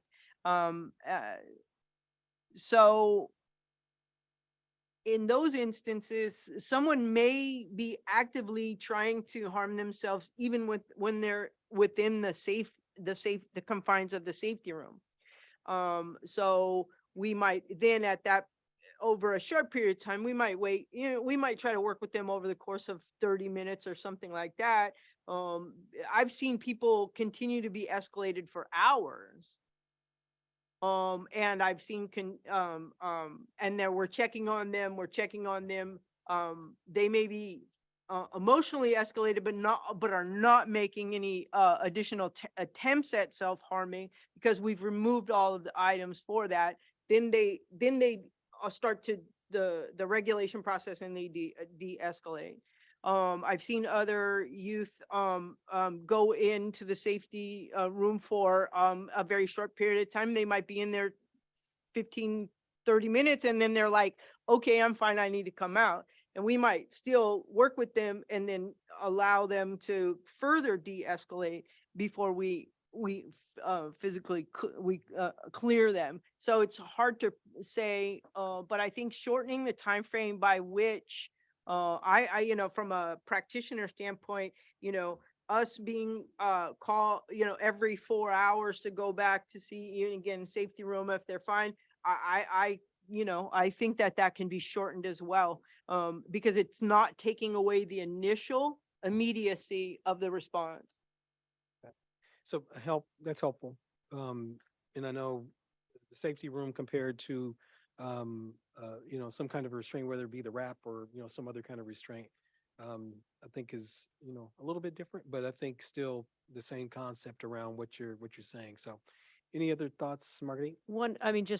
I know in our situation, we don't, our behavioral health leaves at 9 o'clock and our medical leaves at 10:30. So because we're not using the wrap, if we're having, a kid who's in crisis and we're having to physically restrain them in some capacity for their own safety, we don't have medical until the next day. We don't have anybody on call. And behavioral health, we can call the on-call mobile crisis, but that could take some time depending on what's going on in the community. So, and we're a middle, moderate sized county. And so the smaller counties, I just want to keep those in mind to put in some, just, what our practices are more restrictive than what is prescribed here, but wanting to be conscious of what can some of the smaller counties do. Good reminder. Yeah. Because So- that is reality. And so that may be why that number is there when we talk about 4 hours. And maybe that would be a reason to have an accommodation for after hours or when no one's on site or something like that. So we can have a higher standard whenever possible, because it sounds like most folks seem to think that's appropriate. And then to that point, I think we should look at subsection 12 around documentation and make that more robust. I would like to see that documentation include the name of the approver of the restraint, the type of restraint, so we can think more about maybe restraints that, what's being used, the length of time, and then the timing and finding of the medical and mental health evaluations. I think all of that data would be really important to include in the documentation.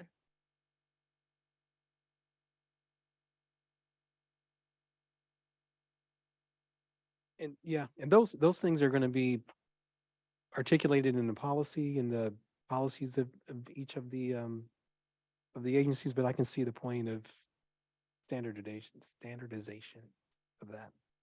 Okay.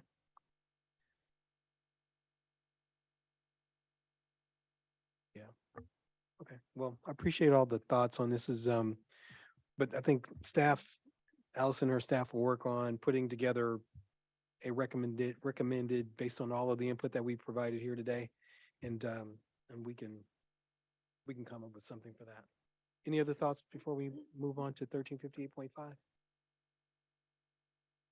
right, under 1358.5, use of restraint devices for the movement and transportation within the facility. The recommendation is to approve as recommended, and the recommendation is for some changes under sub C, where it says restraint shall not, will be added. Restraint shall not be used unless there is a clear justification of why less restrictive alternatives were not possible. And I'm open to any other suggestions. Under 1358.5. All right, I'm not seeing any. Oh, all right, what you got? This should be quick. Under D, I suggest consideration of safety and security of youth in the facility. And then I have the same concern with E around the very low standard of that we're applying for pregnant youth. I would like to see a heightened standard around absolute necessity.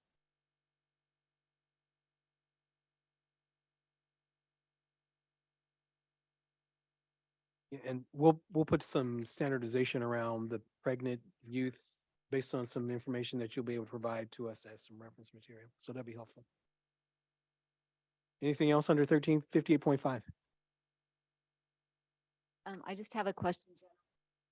Here it also says, though, circumstances leading up to the application of restraints must be documented. I'm assuming that means less other means were attempted and those are documented.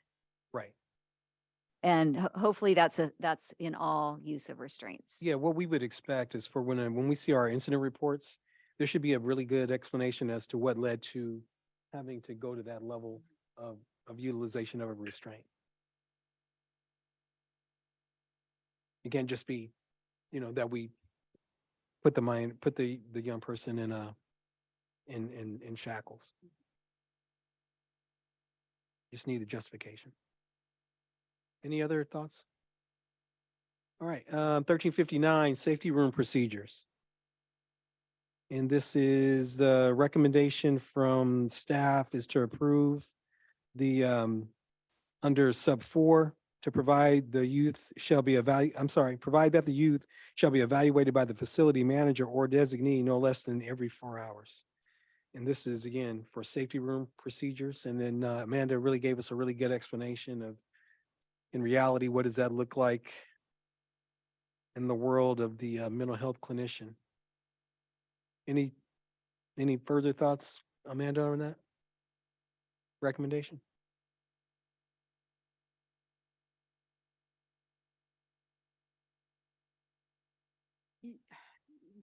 Not, it's complicated because as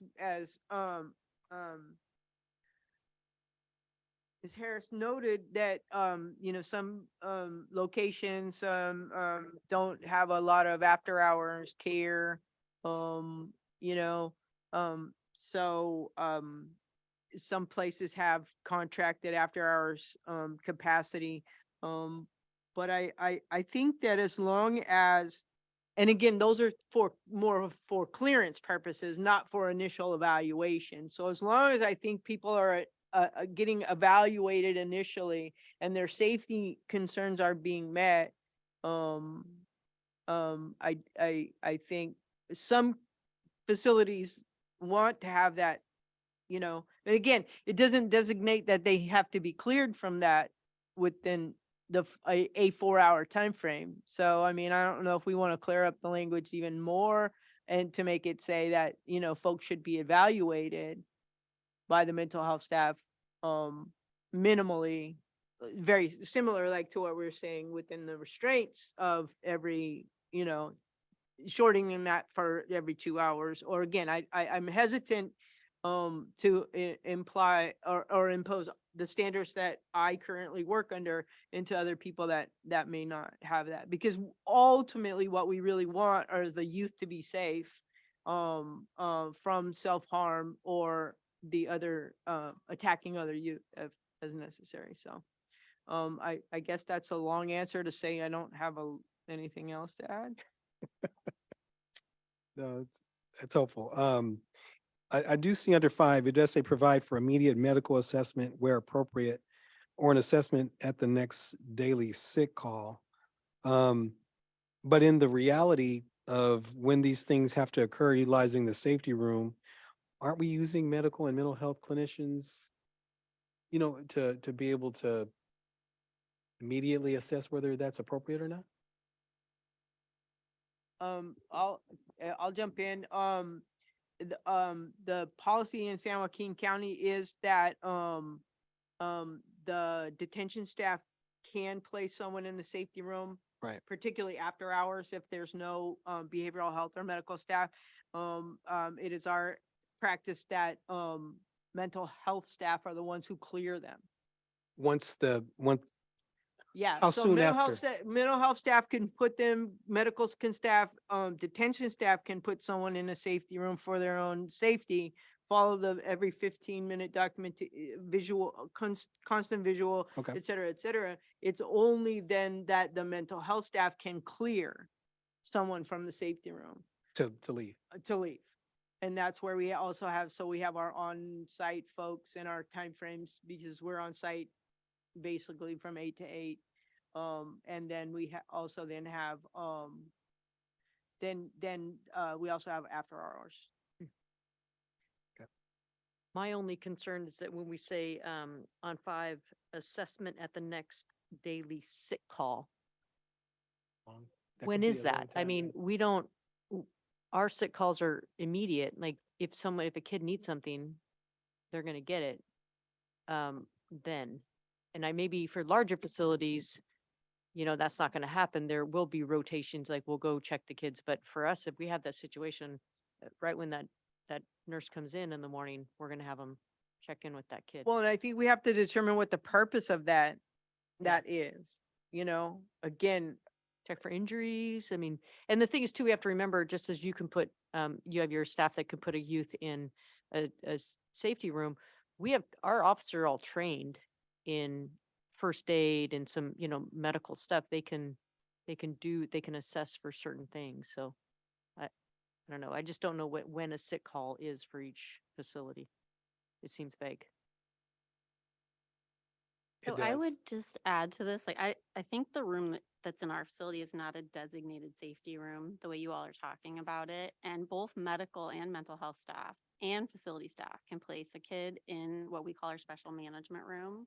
So what I'm talking about probably isn't going to apply to this section, but I think my opinion is that if you have a youth in a safety room who's in a mental health crisis and you don't have the capacity to have a mental health professional evaluate that kid, most communities have a crisis stabilization unit, and that's where they should go. They shouldn't be maintained overnight in a room if they continue to be in crisis. And if you don't have staff to evaluate them, take them to a facility that does, whether it's an emergency department or a crisis stabilization unit. So, in our county, if we have a kid that's in crisis and we don't have staff on site and our facility staff can't keep them safe, that's what they do. But we do everything we can, 5-minute checks, putting in, employing safety blankets and safety gowns and things like that. But bottom line, if they continue to be in crisis and you don't have professionals to assist them, you have to take them out to where they can get what they need. And typically, as long as in those situations, they would be on a constant watch. I mean, obviously, it'd be certainly on a constant watch. And then documenting every 15 minutes, what's going on with them. But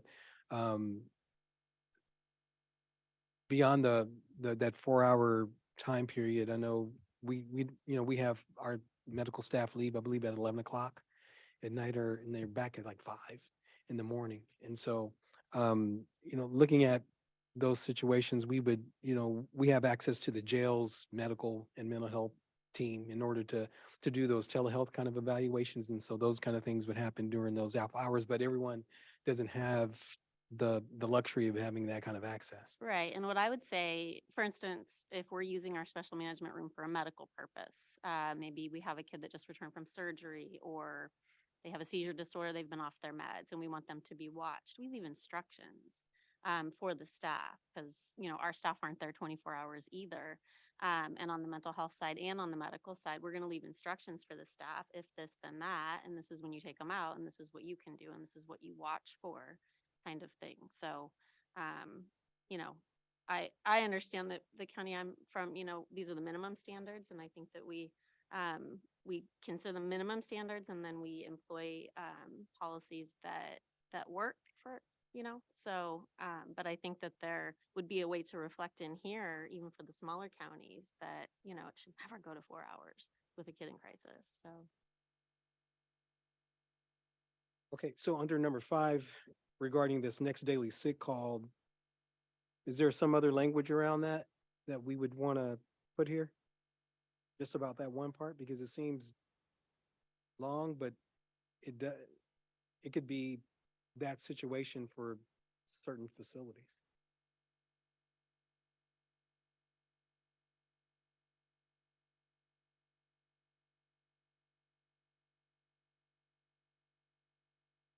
But I think the next sick call could be 3 days, or it could be 1 day. So I don't think we have anywhere it's a 3-day. I don't know. I'm thinking No, of I a think 3-day that weekend or there's- I think something. there's, we can look in the health section, but there's a requirement that there's Okay. daily, sick, what we call sick calls, episodic care, Okay. for kids. And I think that's why it says daily Right. sick call Yeah. at the next daily sick call, meaning that it should happen daily. Okay. Well, and the way I interpret this is also if this is about medical care. This is not about mental health care. This is just to ensure that they're free from injury. The way I interpret it. Right. And if you have a kid, again, with that, if you don't have staff on site to determine the level of the need of the medical care, then you should take them out to where they can properly be assessed.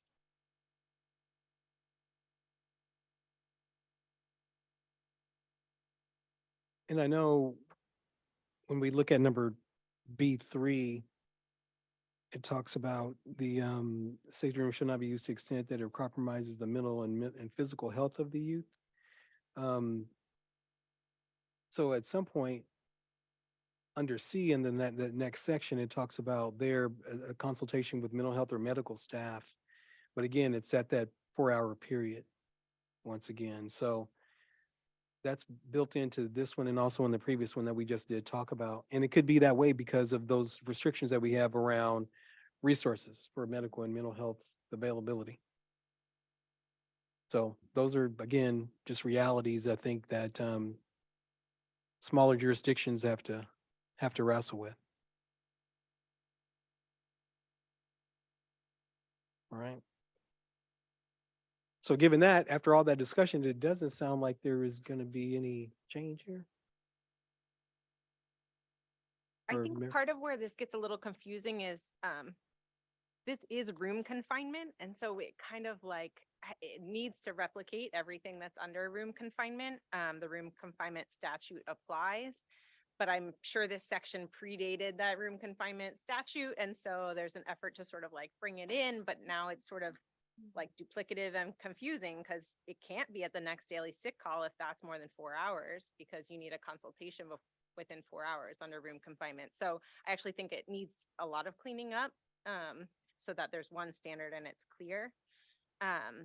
So just sort of starting there, and especially I don't think it's enough to just then reference back to the room confinement section, because under room confinement, after 4 hours, you need to document the reasons and the basis for any extension that has to be authorized. So all of that needs to be reflected here, and I don't see that yet. A couple other things I would add. I'm not sure why it says facility administrator and where applicable with the responsible physician. The other sections we just went through didn't have sort of that caveat of where applicable. They should consult with the physician and the mental health. Every section kind of has this similar preamble. It should mirror that consultation with the medical experts.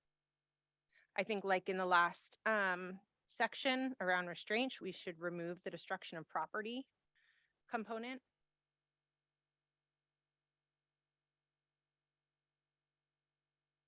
I would add under 5 that it's not just a medical assessment, it's also a mental health assessment.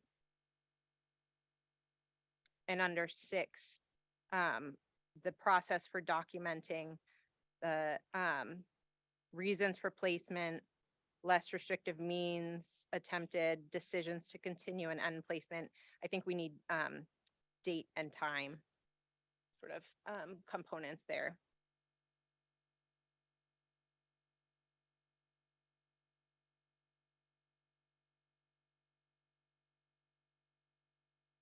Anything else?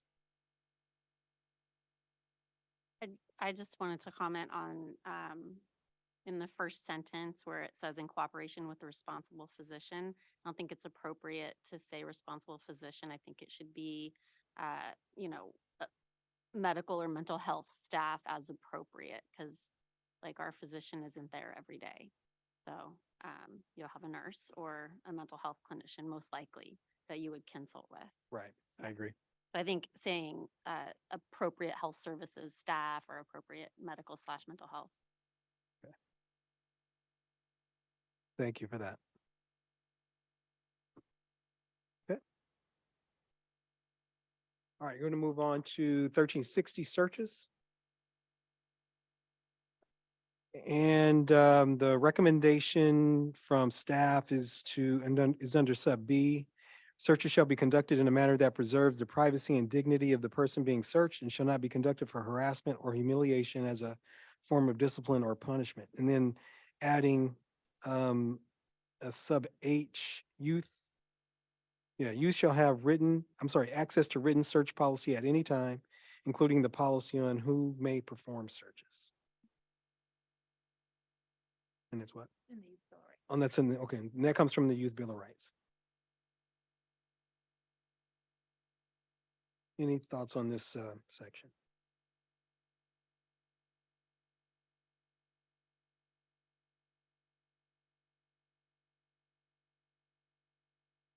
Meredith, do you have anything?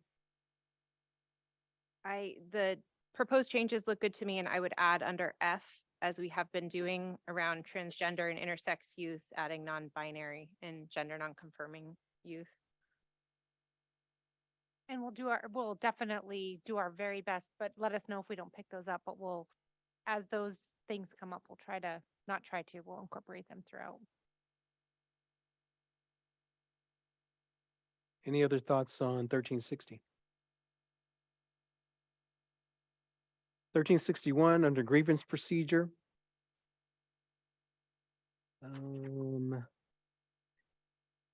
Recommendation from staff. Come under the facility administrator shall develop under, this is in the first top paragraph, shall develop and implement written policies and procedures whereby any youth have the right to file is suggested to be added in reference to the appeal. And then ending that section under the last sentence, there should be no time limit on filing a grievance while in custody is proposed to be added. Policies and procedures shall include provisions whereby the facility manager ensures, and it goes through those sections under section E, proposed provision for a written response to the grievance, which includes the reasons for the decisions, including how and when the grievance was resolved. And under I, to add, youth shall be able to contact the Office of Youth and Community Restoration, ombudsperson at any time. And then also the facility administrator shall develop and implement written policies and procedures to address concerns of parents, guardians, attorneys, social workers, staff, or other parties shall be addressed and documented in accordance with written policies and procedures within a specified time frame. And then adding under 1361.1, we'll get to that. Is that under 1361, Allison? That's the next one. That's the next one, okay. Any thoughts on those recommended changes to 1361?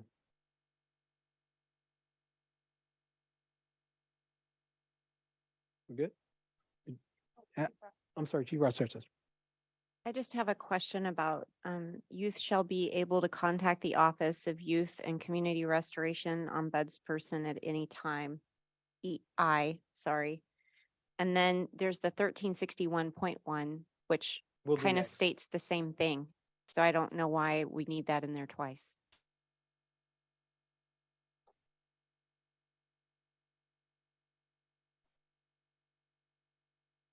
Says youth have access to communicate with the ombudsperson freely and confidentially. Maybe just add at any time or something like that rather than having it, I don't know why it's there twice. I'm not, Allison can probably answer, but I think we needed to add a section for the ombudsperson for sure. So that is where we added it. And I think as part of the grievance procedure, I think what they're saying under I is to include it as part of the grievance procedure. It doesn't that what really we're doing? flow very well. I'm just saying. I think so. And gosh, November was a long time ago.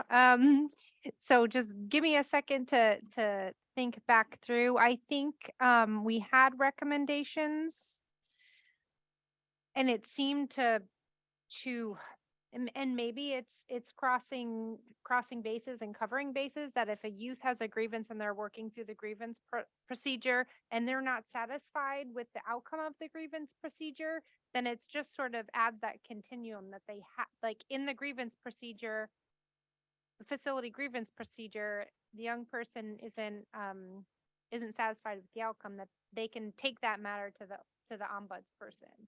So maybe it's just a covering of bases. I do see how it could be duplicitous. I don't know that it's a bad thing, or because a young person maybe, I don't know if this would happen if they would pull a grievance and say, okay, I don't like how this is going. I want to contact the ombudsperson. I mean, that's just sort of adds a tool in their toolbox.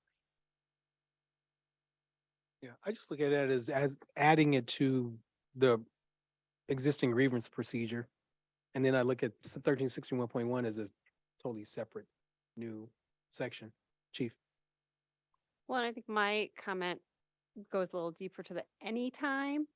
So could it be within reason or when practicable or something? Just so it's like 2 a.m.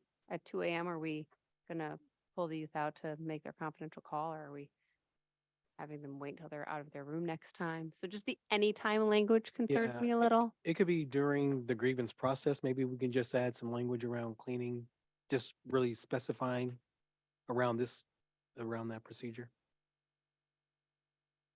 At any time during the grievance process, Yeah. Right. rather than saying at any time. Waiting until it gets to some certain other level, right? Right, yeah. I agree. But during the grievance process, that could, if it's going to a higher level, if it goes to, line officer, supervisor, me, that could be the next day. So what if a kid, again, at 2 a.m. goes, I don't like what the response is. I want to come up and make a phone call to the ombudsperson. Are they? Is I was that? going to ask that question. Yeah. I was gonna say- Would that be? What kind of access do they have? Yeah. I don't know. I mean, that's what I'm saying. It's like for us, we have phone calls. It's going to be a free phone call, and Right. the ombudsperson's number's on every single one of the kids Right. approved, so they can call confidentially. But I'm not going to let a kid get up at 2 o'clock in the morning to, yeah. So I think maybe during waking hours. Yeah. I just think we need to verify. What are the hours for phone calls? They do it during free time and rec time and everything but I think also we allow certain phone calls within like an hour of after lockdown or something, like if they're going to make a I free. mean, I don't know. I don't know if there's language in here around like when they can call their attorney or have access to that. And so, what are those parameters of when they're allowed to do those sorts of things? Yeah, do they want a phone call at 2 o'clock in the morning? They won't be in the office. Right. Right. Right. Yeah. Well, and I think it makes sense to keep, in the grievance process, in the grievance section, right? So the young person knows, but then we might need some clarity around what moving over to 1361.1, what does freely mean? And we might need some clarification around that as well. Next, on page 87, it says youth have access to communicate with the ombudsperson freely and confidentially. So freely sounds without restrictions, and confidentially, of course, is private. So I don't know if you do want to have any limitations to that. I just think it needs to be consistent and consistent with the Youth Bill of Rights. I don't know if the Youth Bill of Rights has any guidance on that. Oh, I have it right. I have it somewhere. Chief Haynes, and for access to legal, it's access as appropriate. So I think maybe that might satisfy like the timing. I'm not sure, but I still think like during the process is appropriate because there are different processes that occur for the grievance procedure. So Right. if a youth files a grievance, we try to deal with that grievance at the lowest level possible. And then it goes through the channel. So if the youth isn't satisfied with the staff members' remedy to what the grievance is, then it would escalate to a supervisor. The youth has that ability to escalate it, and we have that on the form that says youth not satisfied. And then if the supervisor is unable to reconcile the grievance, then it escalates to a manager. And then it will escalate to the superintendent. And then I feel at that point, like if the youth is still not satisfied, to me, that would be when, or at any point, I guess the youth could be able to say, but I think the contacting or having access, that's where Issa's and Marguerite are both saying that it at any time is difficult to attain and in a safe way. So But I think the intent, of course, around the access to the ombudsperson, and I think it talks about in the language, is that wherever that they are in the process, they have access to be able to call the ombudsperson, right? Or Yes. to contact them, whether it's at the very first or whether it's almost to the administrator.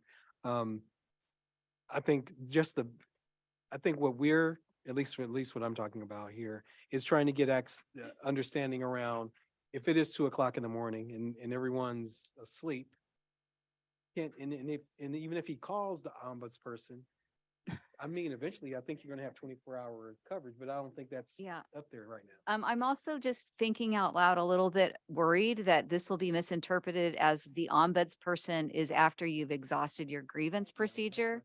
Yeah. So I think we need to be careful about the placement of it here, because we don't want the youth to think, oh, I have to exhaust my internal grievance. And so item number 47 or 1361.1, maybe that does need to be a more standalone opportunity, even though I understand why we did place it in this. It does get it to be convoluted. Are you, Yeah. yeah, so we can, because I think it's important for it to be part and kids understand that it is an option in the grievance process.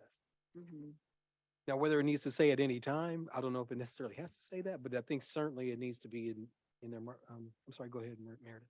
I agree. It does seem like the intent was to make it clear, because it is going to be confusing for young people. What's a grievance? What's ombuds? I don't know. So it's to make it clear that it's in addition to or instead of at any point.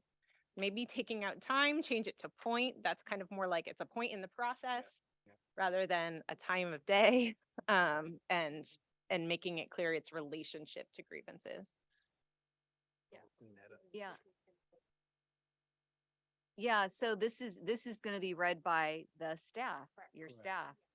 So, and this could honestly be misinterpreted as, oh, you don't get to call the ombudsperson until the grievance procedure is exhausted. So that's what we want to avoid.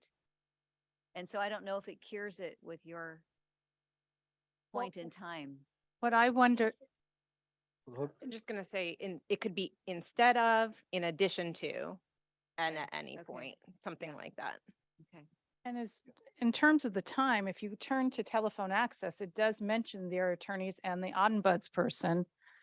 But it says under the development and implementation of the facility written policies and procedures. So that could be added. They can have free access under each facility's written policies and procedures and when they can have telephone access.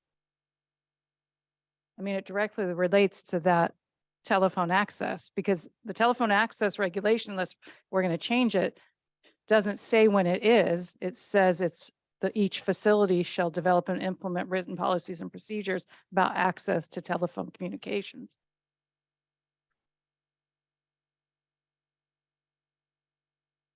Any other thoughts? I Yes, have Dan. one. Sorry, I'll get you, Robert. Just wondering then should it just be, you shall be able to contact, OICR, ombudsman during the grievance process and Something just like take that. it, like take out Yeah, those words, cause then yeah, it just makes things like too confusing. yeah. Thank you, Robert. I think so too. It may be helpful if they include it in the, I don't know if they do or they don't. I think I did see one. The posters that they put up, maybe if they have a short definition of what an ombudsman As, person as is. part of the orientation, they Oh, get that. okay, then, They do get that. yeah, because that's more of an advocate than a, like more than a legal or procedural. Any thoughts? Any other thoughts? I have just a couple suggestions, just starting from the top. I would recommend that under A, it be a linguistically appropriate grievance form. And instructions for registering a grievance, which includes provisions for the youth to be made aware of and have free access to the form. Say, what was the first part again? Linguistic? Linguistically appropriate. So if you have a monolingual Spanish speaking Gotcha, okay. youth, for example. Gotcha. I would recommend that under D2, the youth be able to choose to be assisted by their attorney.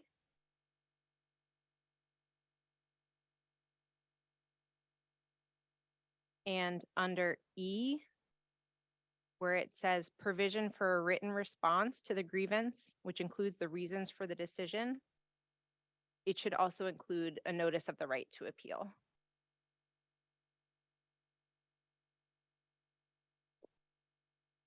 The last thing I wanted to note is that the Attorney General's letter detailed some, I thought, really good suggestions around grievances, and I would recommend that we incorporate those, including adding a compliance coordinator.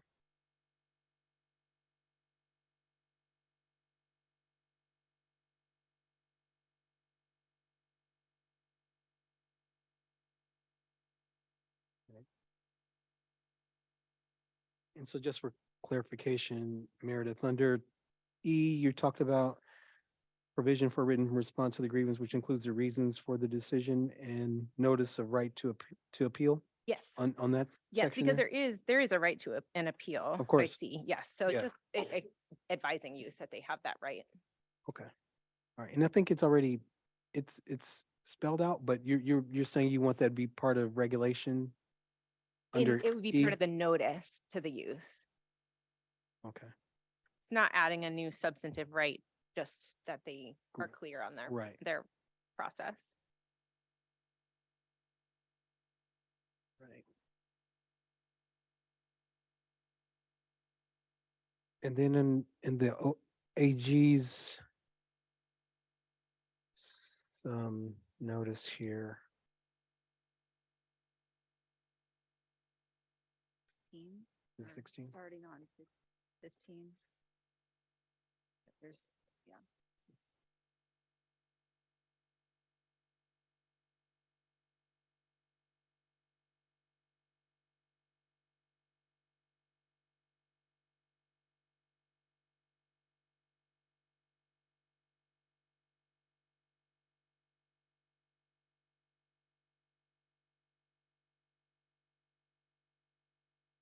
So just so I'm clear, Meredith, you're referencing on page 16 of the AG document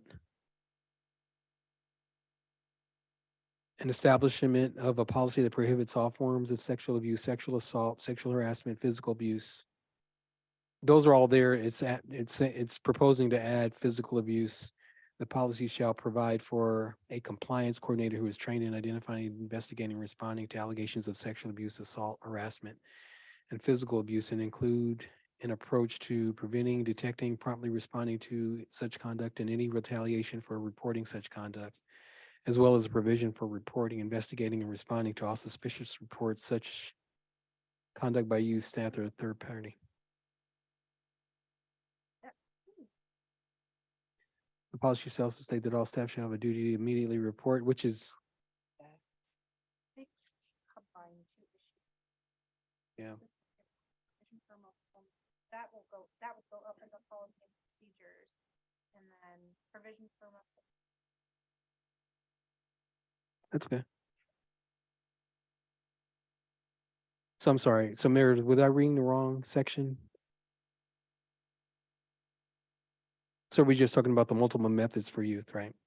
Okay. But you also talked about the compliance coordinator as part of 1361, or is that in a separate section you're talking about?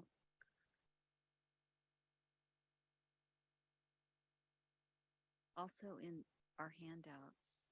It's in, okay, thanks. I think it's on page 16. Yeah. Under N, yeah. Do you see it in N? So that's that in N, so they combine two sections. So that N is in 1324. Okay. Policies and Procedures Manual. Got So it. those things would go up under the overall agency policy for the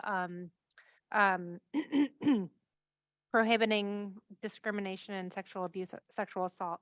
And then the bottom half is for the grievance Got it. procedure. Yeah, Yep. I was a little So I think, mushy, yeah. so for what you recommend, that would be in a separate section, but for that 13th, the area where they talk about the 1361, for instance, provision for multiple methods for youth to confidentially and or anonymously file a grievance is what you're also adding, Yes, or thank you. proposed to add. Thank you. Gotcha. I just wanted to make sure I was on the right page. And it is tricky because we have recommendations from the Attorney General that apply to things we already talked about. And so I'm hoping Yeah. that those can be reflected next time we talk about those sections too.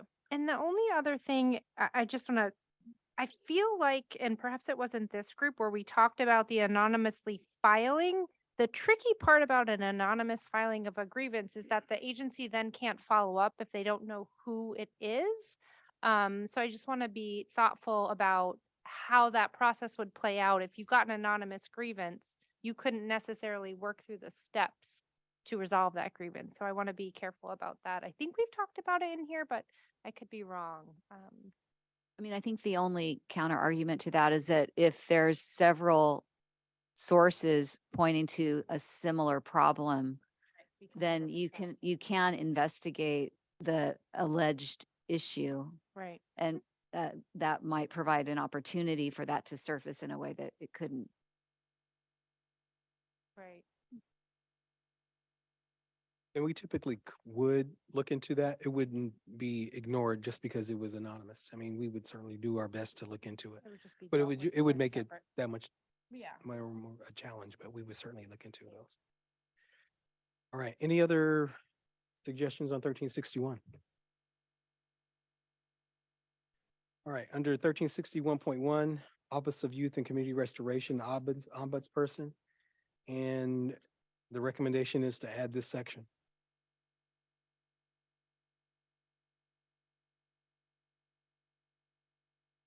Any thoughts on that? All right, seeing that. Uh-oh, okay, yeah. Thank Meredith. you. I mentioned this earlier this morning. I'm glad to see this section. I think it's great to lay out youth access to the ombudsperson. My question is, why did this section not include the ombudsperson's authorities in terms of accessing youth facilities and records? That seems like it would be appropriate here also.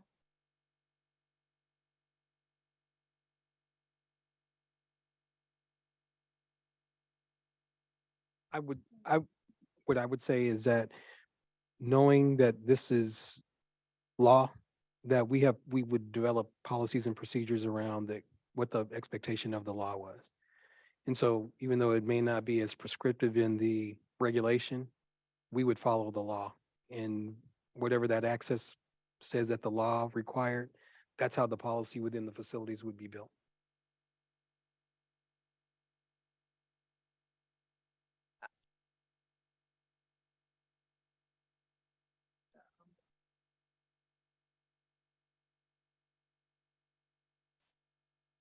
Right. I think, and you can correct me if I'm wrong, Director Lucero, but this, when we talk about this, that's being outlined here is what the youth have the opportunity to be able to access the services of the ombudsperson.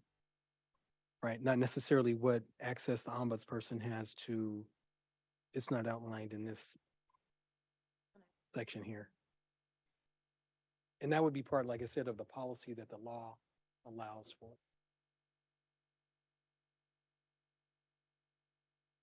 I mean, might be the only place a staff person in your facility knows and reads about the ombudsperson. So what is important?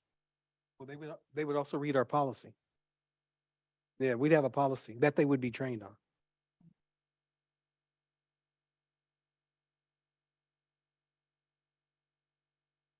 Oh, Danny, I'm sorry. Yeah.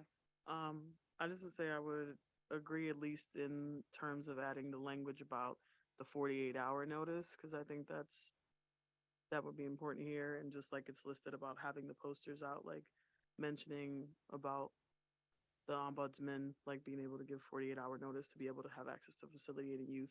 Like, we may not need to put like every other section, but I think it's worth noting here if we're noting about like the need to have the posters up and access. I think that would be, at least that sentence should be added personally. Yeah, I Robert. just wanted to add, I think, because I understand what you're saying. Where it gets a little gray for me is I'm sure that somebody is gonna create these procedures and policies, but, and this is just for my information, but I also think it's for the purpose of the transparency, and I think it'll be helpful, like to understand, how are those procedures or policies being like developed, and who's developing them, and what are they gonna say? Because I'm sure, everybody has that question in a sense, right? Like, Sure, in regard to any of the policies that are built around Title 15, Title 24 are, developed, based on, the regs are one piece of how we build policy. There's, a lot of other things that come into play when we build policy and procedure. But, those policies and procedures are laid out, and I think most counties make them available either online, so that, there's accessibility to those, but, the regs, and you see this, the regulations that are here that are built, policies are much more prescriptive. Right. Way more detailed, and not only are there policy, but there are procedures built into each one of those policies as well. so each county will implement their own policies. Will write, Yes. and so they won't be, how can I say, like equal across, they won't be the same across the board. Fresno even though we build our policies off of the same regs, Fresno's policy is gonna look different from Contra Costa's. Okay. Right. Thank you for that. So the regulations, the way of thinking about it is the regulations like the baseline, if you will, and then counties operationalize them based on the minimum standards. And obviously, I mean, I would hope counties exceed minimum standards. But for instance, as we've heard today around our conversations with use of restraints, for instance, one county might utilize a wrap device of some sort. Some counties may not. Some counties may have safe rooms. Some may not. So I wouldn't necessarily have policies that speak to devices that I don't have within operations. Right. So I think that kind of sounds the alarm to me, that it's more important that we be, thoughtful in what language we do decide to keep out or put in as far as like this section for the ombudsman. Thank you.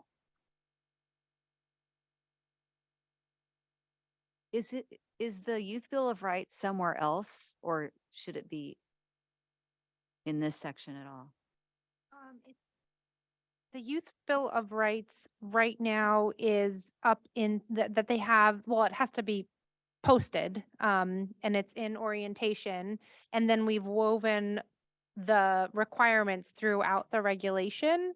But yeah, so it's in orientation that they have access to it. And there's a requirement in statute that it's available to them Put as well. anything here about? I don't think so, but I mean, if it's appropriate, there's certainly no reason why not.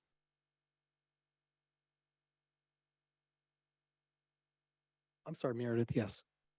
If I could just, again, suggest that we have provision for access to the facilities, youth and records for exactly the reasons we were just talking about. Every county can come up with its own. We have one ombudsperson. For efficiency's sake, that ombudsperson should not have to look up 58 policies about how she can access records, youth and facilities. But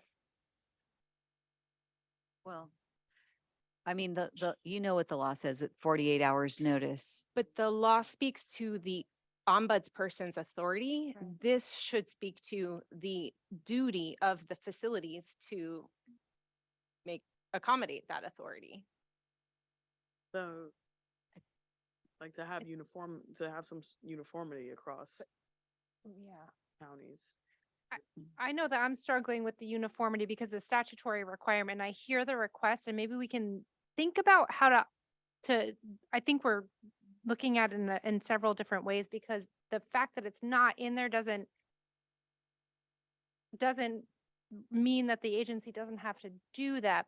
But the regulations as they are, and this particular one that is written for how the young person accesses the ombudsperson, perhaps the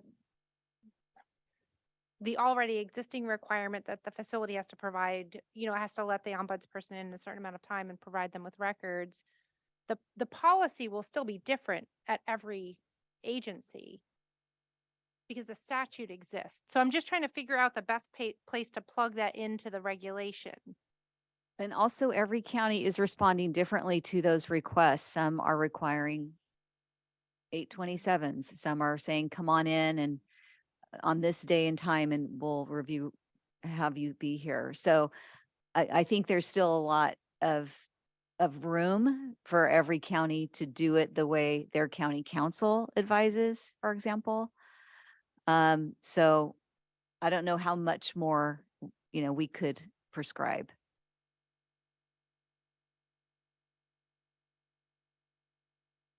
Again, that feels like it's speaking to the need for regulation, that there's so much variety when we have one state office with very clear-cut statutory authority, and it shouldn't be left for individual counties to create then additional regulatory or policy or practice barriers to the ombudsperson accessing records. And I think, every county and every county has counsel who, interprets the law and making sure that when every policy that is developed has to be, go through that vetting process with county council. And when those happen, it's in reflection of both regulation, legislation, all those things are taken into consideration. There are local impacts as well that impact policy development. I have no problem if there are some things that we want to add to that is stated in regulation. I'm sorry, in the legislation. I just don't think it needs to be the complete law embedded into the regulation.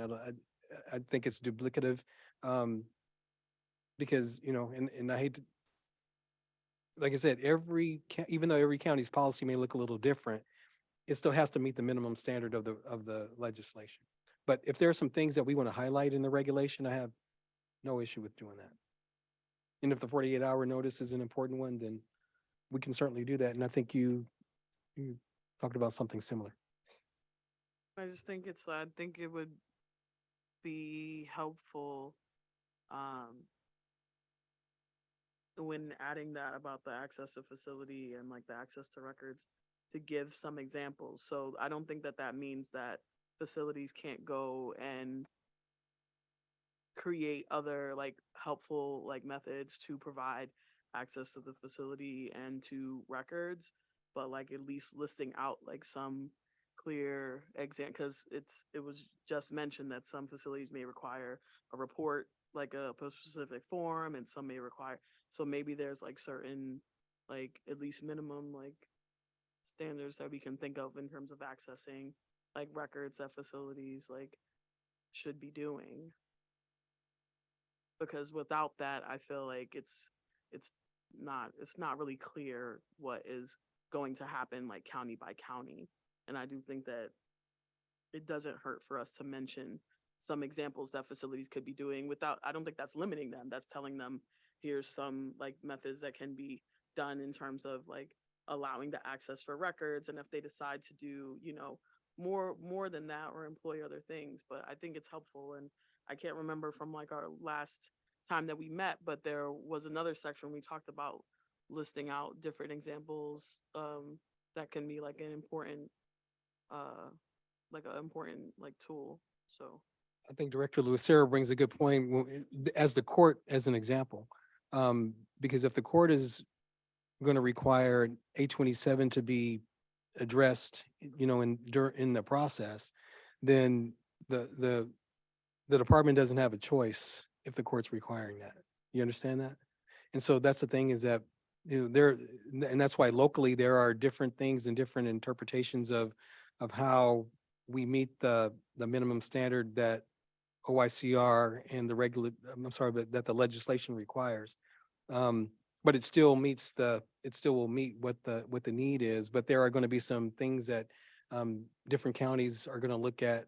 How do you meet that requirement in different ways? And it could be 58 different ways on how they do that.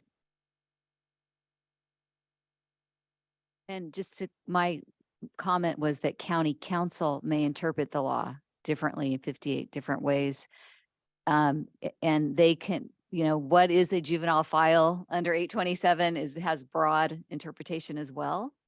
And some would say that the incident in the hall is not captured under there, and some county councils will say it is. Sure. So then the judge decides if the county council requires us to file a motion. I did want, before we leave this, I did want to ask to add that the youth shall not be subject to retaliation for contacting the ombudsperson for any reason. But we've actually already, we also want family members. So the youth shall not be subject to retaliation for contacting or for their families contacting the ombuds office. That's fair.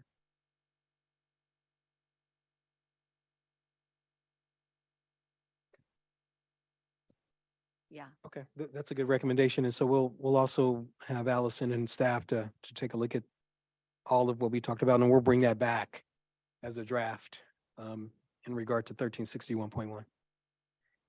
Any others on this section? Yes, Luis. I know it's mentioned in the previous section, but I'm wondering if in B, it should be added at any time. So to read something like youth have access to communicate with the ombudsperson freely and confidentially at any time.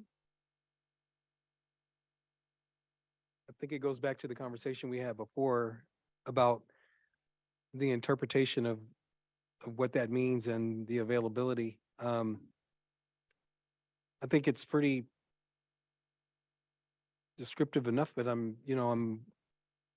we want to have that discussion again, but I believe that we had talked about making sure that it's clear that youth have access to the ombudsperson. And of course, within the confines of, for example, telephone access and those kind of things, right? If it's in the middle of the night and there's no crisis going on, then, can we wait until the morning so that you can get that phone call? Not that we're saying no, but just to make sure that we can do it in a way that's not going to be disruptive to, what's going on in the facility. Does that make sense? Yes, it does. I was mentioning it because it's already in the previous section. So I was wondering if we could just include it. Yeah. Yeah, we were gonna make an adjustment. Yeah, we were gonna make an adjustment to that. Anything else? All right, so we're gonna move on. Mr. Chair, I did want to raise an issue that would come between these sections potentially. So before we moved on to 1362, this is an issue that has come to me multiple times from youth and their attorneys, which is youth's own access to their records. Hopefully, this is even simpler because the youth have rights under 827 to access their own records. I think we should have some minimum standards setting out, requiring facilities to have a process by which a young person can get their own records. And I'll give an example. If a young person's earned a certificate and they need to use that to show their success and positive behavior in the facility in their court case, we hear from young people that they're not able to access those records readily. So I would like to recommend that we have a section, and I can offer some suggested language for consideration next time. Right. And you believe it's in this in Article 5? Well, I think so. I think it could be a 1361.5, something like that. I mean, I think youth may also want their records to be able to make an ombudsperson complaint or file a grievance to know, for example, if a room confinement has happened, they believe it hasn't been room confinement violation, there was a violation and they want the documentation related to their room confinement. How would they be able to file their complaint if they don't have access to that documentation? Okay, what I would ask Allison and staff to do is you could provide some language for us. And then I think it would be good for staff to take a look and to see if there are any other statutory kind of supports that may already exist that we could take a look at as well. That may be helpful. Thank you. 1362. I'm sorry, did you have something? No, these are the last, I know this, we ended up. Yeah, we are almost done to the end of this section. 1362 under reporting incidents. I did not see any recommendations from staff on this. Any suggested changes here? Meredith. I would like to add an outer limit to the additional time that's allowed for the written record. It says such written record shall be prepared by the staff and submitted to the facility manager by the end of the shift unless additional time is necessary and authorized by the facility, and there's no outer limit there. It's my understanding, especially in Los Angeles, that these kinds of reports are being sat on for long periods of time. So I would like to suggest that it be no later than the next shift or something along those lines. But no later than the end of the next shift is what you're suggesting. And I'll let one of the other chiefs talk a little bit about that because there are several things that can prevent that from happening. Did you want to talk about that? I think it would probably be reasonable to put an outer limit on it, but I don't know that you might be satisfied with what I would recommend. There could be a number of reasons why it could take multiple days to complete a report while you're waiting for specific types of information to come back, or reports of other staff who have gone out on injury or illness or vacation or et cetera, where you need that information before you submit your final report. So I mean, if you were to say, within 72 hours or something, we might be able to comply unless we were able to put an exemption in that again had facility administrator oversight, but this already does. So I'm not sure that you're making much of a difference. And I think the standard of at the end of the shift is where we're always trying to hit that. But like Chief was saying, there are, different things that sometimes prevent that from happening. Oftentimes it's injuries and, people getting back. And so even if you put that a 72-hour window as a possibility. There still may be outliers where we would still need to have some kind of verbiage there, so that when the inspector does come, when BSCC does come to take a look at, there's some explanation as to why that's there. I'm sorry, Chief Cross. Well, and with all due respect to our friends and colleagues in LA, I don't know, and I would turn to the inspectors to know if this is an egregious issue in many counties, or if this is really something that's sort of isolated to LA, and I'd hate to create a fix for one county when it's gonna affect the others as well. So, but we always endeavor to meet them by the end of the shift, of course. That is absolutely the standard. Anything else? I would just say 72 hours sounds reasonable to me, with, extenuating circumstances as you talked about. It does seem like putting that outer limit is helpful. I hear you on not punishing all the counties for LA's bad behavior. But it's the county we know of. And so that would be my suggestion. So your suggested language is it says by the end of the shift, and no later than 72 hours after the incident? I'll defer on If you were going to add a 72-hour marker, I would say you're going to have instances where it's going to go past 72 hours. So you'd have to have a caveat that said, unless maybe it's documented, the reasoning is documented by the facility administrator why it's going past 72 hours. And with that in place, and the BSCC rep could accept that that was a reasonable purpose, then I don't see how we couldn't meet that. And again, I don't know anybody that doesn't endeavor to have it done by the end of shift, because it's a nightmare otherwise administratively. Right. And we have to do that anyway, even with the existing language, just so that when the BSCC rep does come and it doesn't meet that end of shift requirement, there is an explanation as to why. So whether it's that end of shift time, or if we put a qualifier on it, and we go beyond it, there's still going to have to be that documentation that is going to require that. So we'll work with Allison on that 72-hour timeline. Moving to 1363. Use of reasonable force to collect DNA specimens and samples and impressions. The recommendation from staff is to approve the recommended revision, which is under number 1A1.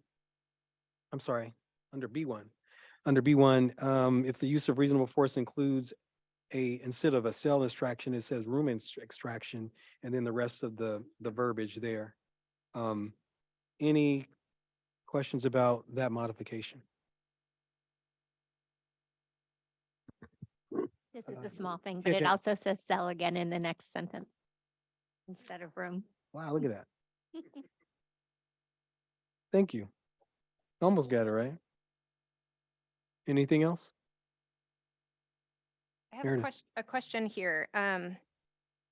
This is the first time, I think the only time we see room extraction in the regulations, and it's in this context of collecting DNA. And this goes to folks who run facilities and oversee them. Are extractions used in other contexts? And if so, shouldn't we have regulations that address extractions more generally and not just when they're specifically? I don't see why we would only care about extractions that happen when there's collection of DNA specimens. Is there a specific?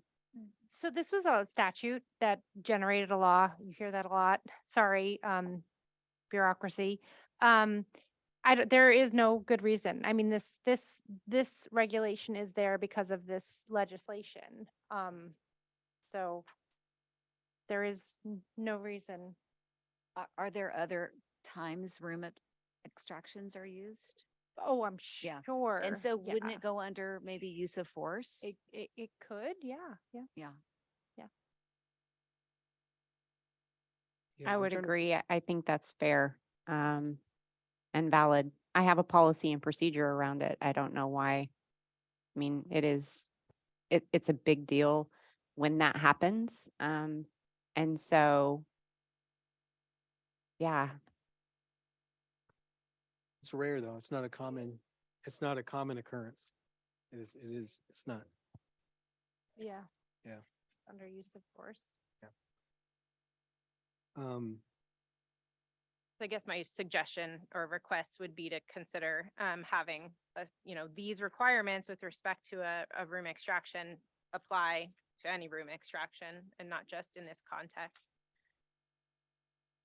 We could move that to use of force, right? Or yeah, I mean, is there already?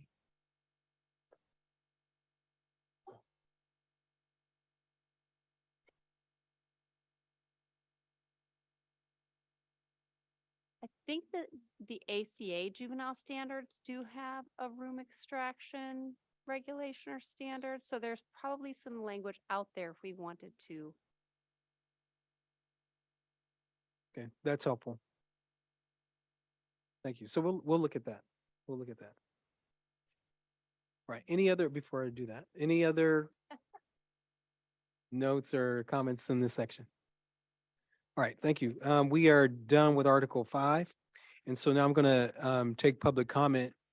If there are folks in the audience who have a public comment, this is the opportunity for you to do this, and it's going to be restricted to any of the sections that we talked about in Article 5 today. And so, yeah, let's go ahead and we'll call the names first, the ones we have cards for, and then if others want to get in the line, we can do that after that. Okay, the first public comment we received is regarding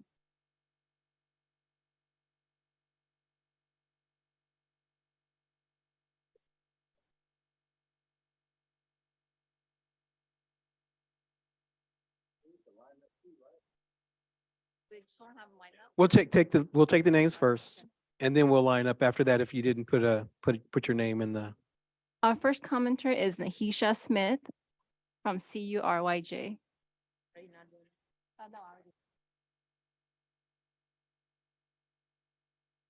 Hello. Give me 1 second. Good afternoon.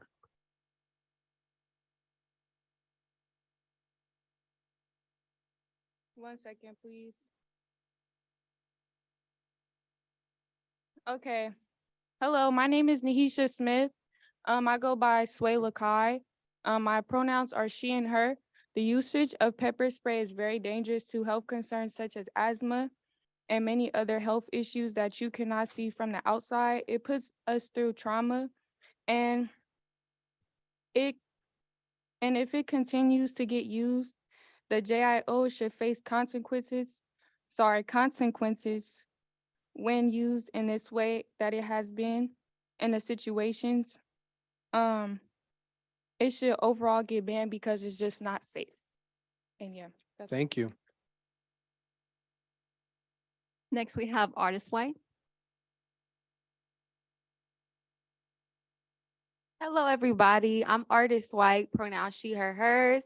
I'm a community organizing fellow with both Young Women's Freedom Center and Courage, and I am on FLY's Youth Advisory Council as well. Today, I'm also here to talk about chem spray because I've been pepper sprayed before, and I know that it does not de-escalate situations. It actually could turn my anger away from the fellow youth and on to your JIOs. Therefore, I believe that unless not me, but unless the youth is directly directing their anger towards the JIO should not feel like they're in danger because we're not animals. We do not need to be sprayed. We do not need to be caged. And when we get in trouble, the discipline should not be to lock us in our rooms either because that's unhealthy for our mental health, especially for people who are already depressed.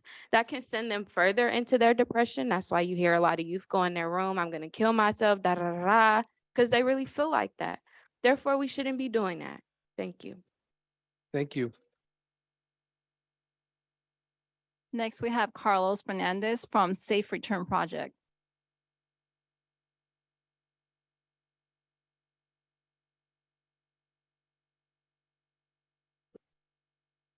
Um, Good afternoon, evening. I'm Carlos Fernandez with the Safe Return Project in Richmond. I'm a youth organizer and mentor. I've got the lived experience of spending a lot of my childhood years in 3 different juvenile halls and 3 group homes from the age of 13 to 18. Uh, I'm here to ask you to ban the use of can spray, stop using safety and security as a reason to abuse and further traumatize children. I had staff admit to me that with the words safety and security, they can get away with almost anything. I've been in situations where I was jumped by other youth and the staff waited until the altercation was already over to walk over and spray us in the face and all on in our bags. A young person being a, a safety concern to themselves needs to be defined better because I have personally experienced like abuse. I have heard other young people scream and holler for staff to stop twisting up their arms and legs as a means to comply, to make them comply. Um, Children have been trusted in your care by the courts and the laws, and they're being burned with chemicals. That is an emergency. That is not rehabilitation. That is not best practices. That is not safety and security. And the use of the technique called distraction blows, where staff could punch kids in the face, basically saying that they're a safety to themselves and others. And the use of the technique where a young person, I have seen this, I have seen another young person where they're getting handcuffed from their wrist to their ankles, um, and the use of room confinement, which leads to and furthermore increases anxiety, depression, um, and all the other behavioral things that you punish kids for. And I got that lived experience. Thank you. Thank you. Next, we have Ronaldo Vieda.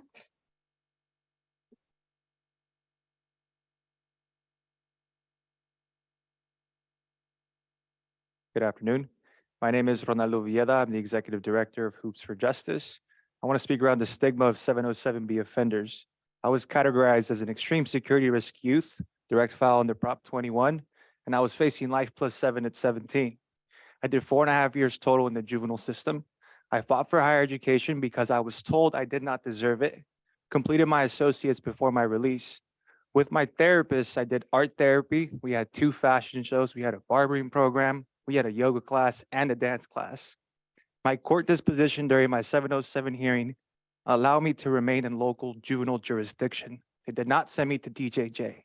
I was given my first furlough 13 months prior to my release to attend my brother's funeral. In my last year of incarceration, I visited universities as a guest lecturer, met and established my support system rooted in community, who helped me create my own reentry plan, not probation. I did this on my own accord with the help of my therapist and my attorney, in spite of probation's wishes. My community saw my worth when probation and the system called me a cold and calculated monster. Just like my brother Israel, I had a target on my head both inside and post-release. It requires love, compassion, and empathy, something the current system could never feel for our young people. How we provide services and treat our young people is nuanced and complex. The system as it stands cannot and will not understand our youth. It is not in their best interest to heal and uplift them. We need more young people's voices on these bodies to direct us towards a future in which we break the generational trauma and cycles of recidivism which plague these institutions. We are the experts who overcame all the adversity these systems could possibly throw at us, becoming better human beings in the process. If I could accomplish the impossible while incarcerated from the inside of my cell, armed with a golf pencil, a piece of paper, and a welfare and institution code book, the ESC and SYTF subcommittees should be able to create the highest standard of care for our young people. Thank you. Thank you.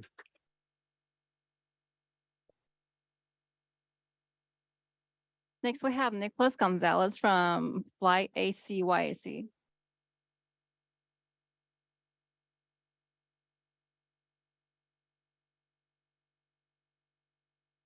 I'd like to start off by saying I'm honored to have the opportunity to be speaking. My name is Nicholas Gonzalez. I'm 19 and I'm from East Oakland, California. I'm representing the Alameda County Youth Advisory Council today. I want to start by reminding you all that the last time that the minimum standards were updated for juvenile hall was in 2019. And beforehand, between 2015 and January 2015 and March 2018, the amount of times that chemical agents were used was roughly over 5,000, and that is not including 13 counties that didn't provide info to that. Within 3 years and 2 months, that is only 1,165 days. And if I'm hearing that there's more than 5,000 use of chemical agents within 45 counties, then I'm definitely believing that there's more. And it just makes it hard to believe that there's no or barely any use of chemical agents within the past years in any counties currently.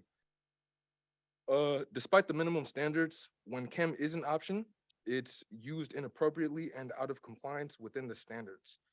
The documented reasons to justify for the use of chem spray were juveniles were self-harming, juveniles were displaying suicidal gestures, juveniles were banging their head against the wall.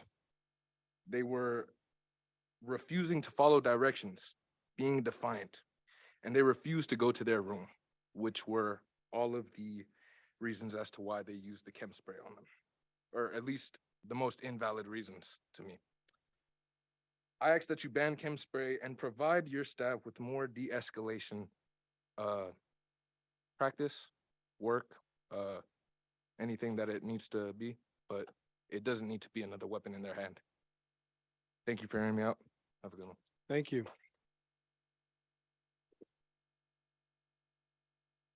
Next, we have Kylie Wilson. Sorry if I didn't get your first name right. Is it Kylie Wilson?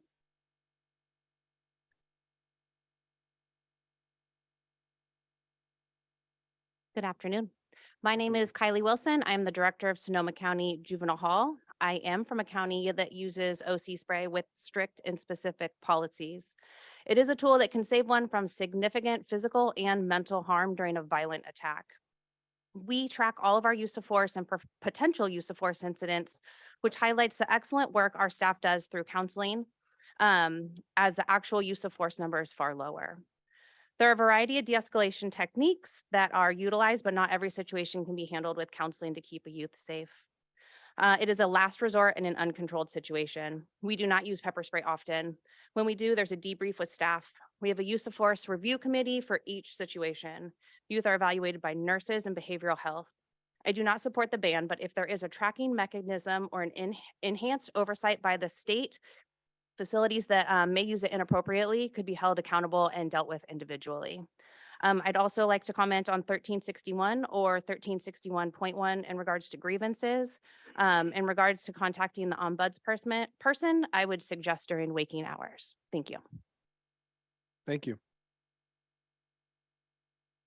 Next, we have Ebony Research from Fresh Lifeline for Youth.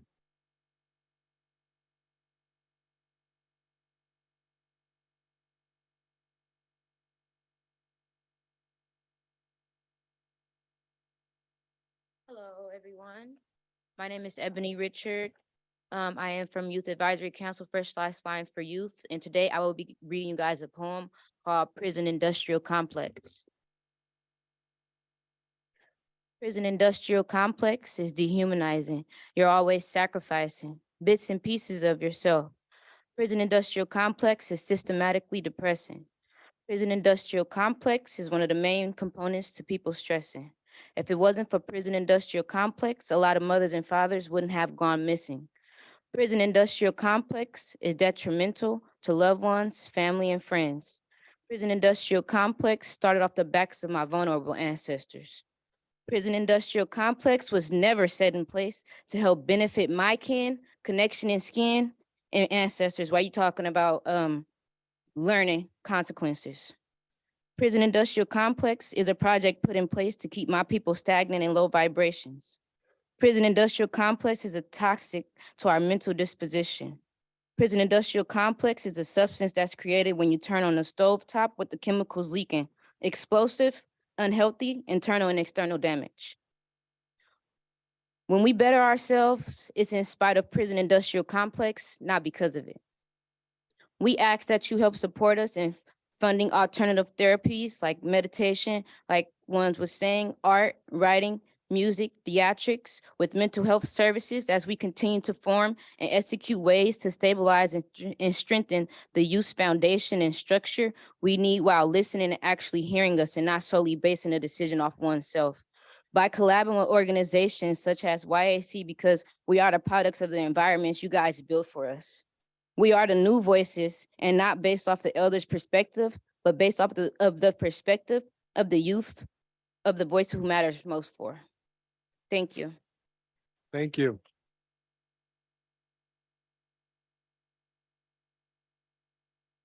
Next, we have Carlos Hernandez from Milpa.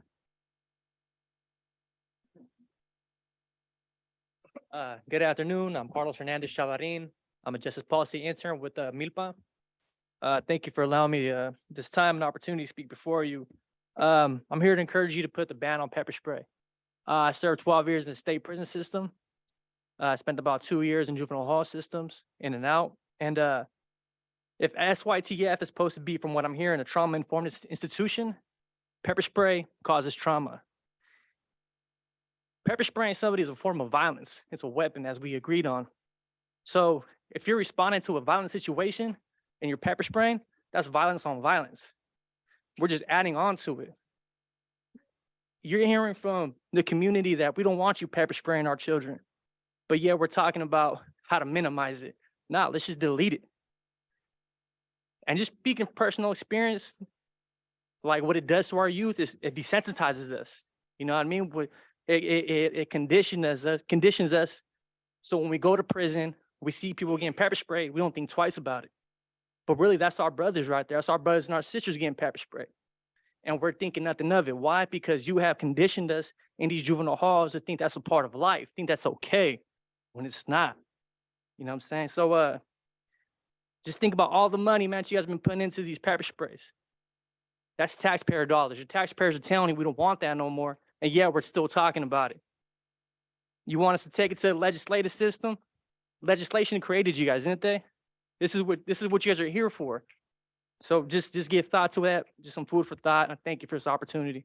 Have a good day. Thank you. Next is Noe Loza from Milpa.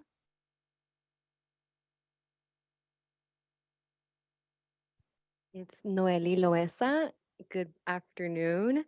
And I'm just here to remind you all of your duty. It's to youth. It is not for your interest. It is for the interest of youth. You have youth here demanding that they don't want the pepper spray, and you sit there and you argue as to why we should still have it. I understand that your county has used it as a last resort, and from what I'm hearing, you barely use it. So what difference does it make if you don't have it? It might not make a difference to your county, but to the counties that abuse it, that is a huge difference for that youth. And again, like, these are youth asking and demanding for basic rights, which you continue to push and say, we need it. That is your duty, to listen to the youth. If you're not listening to the youth and you're not listening to the community, then whose interests are you serving? Thank you. Thank you.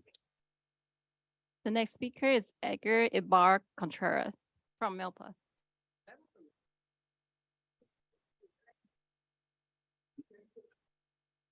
Dios en Chinabue, Inepo, Edgar Ernesto Ibarra Joab, Shokowe. My name is Edgar Ernesto Ibarra Gutierrez. I am the leadership and program coordinator at Milpa.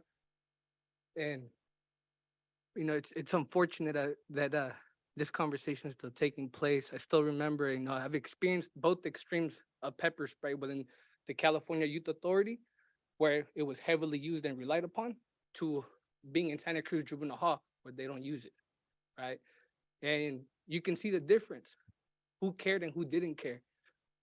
Y'all are talking about the importance of having it on standby just in case for these dangerous California youth, you know? But in reality, they're just young people. They're the young men and women walking throughout California, and the ones that we need to care for. You know, they're the ones who are actually, through their actions, asking for help. So just think about that. Because in the moment that you ask for a little pepper spray, when these young adults come back, next thing you know, it's like, we're gonna need bigger ones, Z505. We're gonna need the big canisters in our legs. Next thing you know, we're gonna need tear gas in our institutions. Next thing you know, we're gonna need Big Bertha in our institution shooting shells at young people. I've been hit by a block gun while in DJJ. I've been suffocated with that. I've been left in the cell, butt naked, sprayed in there by myself to deal with the consequences of my actions with no decontamination shared. So I ask you, y'all, that is my experience. You know, many others have shared similar experiences I have, but today we have an opportunity. So I encourage y'all to, as y'all are thinking about making this vote or putting it to the side, it's like, nah, take the action. I've been a part of different efforts statewide to pass it through legislation. They're saying the same thing y'all are saying.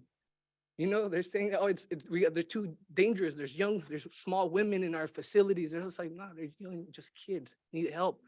We need to change the culture, not just within the institution, but outside, fund resources outside so that that doesn't spread into our institutions. So really just wanting to uplift the fact that you don't need it. Build relationships, get to know these young people. It's not hard. It really ain't. Break some bread with folks, you know, and it's I just really want to encourage that and urge this body to think about that. And also regarding the ombudsman and those efforts too, while in the youth authority, we also saw how staff circumvented that. They would fish grievances out of the grievance box, knowing that the grievance persons or the grievance clerk would pass at certain times. But also be mindful of that a lot of things can be circumvented, and we need different methods so that young people can be heard and when they have issues that are going on within institutions. So I just want to say that, no chem spray. Thank you. Next, we have Malcolm Slater from Milpa. Good afternoon to the board. My name is Malcolm Slater. I'm with Milpa.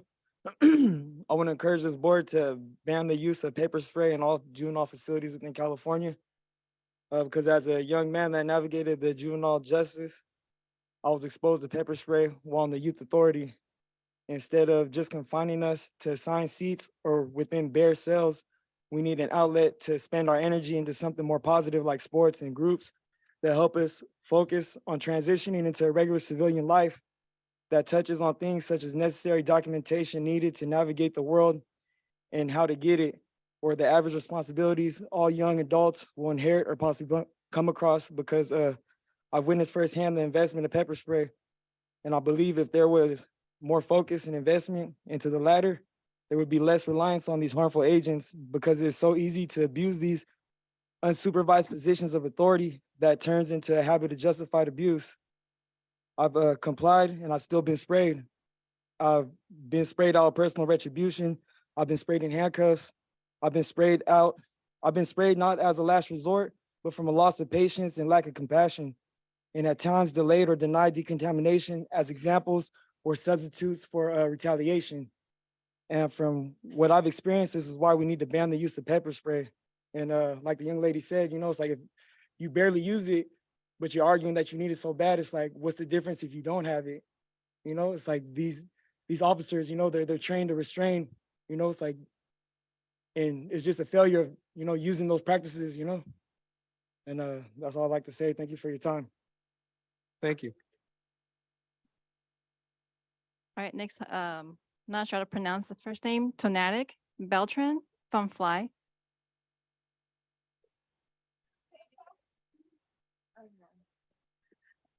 It's pronounced Donatio, but you can call me T. So I'm here representing Fresh Lifelines for Youth in Alameda County. I would like to uplift improving education and access to college and vocational training. Prior to entering this position, I was a full-time student, and during my time at Cal, I was a transfer coordinator for Berkeley Underground Scholars to support firmly incarcerated and other system-impacted students in their efforts to transfer and achieve their academic goals. I say this to uplift the importance of necessity of quality education, as I have witnessed the impact it has on our demographic. In addition, with recent data coming out within the last 5 years, it has been documented that access to educational programs reduces the recidivism rates by 43% and increases the employment rate by 13%, while saving $5 for every $1 spent. Furthermore, vocational training can cut recidivism to approximately 30%. An associate's degree drops the rate to 13.7, and a bachelor's degree reduces it to 5.6%. So now, although these stats are specifically for adults, as there hasn't been any data collection on juveniles in these facilities, I would argue that because of the growing malleable minds of these young people and the propensity for course correction early on, these numbers would be dramatically lower if youth were exposed and had more resources. And I'm certain that this would inevitably change the trajectory of their lives for the better, and thus would directly and positively impact their families and communities at large. Education can open a plethora of opportunities for our incarcerated young people, and they deserve to have their full potential tapped into. So I implore you to please support improving educational programs and access to college and vocational trainings, and directing more of your budget towards this sector. Thank you so much. Thank you.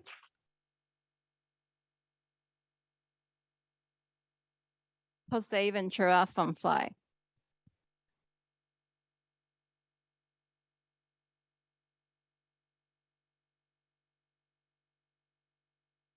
Good afternoon.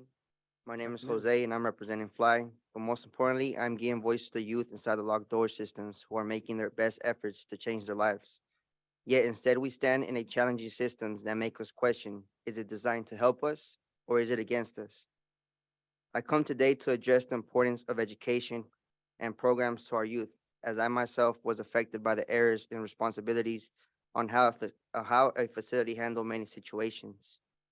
Back in 2020, when COVID hit us hard, I was put in a hospital when I was A phase level, one of the highest levels that is in DJJ.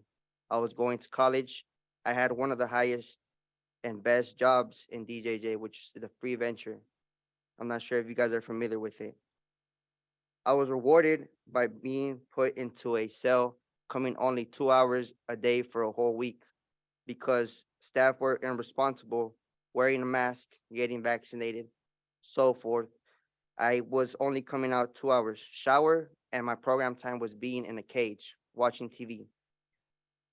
I'm not sure how I was supposed to succeed if I was being taken out of my job, out of school. How was I supposed to utilize my time in there? Therefore, I want you guys to put in mind and to invest in the programs in our juvenile halls. You guys are making programs, but they're not designated for youth in juvenile halls. Therefore, there needs to be workshops, there needs to be colleges programs in there for long-term periods of time for youth. These tools will help them transition. They will give them the abilities, the skills necessary for them to get home and to utilize what they have learned throughout this time. It doesn't matter if you put all these, you're pretty much getting the youth used to this place when you should be investing in them so when they can get out. Therefore, as far as grievances, I believe we should have grievance clerks in juvenile hall, such as DJJ had. We would have meetings and we would go over the procedures on what can be better, but always involving the youth, having one designated youth for each pod and trying to solve the problems. I'm not saying it was effective in DJJ, but it can be better. The abusement, I'm not sure how to pronounce abusement, they're not responsive. There's a big poster on the wall with the number on it, but each time youth came out to me, I called that number, they would say they never pick up. They never got my message. So these are issues that need to be addressed. They need the help, and I ask for you guys to invest in the youth and to put the main concerns out there. Thank you. Thank you. Next, we have Richard Parkett from YSC Alameda County.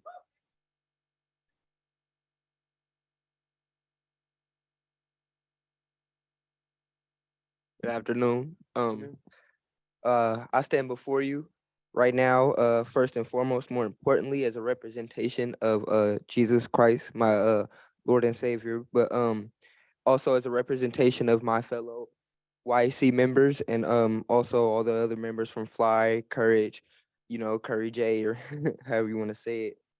I'm here today to let you guys know that I am in support of the ban on OC spray because I don't feel like it does as much good as it does bad.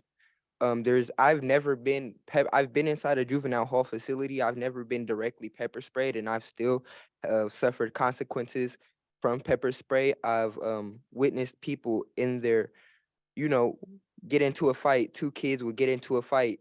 Staff would let it go on, see what they're working with for a couple seconds, and then when it gets to, when it gets too much, then that's when they want to go in and pepper spray without even knowing who's the victim in the fight. It could be one child getting literally physically assaulted by a bigger child, and it could be abuse, child on child abuse.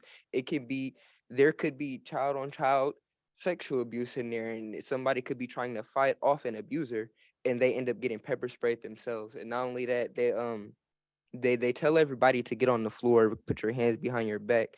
And what I do know is that pepper spray doesn't only affect the one that they're pepper spraying. When they're spraying pepper spray, it affects everybody in, yeah, everybody in the vicinity. I've choked up on pepper spray being more than 15 feet away from the incident.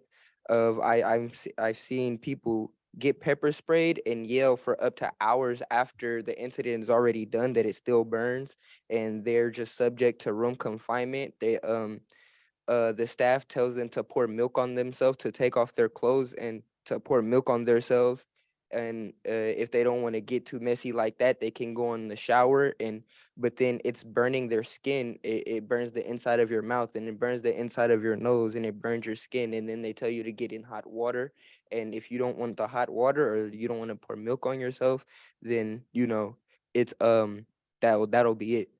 But yeah, I want to be able to have a voice to support our youth. I want to be able to, make this matter, because I have a small family, but about 80% of my immediate family were incarcerated in prison, not just juvenile hall, not just a county, not just, I've been in heavily system impacted since I was 5 years old. I've been in CPS, group homes, foster care, juvenile hall, county jail. And the only thing I haven't touched is prison. But 80% of more of my family have touched prison, and I want to break generational curses, not only from my own family, but for the families of my peers, those around me, the families of the youth that are affected, because I just don't want to see another youth have to go through the things that I went through in life. Me right now, I'm still have pending cases that could hold up to 15 years of my life, of my future, and I'm only 22 years old. I just got baptized last year, just got married last year, and I'm making strides to improve my life. And I wish that if somebody had a voice, that they were able to come and help me out and talk to me about how I was being treated in juvenile hall, and how I can still have a possibility to excel and move forward in life and do all these good things that people say are good. I want them to have that opportunity. I want other youth to have to, to want to go out and want to make themselves better without having to worry about the stigma of being hurt in juvenile halls, worried about the stigma of being a thug or something like that, because it sticks. If you tell somebody a lie for long enough, they tend to believe it. And you got these good kids going in there, being conditioned to think that they're thugs. And then it's no better with social media and music. And then, so, I just hope you guys take heed to our words. Thank you so much. Thank you. Appreciate it.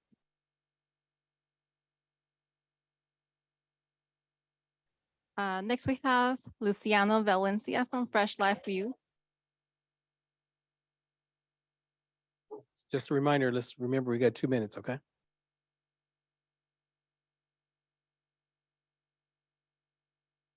Hey y'all, it's Luciano from Fly, and I just want to touch on use of force, pepper spray.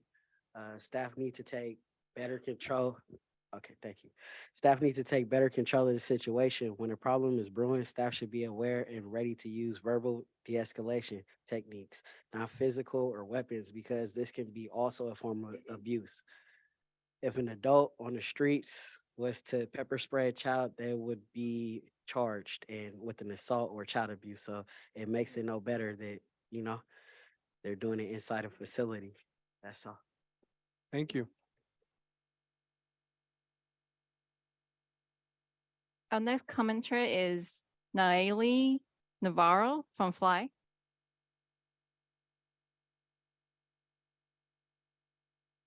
Thank you. It's pronounced Nayeli. Hi, my name's Nayeli Navarro.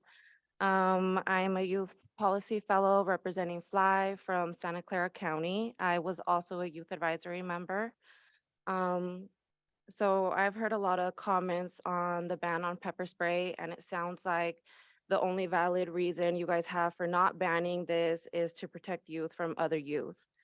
But what I would like you guys to understand is that these youth, they're going to fight, just like somebody else said. These youth are not just angry, but they're hurt, they're traumatized. And that leads to things like this. I agree that these type of things happen all the time. But I do not agree with using chemical spray. I believe in trauma-informed care. And if these facilities had properly trained staff, there would be a better chance to deter these situations because trauma-informed care targets the root of our traumas, the root of the problem. We wouldn't just be focusing on the aftermath, the clash. The probation staff do not have trauma-informed training, and without this, they're not able to build trustworthy relationships with youth. They're not able to rehabilitate the youth, which is what the main focus of the juvenile justice system is. So please stop investing in their punishment and start investing in their rehabilitation. Ban the pepper spray and implement more trauma-informed care and training for the staff. Thank you. Thank you. Next, we have Erin Palacio from Youth Law Center.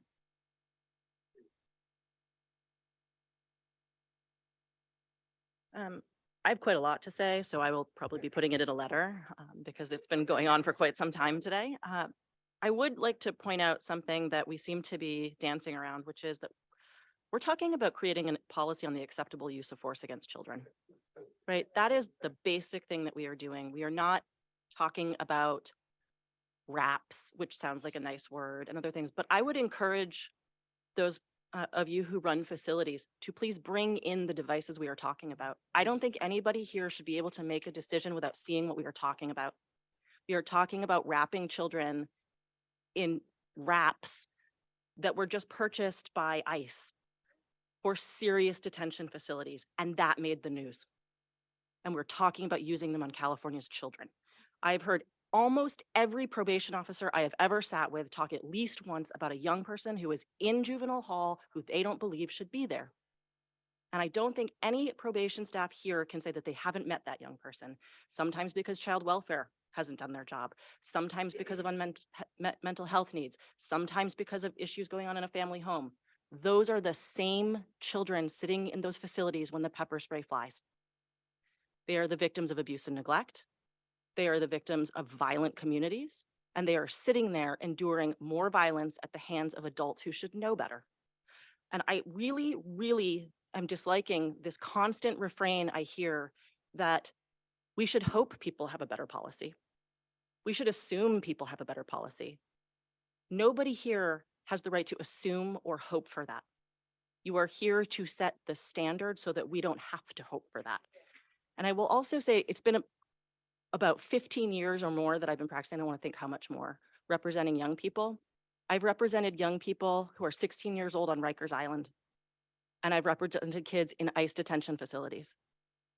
The kids who I have sat with personally who have endured the most egregious abuse have all been from California's juvenile halls. And I don't believe that that has changed. I believe that what we are talking about in LA just happens to be in the paper. And what I am learning sitting through these meetings is that the way that we can acknowledge it is only by exposing it. So I hope we're all taking that note because right now we have a lot of young people suffering and not a lot of standards being set. Thank you. Our next commenter is Aisha Brown from Fly.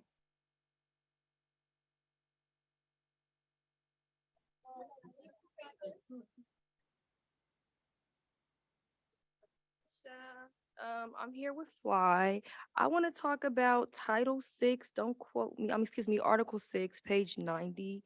It states that youth shall be provided a rigorous quality educational program. Also, I know that we probably didn't get into this, but I'm just getting to it right now. Quality educational program that responds to the different learning styles and abilities of students and prepares them for high school graduation, career entry, and post-secondary education.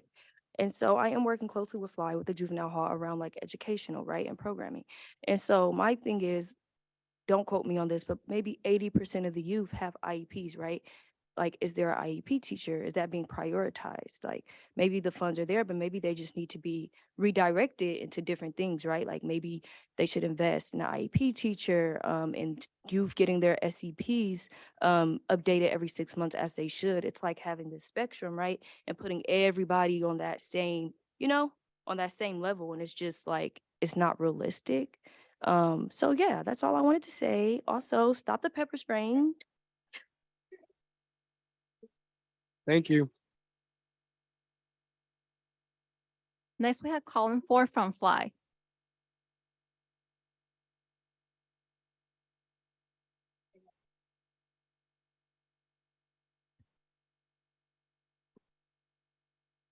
Good evening. Colin Ford, Policy Associate with Fresh Lifelines for Youth. I want to speak today in my 2 minutes in support of banning chemical spray. This is one of the number one issues that came up in our listening sessions at Fly across the counties that we serve youth in the Bay Area. It's unbelievable the amount of young people who have either I've spoken with in the last year who have either been the victims of chemical spray or directly or experienced it because they were in the vicinity. It's time to end the use of chemical spray in California. There are 35 states, maybe 38 I heard today, but more importantly, 7 California counties. I'm really struggling with what is the purpose of this group if you're not going to take a look at what are the best standards. What is possible? If there's a probation department that has shown that they can successfully operate a juvenile hall without the use of chemical spray, why are we not learning from them? Why is that not the bar we're setting? I'm just incredibly frustrated with this, and I'd like to see y'all step up to the plate and follow those best practices. The last thing I wanted to share is just, I think there's also, others have touched on this, but a shift in the culture. I think that is what this really gets to at the end of the day. I'd like to see y'all focus on verbal de-escalation. I would like y'all to think about how can staff be building rapport with youth? How can staff be having mutual respect? Respect has to go both ways for the youth that are in their care, rather than continuing with a current culture of fear, dominance, and control. And the last thing I want to share is I heard a lot today about youth on youth incidents. And I just want y'all to think about what are y'all modeling for youth with your behavior as probation staff when you are using chemical spray and you are showing that the way you deal with incidents and the way you deal with issues is violence. Thank you. Thank you.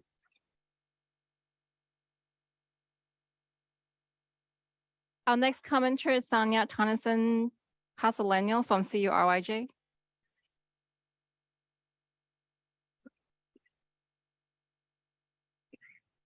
All right. Hi, everyone. I'm Sonia Tonneson Castellano representing Courage. I don't have a very long comment because I'm one of the least important voices in the room. But all of the young people you're talking about are here in the room. None of us is worried about a fight breaking out and not having chemical spray on us right now. That's because our young people are people, human beings, not animals. When they're treated with love, care, and mentorship, they become leaders. They take the mic. They teach you. Okay, so this is a model for what it could look like. We're asking you to study the models that work. Come talk to anyone who works at Communities United for Restorative Youth Justice. We have violence interrupters who are across the city of Oakland, who are working inside of the schools, who are preventing expulsions and suspensions and the pipeline into your facilities. We have violence interrupters who are working with young people who come from rival communities and are stopping the violence, which is often elevated from law enforcement contact, often elevated by law enforcement contact. Many of the homicides that happen in Oakland have been caused by intervention from law enforcement. We know that violence interrupters from the community de-escalate. They have the experience. The young people in this room are turning into those roles. They are that mentors for the next generation. So I hope you are learning from them. Your teachers are here. The funding should be going to all of the people behind me. And the last thing I really want to say is really think about if this were your children, literally your blood, your children. I know a lot of you up here are parents. If your children got into a fight, if your child had autism, if your child had a mental health crisis, if your child was saying they were going to kill themselves, would you put a chemical agent on their body? You'd have the cops called on you for doing that. That would be insane. That would be inappropriate. It's equally so in a carceral setting. There is no difference, with all due respect. You do not do that to a child. There are proven practices, and saying we're going to delay the ban on chemical agents because we need data on how it's being used is a cop-out. We have the data on the best practices. We have that before you. There's public comment, there's expertise. We know it's being used primarily against Black and brown youth, majority young people who have disabilities, majority young people who have asthma, who are going to have adverse permanent effects. It needs to be banned. It does not need to be delayed. You have the data already. Thank you. Thank you.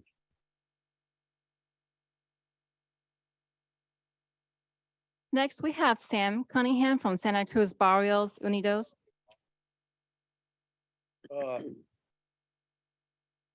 I've been invited, I'm here with over 40 community-based organizations up and down the state of California, representing California Alliance for Youth and Community Justice. I've been invited by them several times to come to this space and speak. And I've declined it every time.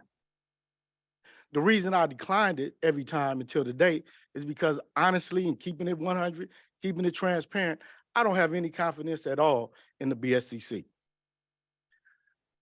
That's not a personal attack on anybody that sits on the BSCC. I have over 35 years of incarceration, from 12 years old to 52 years old. I wouldn't have confidence if 13 of me sat on the BSCC. And I'm saying that because we can't look at anything from one lens. We can't look at anything from one lens. None of you have the life experience with these that these young people have been talking about. None of you have been chemically sprayed. None of you have been put in a straitjacket. My bad, a wrap. Nobody has been put in a wrap. All of these things. Our young people are going through this daily. Something that I want to address and I don't see a 2-minute thing, so I'm gonna try to keep it under 2 minutes. If I get long, just give me a thumbs down, up or whatever. But there's two things I want to address: the chemical spray and the chemical spray and the restraints. You spoke about training. I don't care how much training you get training up to yin yang.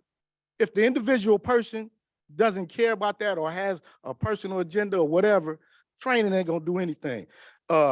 Chauvin that had his knee on Floyd's neck, he had a whole lot of training, but he still did it. The training that's the young people that's being sexually abused, physically abused, all of them people have been through all kind of training. So training only is for the individual person on what they're gonna do. So that training, I don't see it.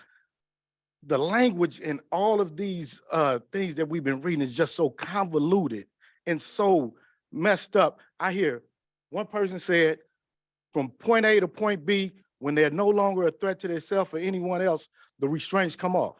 But then we got language talking about 15 minutes. We got language talking about 4 hours. Which one is it? Which one is it? Is it as soon as the threat is over, or is it at 15 minutes? Is it 4?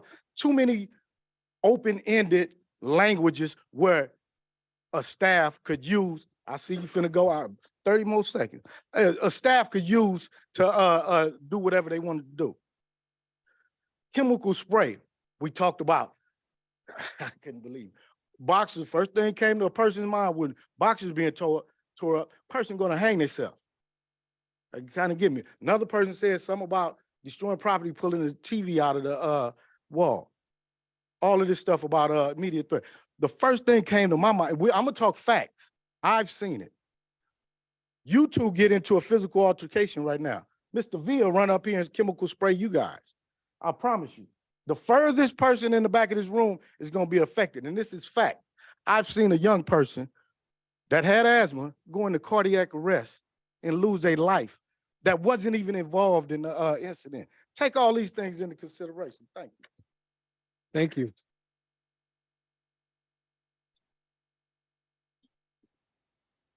Next, we have Joshua Pineda. Missing your right?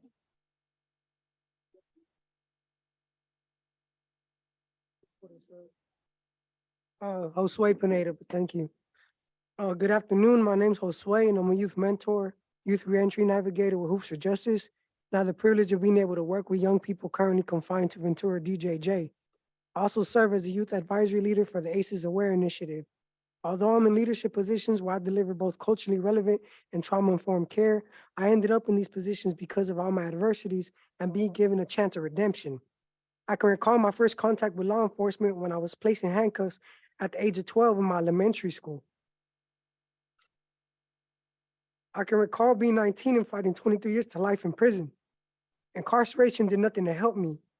Community members and community-based orgs like all those behind me is what helped me heal. The current status of these secure treatment facilities is under-equipped to serve, rehabilitate, let alone treat youth once confined to DJJ. If the best that can be presented to our youth is minimum standards, then what this group is telling the state is that you're okay with subjecting our youth to cruel and unusual punishment. The juvenile justice system is supposed to rehabilitate our young people, not traumatize, not dehumanize, not dispose of them. Youth are asking for access to more food because they're going hungry in their rooms. Youth are not being given access to higher education, a resource that has been proven to lower recidivism rates. Youth are being left in their rooms simply because there's lack of programming. Chemical weapons are a tool that are being used at the discretion of staff who do not have the best interests of the youth in mind. I heard it being mentioned that, horrific things are being witnessed in these juvenile halls, but moving forward with the implementation of these bare minimums and these SYTFs is going to create and maintain horrific environments. Chief Haynes, you mentioned wanting to find a durable solution when you're addressing your stance against the ban of chemical weapons. The durable solution is to implement the recommendations from the community who is far more invested in the growth and humanity of these youth than law enforcement will ever be. The development, rehabilitation, and safety of our young people is in your hands. Don't fail our youth. Thank you. Thank you. Our next speaker is Jose Velasquez from CURYJ.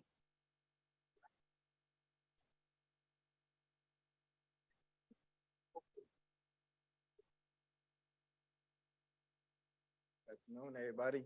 I'm Jose. I'm one of the policy fellowships representing Contra Costa County, also representing Courage. I'm here to talk about the juvenile conditions inside. Basically, I just think that it's really unfair how they treat people inside of there, and really they treat us like we're not human. A lot of people inside are just solitary, they just inside of their rooms. They don't get that outside time like you guys were saying. A lot of people don't get that programming like they're supposed to do. A lot of people are going inside of there and they're just like getting the regular education that they're not supposed to be getting. Is that basic education. They're just giving that third grade package and all that. They're not giving that education that they're actually are going through, like I don't even know how to put this. I'm sorry, but it's crazy. Like, a lot of people in here, like they were saying, my fellows, they were saying that they got these young girls inside too, right? And then imagine your kids are in there, and your son, your daughter and stuff. They're getting underwears that are used, bloody, stained, ripped. Like it's crazy how like they're how do you say that, dehumanizing us. Like I just think that everybody in there should be getting at least some new pair of socks, new pair of underwear. Girls, boys. It's unacceptable. I'm sorry. Thank you. Our last speaker is Elijah Ramirez.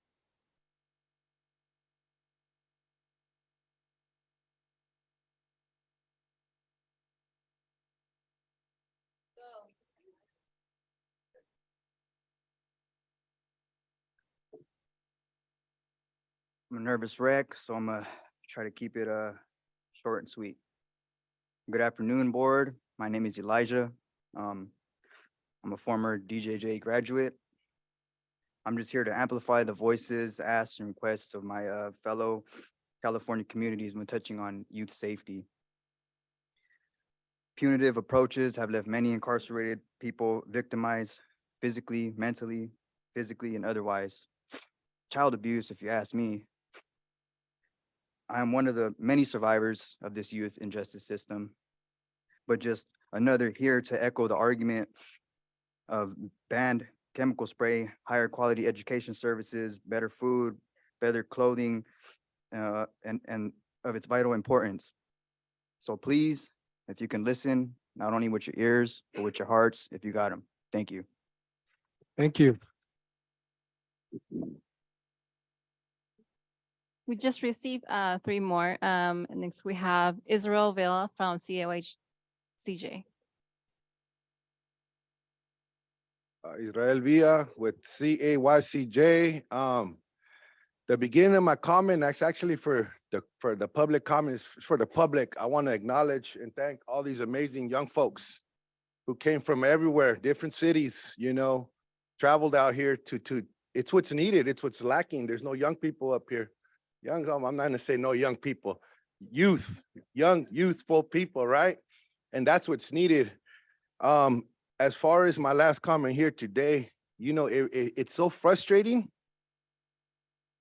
because there's a lot of good talk, but what's happening from what I can see and what it feels like, this space, legislation, you name it, all of your stakeholder spaces, it's an attempt to continue to hold on. Y'all do not want to let go. And I understand the biggest barrier that we have to end the incarceration of all kids. We believe, and I know in the future, not in my times, we are going to end the incarceration of all of our kids. If we could raise my bro, I'm going to mention my brother George Galvis. I heard him say at the Capitol one time when I first came home, if we can figure out how to raise cage-free kids, cage-free chickens, then we can figure out how to raise cage-free kids. Y'all have the resources. Another big problem that we have is a lot of these system stakeholders, your livelihoods rely on our kids being incarcerated, and that is the biggest problem of them all. I think what we really need is an audit of your CPOC probation, because I feel another huge problem is that y'all are maintaining the staffing levels from when some of us were kids. You have never shrank with the shrinking population, and the budgets are going with as the population continues to shrink. Even this year's DOJ report, youth are committing less crimes. There's less youth arrests. It continues to drop, even violence. But the budgets are going the extreme opposite. You know what I mean? It doesn't make no sense to me. And I don't understand how all of these system stakeholders, I'm going to call out the Governor Newsom again, because he made this happen. And I don't get it. It's so hard. It's so frustrating. It's so like emotionally draining to come over here and wait for these 2-minute opportunities when it's like, you hear us, but you're not listening, or you sounds good. You got a big old thing of public comment. We've been coming here for 9 years, saying the same things, and you have it all there and you say it. That policy, that big Title 15 is the same. When I was a kid, it's exactly the same up until 5 years ago when we got involved and we created the changes that need to happen, the start of it. So we're here to finish it. We're going to be here in another 3 to 5 years. We're going to keep coming back. Honestly, we need to restructure this whole BSEC. This was created to maintain the status quo. And this is part of it, this lack of transparency, this confusion, even by your legal counsel, it seems was fumbling. And I don't know. It's like, you know what? Can we just again, can we come with our hearts? Can we understand? Yes, there are some young adults. We hear that, but we're not going to go with that. They're under 25. We know brain development. Joint Sawyer just passed rather than at risk, at promise. And we're not going backwards. We're going forward. And just thank you all for your service and this struggle. We're going to struggle. And we're going to struggle through this, but we're going to do what we need to do. And nothing's going to stop us. Some folks are going to try. Change is hard and it's slow, but we ain't going nowhere. Thank you.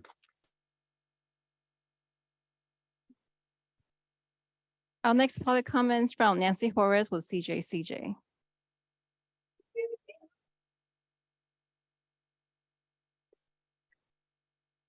Good afternoon. I'm going to start by reading a comment from my sister. Hi, my name's Arabella Guevara. My pronouns are she, her, and I'm a fellow at the Young Women's Freedom Center. According to Section 1390 and 1391, youth are not to be retaliated against when it comes to corporal punishment, group punishment, physical or psychological degradation. Youth shall not be deprived of daily showers, drinking water, contact with family, and right to phone calls. Yet, based on my own experience, this is not true. If one person breaks a rule or gets in trouble, everyone is punished for it. Staff themselves has said, it's a group effort. If one goes down, you all go down. This not only causes tension between youth, but it also makes youth feel as if their hard work and efforts aren't seen. Throughout my time incarcerated, taking phone calls away was the most common form of discipline staff used. This goes directly against Section 1390 and 1391, and it is clear that probation staff cannot be trusted to abide by these regulations. I strongly urge the committee to address this in the revision of the section. Now I'm going to speak for myself, Nancy Juarez, CJ. I heard from Merced that you are against the ban of chem spray. But from my research, I see that there's about 15 youth on a daily basis within this facility.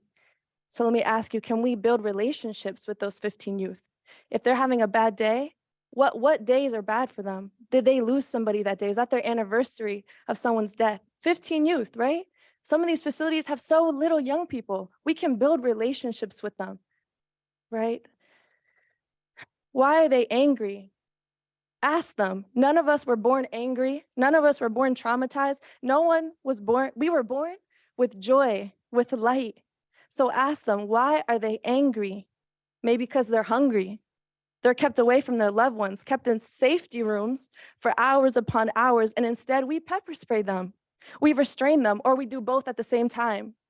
So ask young people. They're in the room today.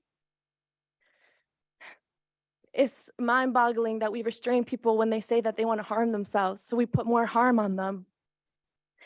At risk, at promise, right? We want to switch that verbiage out. But you put young people at risk. You don't see their promise or their potential. So I ask y'all, listen to the public comment today, ban chem spray, and build relationships with the young people under your care. Thank you. Thank you. Next, we have Annalisa Ruiz from Young Women's Freedom Center. Good afternoon. My name is Annalisa Ruiz. I'm the policy director at Young Women's Freedom Center. I work on the statewide team, but over the last couple of years, I've had the honor of working with young people incarcerated in Santa Clara County, whether it be inside facilities or working with them as they came home and in the community. Oftentimes, even before working at Young Women's Freedom Center, I did the same work with young men.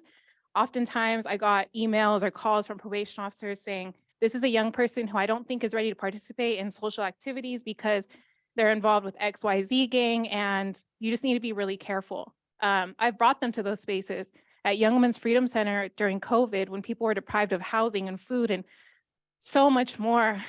We've had these quote unquote rivals holding healing circles together. And so when you sit here and you tell me that you need these weapons because young people who are rivals are in facilities together and are violent, it makes me question what type of training you're hoping and trusting that these staff have.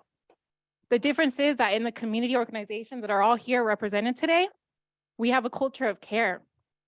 Our youth know that they're loved, that they're seen as human. And so I encourage you to think about that as you, as an executive steering community, have the authority to impose regulations on these staff who are put in place to care for our young people. Thank you. Thank you. Our next public commenter is Jonelle Casada.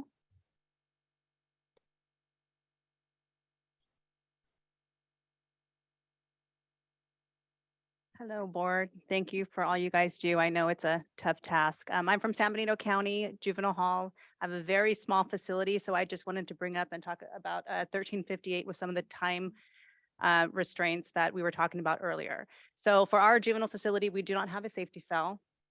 We do not have medical on site all the time. It's limited hours, and we do not have behavioral health on site. after hours.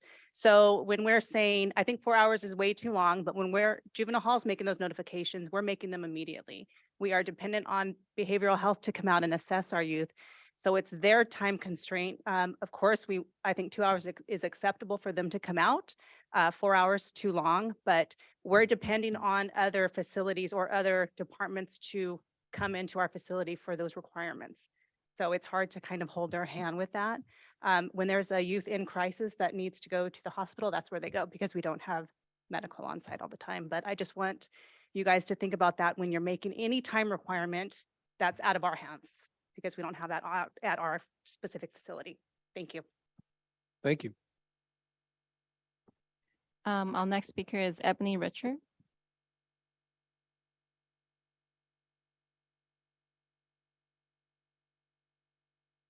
I'll be going into what do we want?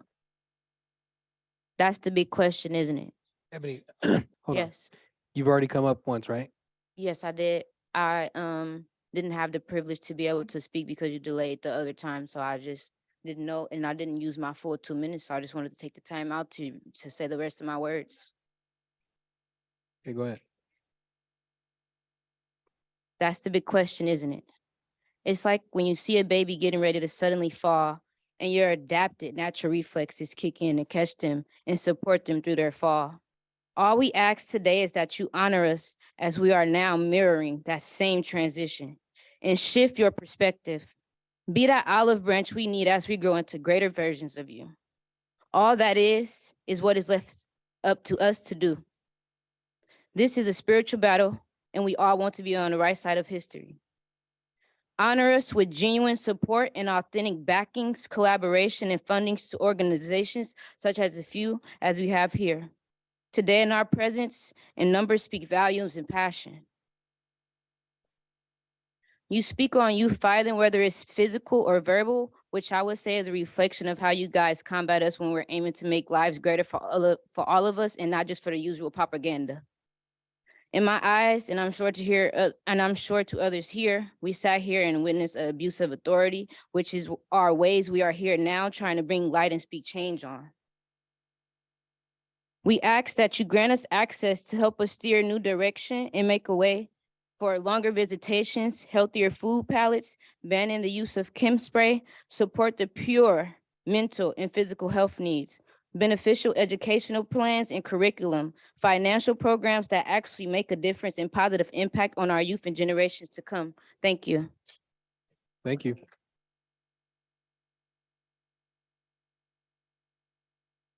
We have a few people who would like to comment on Zoom. I'll start with Dan Hawks. What's the name, Lindsay? Dan? Dan? Are you there, Dan?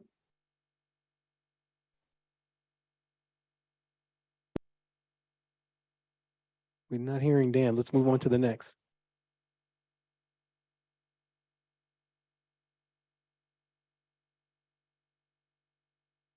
The next speaker would be Aditi Sharika.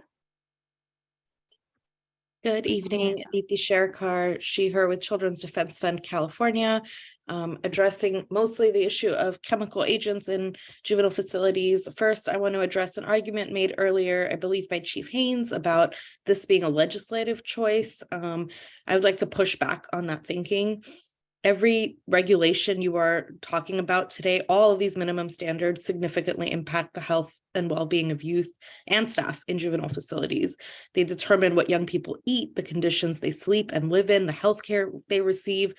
All of these can be life or death for these young people, and chemical spray is not a unique or special regulation. And I urge you not to abdicate your responsibility here to the legislature. This is an appropriate topic for you to discuss and frankly, take bold action on. Finally, I want to reiterate what was said earlier as well about data. We know that data already exists. There is no need for more data requests. CPOC has the information that you're looking for in terms of chem spray usage. You have the ACLU report, which has a lot of data in there. You have a report from Disability Rights California, a report from the Los Angeles County Probation Oversight Commission that details the use and abuse of chemical agents in the last several months. We have the information we need.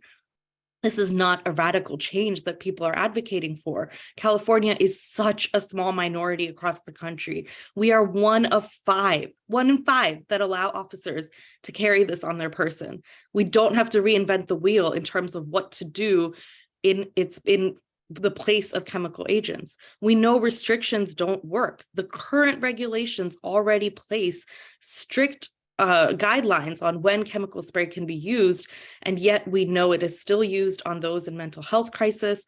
We know that young people are sprayed when they're engaging in self-harming behavior, for defiant behavior, all of this in violation of the current regulations.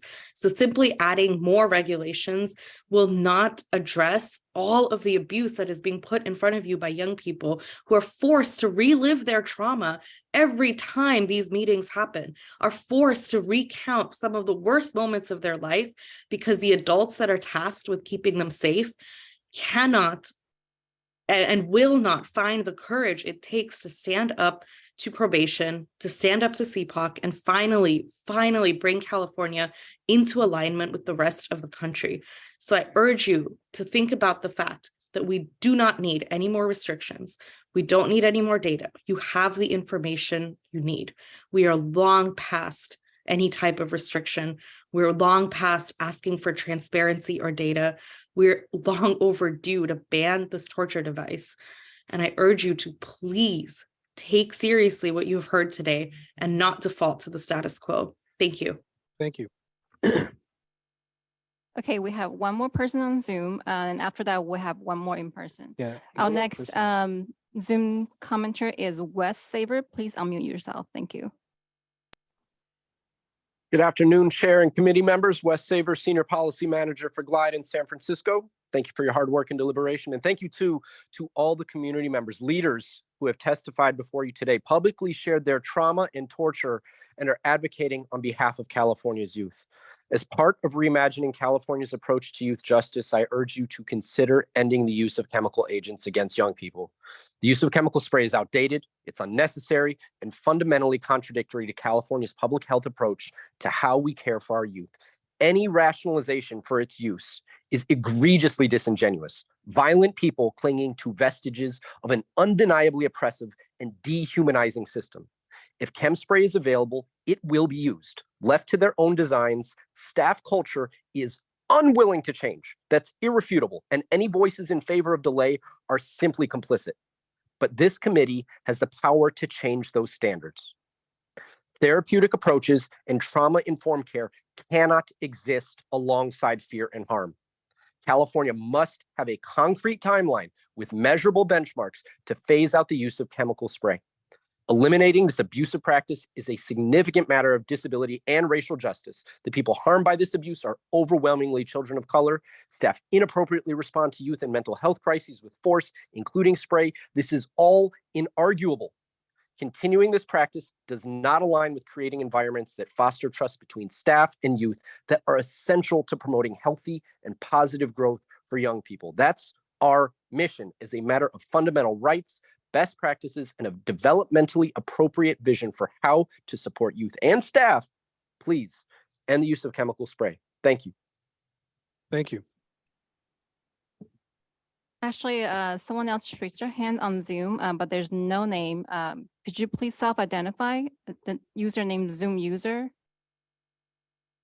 My name is Clemente Salas. I'm with Silicon Valley Debug. I wanted to bring, kind of point out that although my brothers and sisters are the ones who are continue to campaign to close on these prisons, and it's working, we're still the ones,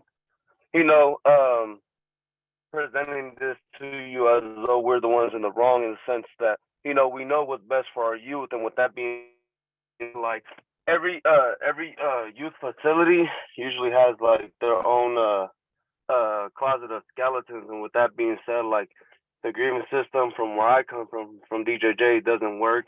I put in over 30 grievances. They all had the same response. Same thing with the ombudsman. They're not really helpful due to the fact that if you do go through them, they want you to have a grievance process and not exhaust all avenues. So by that time that they try to help you out, it's been months, and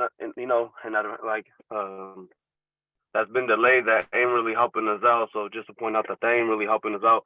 And what would help us out is a third party, an independent third party that would be able to review all grievances throughout all youth facilities. And that could be somebody that might be, in a, that might work hand in hand with you guys, but also with the community. So where it'll be a middle ground, to a person who has no judgment or, type of biased judgment towards us, because in the facility, if you turn in a grievance, you're not really going to get too much help, especially because every facility usually has their own ways of doing things, and most of them don't really turn them in. So with that, that's it. Thank you. Thank you. Okay, that will wrap up all the Zoom commenters, and we have one more in person. Her name's Rose LaValle with Fly. Hi, I'll try to keep it to the 2 minutes. Okay. Sorry about that. I'm not exactly sure how I'm gonna say this, so please just bear with me. Just want to raise the quote that I often hear, that you can't heal an environment that you got sick in.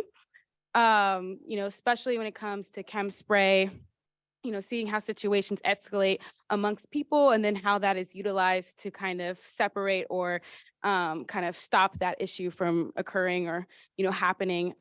We kind of know that chem spray is not just a one-time effect that can be in your respiratory system for months after. And you can cleanse the body of that, but you can't cleanse the mind of that. So, I really want to talk about how are we talking about the relationships, amongst the people who are in facilities, but how are we talking about the relationships that, our, guards have with the people who are in facilities, right? Because I know I've seen people get pepper spray in facilities, while I was in there. And then I've seen, people in there be like, oh, I'm gonna get that person now, right? I'm gonna get that guard now. Now we have a poor relationship. They didn't want to hear my side. They didn't want to verbally talk me down. They didn't want to ask what was going on before pepper spray was dispensed. And that's irresponsible, right? I was the youngest person in there. I was 18 when I went in there. I was in their care. And that was just traumatizing to see off that. I was just like, what? And I've seen, violence on top of violence from where I'm from. And that alone, without no questions asked, right, was extreme. And then I hear conversations or I hear language about, it's rarely used, all that type of stuff. And I'd like to echo what other people have talked about. If it's rarely used, what's the importance of not having it, right? But rarely used does not mean that the damage isn't still there.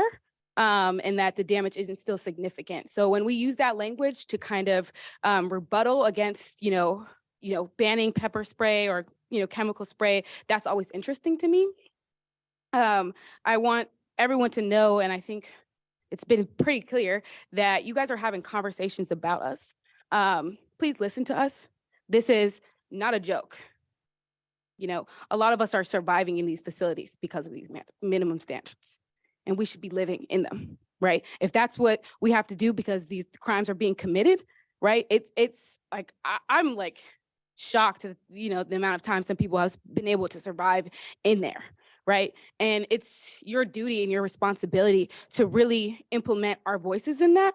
And I'm not just talking about we're gonna take public comment and listen to it. I'm talking about action, right? This has been a conversation for years. This isn't new.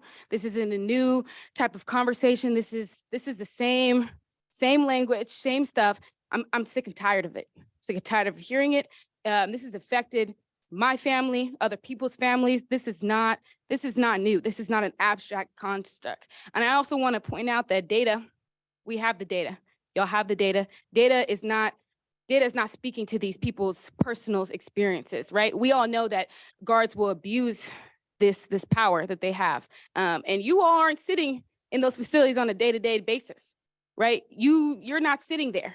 You're not sitting there. So when people have that power and they abuse it, right? And that's the majority of these people's experiences, I really need y'all to hear that. I need you to trust that we are telling you the truth. This affects us, this hurts us. And it's extremely disrespectful to have people talk about, we need data to have a conversation around this. It's insane. This is my life. This is not a data. This is not a statistic. This is not a joke at all. Thank you. Thank you. That's it. Thank you for your public comment. I'm gonna come bring it back to the ESC. Any comments regarding the public comment from the ESC? Could I say something? You go ahead, Robert. Yeah, yeah, I wanna thank everybody for their comment, and coming out and speaking. I also want to encourage you all to continue to speak and continue to hold on to that hope that I'm seeing across this room right now.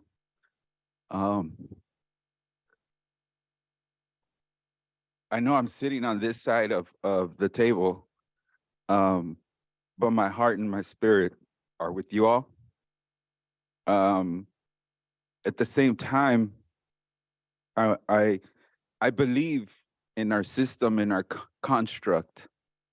And when I say that because there is power for change. We all just have to have the courage to make it happen. You know, I don't know any other country. I don't know any other place where, you know, you could be through the things that some of us have been through. And I can honestly say that, you know, I'm living a happy life today. Like, second chances do exist. And the hope is bright. And I'm optimistic that next time we meet, we could make history. Thank you. Thank you, Robert. I appreciate that. One more thing. Sorry about that. I want to thank our chair for his patience and his leadership.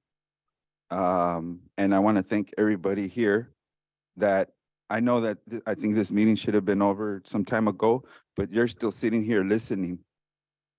And I think that matters, and that shows that, like, around this table are people that do care.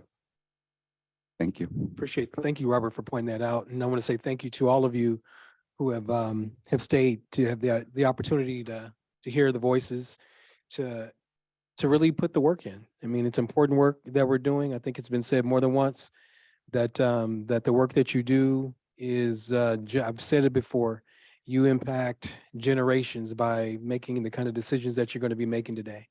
And we can see the young people who are impacted and the care that the community has for the work that you guys are all doing. So I just want to say thank you for hanging in there for the rest of the day. Now, we got to Article 6. And so we can talk. I know we're scheduled to be back together in September, but won't you talk a little bit about that? We'll work with members to find a date that works, and we will have another meeting. We'll pick up the work and keep moving through. And again, I echo all the thanks for people. I know you have places to be and families to take care of. So to all the members sitting up here and all the members of the community, and also my team that supports us, really appreciate everybody being here and sitting here and for also sharing your stories. They're very important to us. Thank you. The next time we meet, staff will put together all the work that we've talked about today to bring some draft language today. Or are we going to do that after we finish up? We're going to need to, we just We'll need talk to about kind that of later. regroup and Okay. reprocess, and we'll let the committee know. Sounds good. Anything else from the ESC for the good of the order? Again, Danny, did you have something? Yeah, I just wanted to echo the comments made about thanking everyone who came here today to share their stories. I think it's really important, and for us to sit in, we had our comments, but the overwhelming community support for more education resources and banning OC, that should definitely be be something that sits in our minds today. And I'm taking that with me, because we're not taught, like it was just mentioned, like we're in the different roles that we're in, and I'm you know, in a nonprofit, so I don't work in facilities, but like we're in the positions that we are in today, but we're not the ones that are directly impacted by like improvements or lack of improvements from these regulations.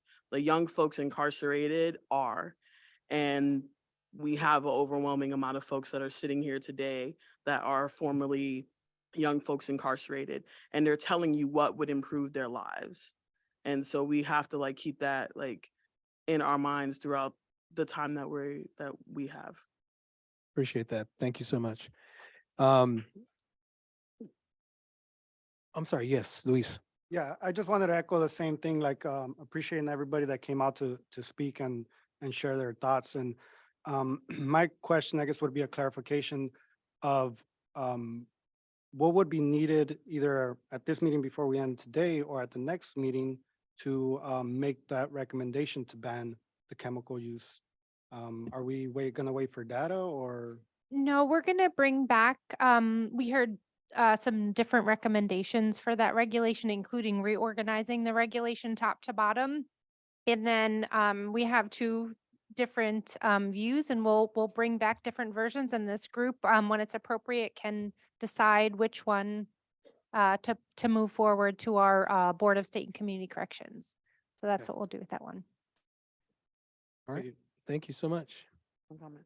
Are we gonna be meeting again?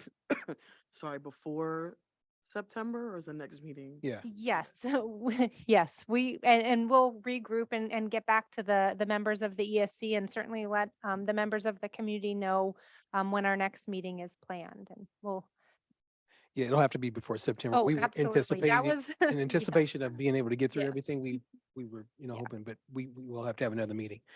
All right, well, I'm just gonna say thank you, everybody. Be careful getting home, driving home, flying home, whatever. Everybody, please be careful as you're heading home with the weather and everything. Danny, yes. To, like hold people up. Hold but on.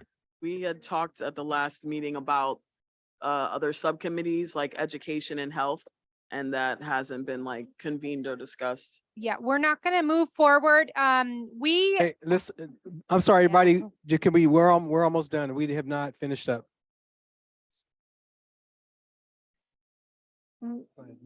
It's okay. It's okay. Sorry, I lost my train of thought for a second. We had originally discussing how to do next steps with working groups. We want to come back together and present a plan to this ESC before we do anything. So we will take no action with working groups until we get back together with this group. And we'll bring a clear plan and figure out the best way to move forward. All right, thank you. We're adjourned.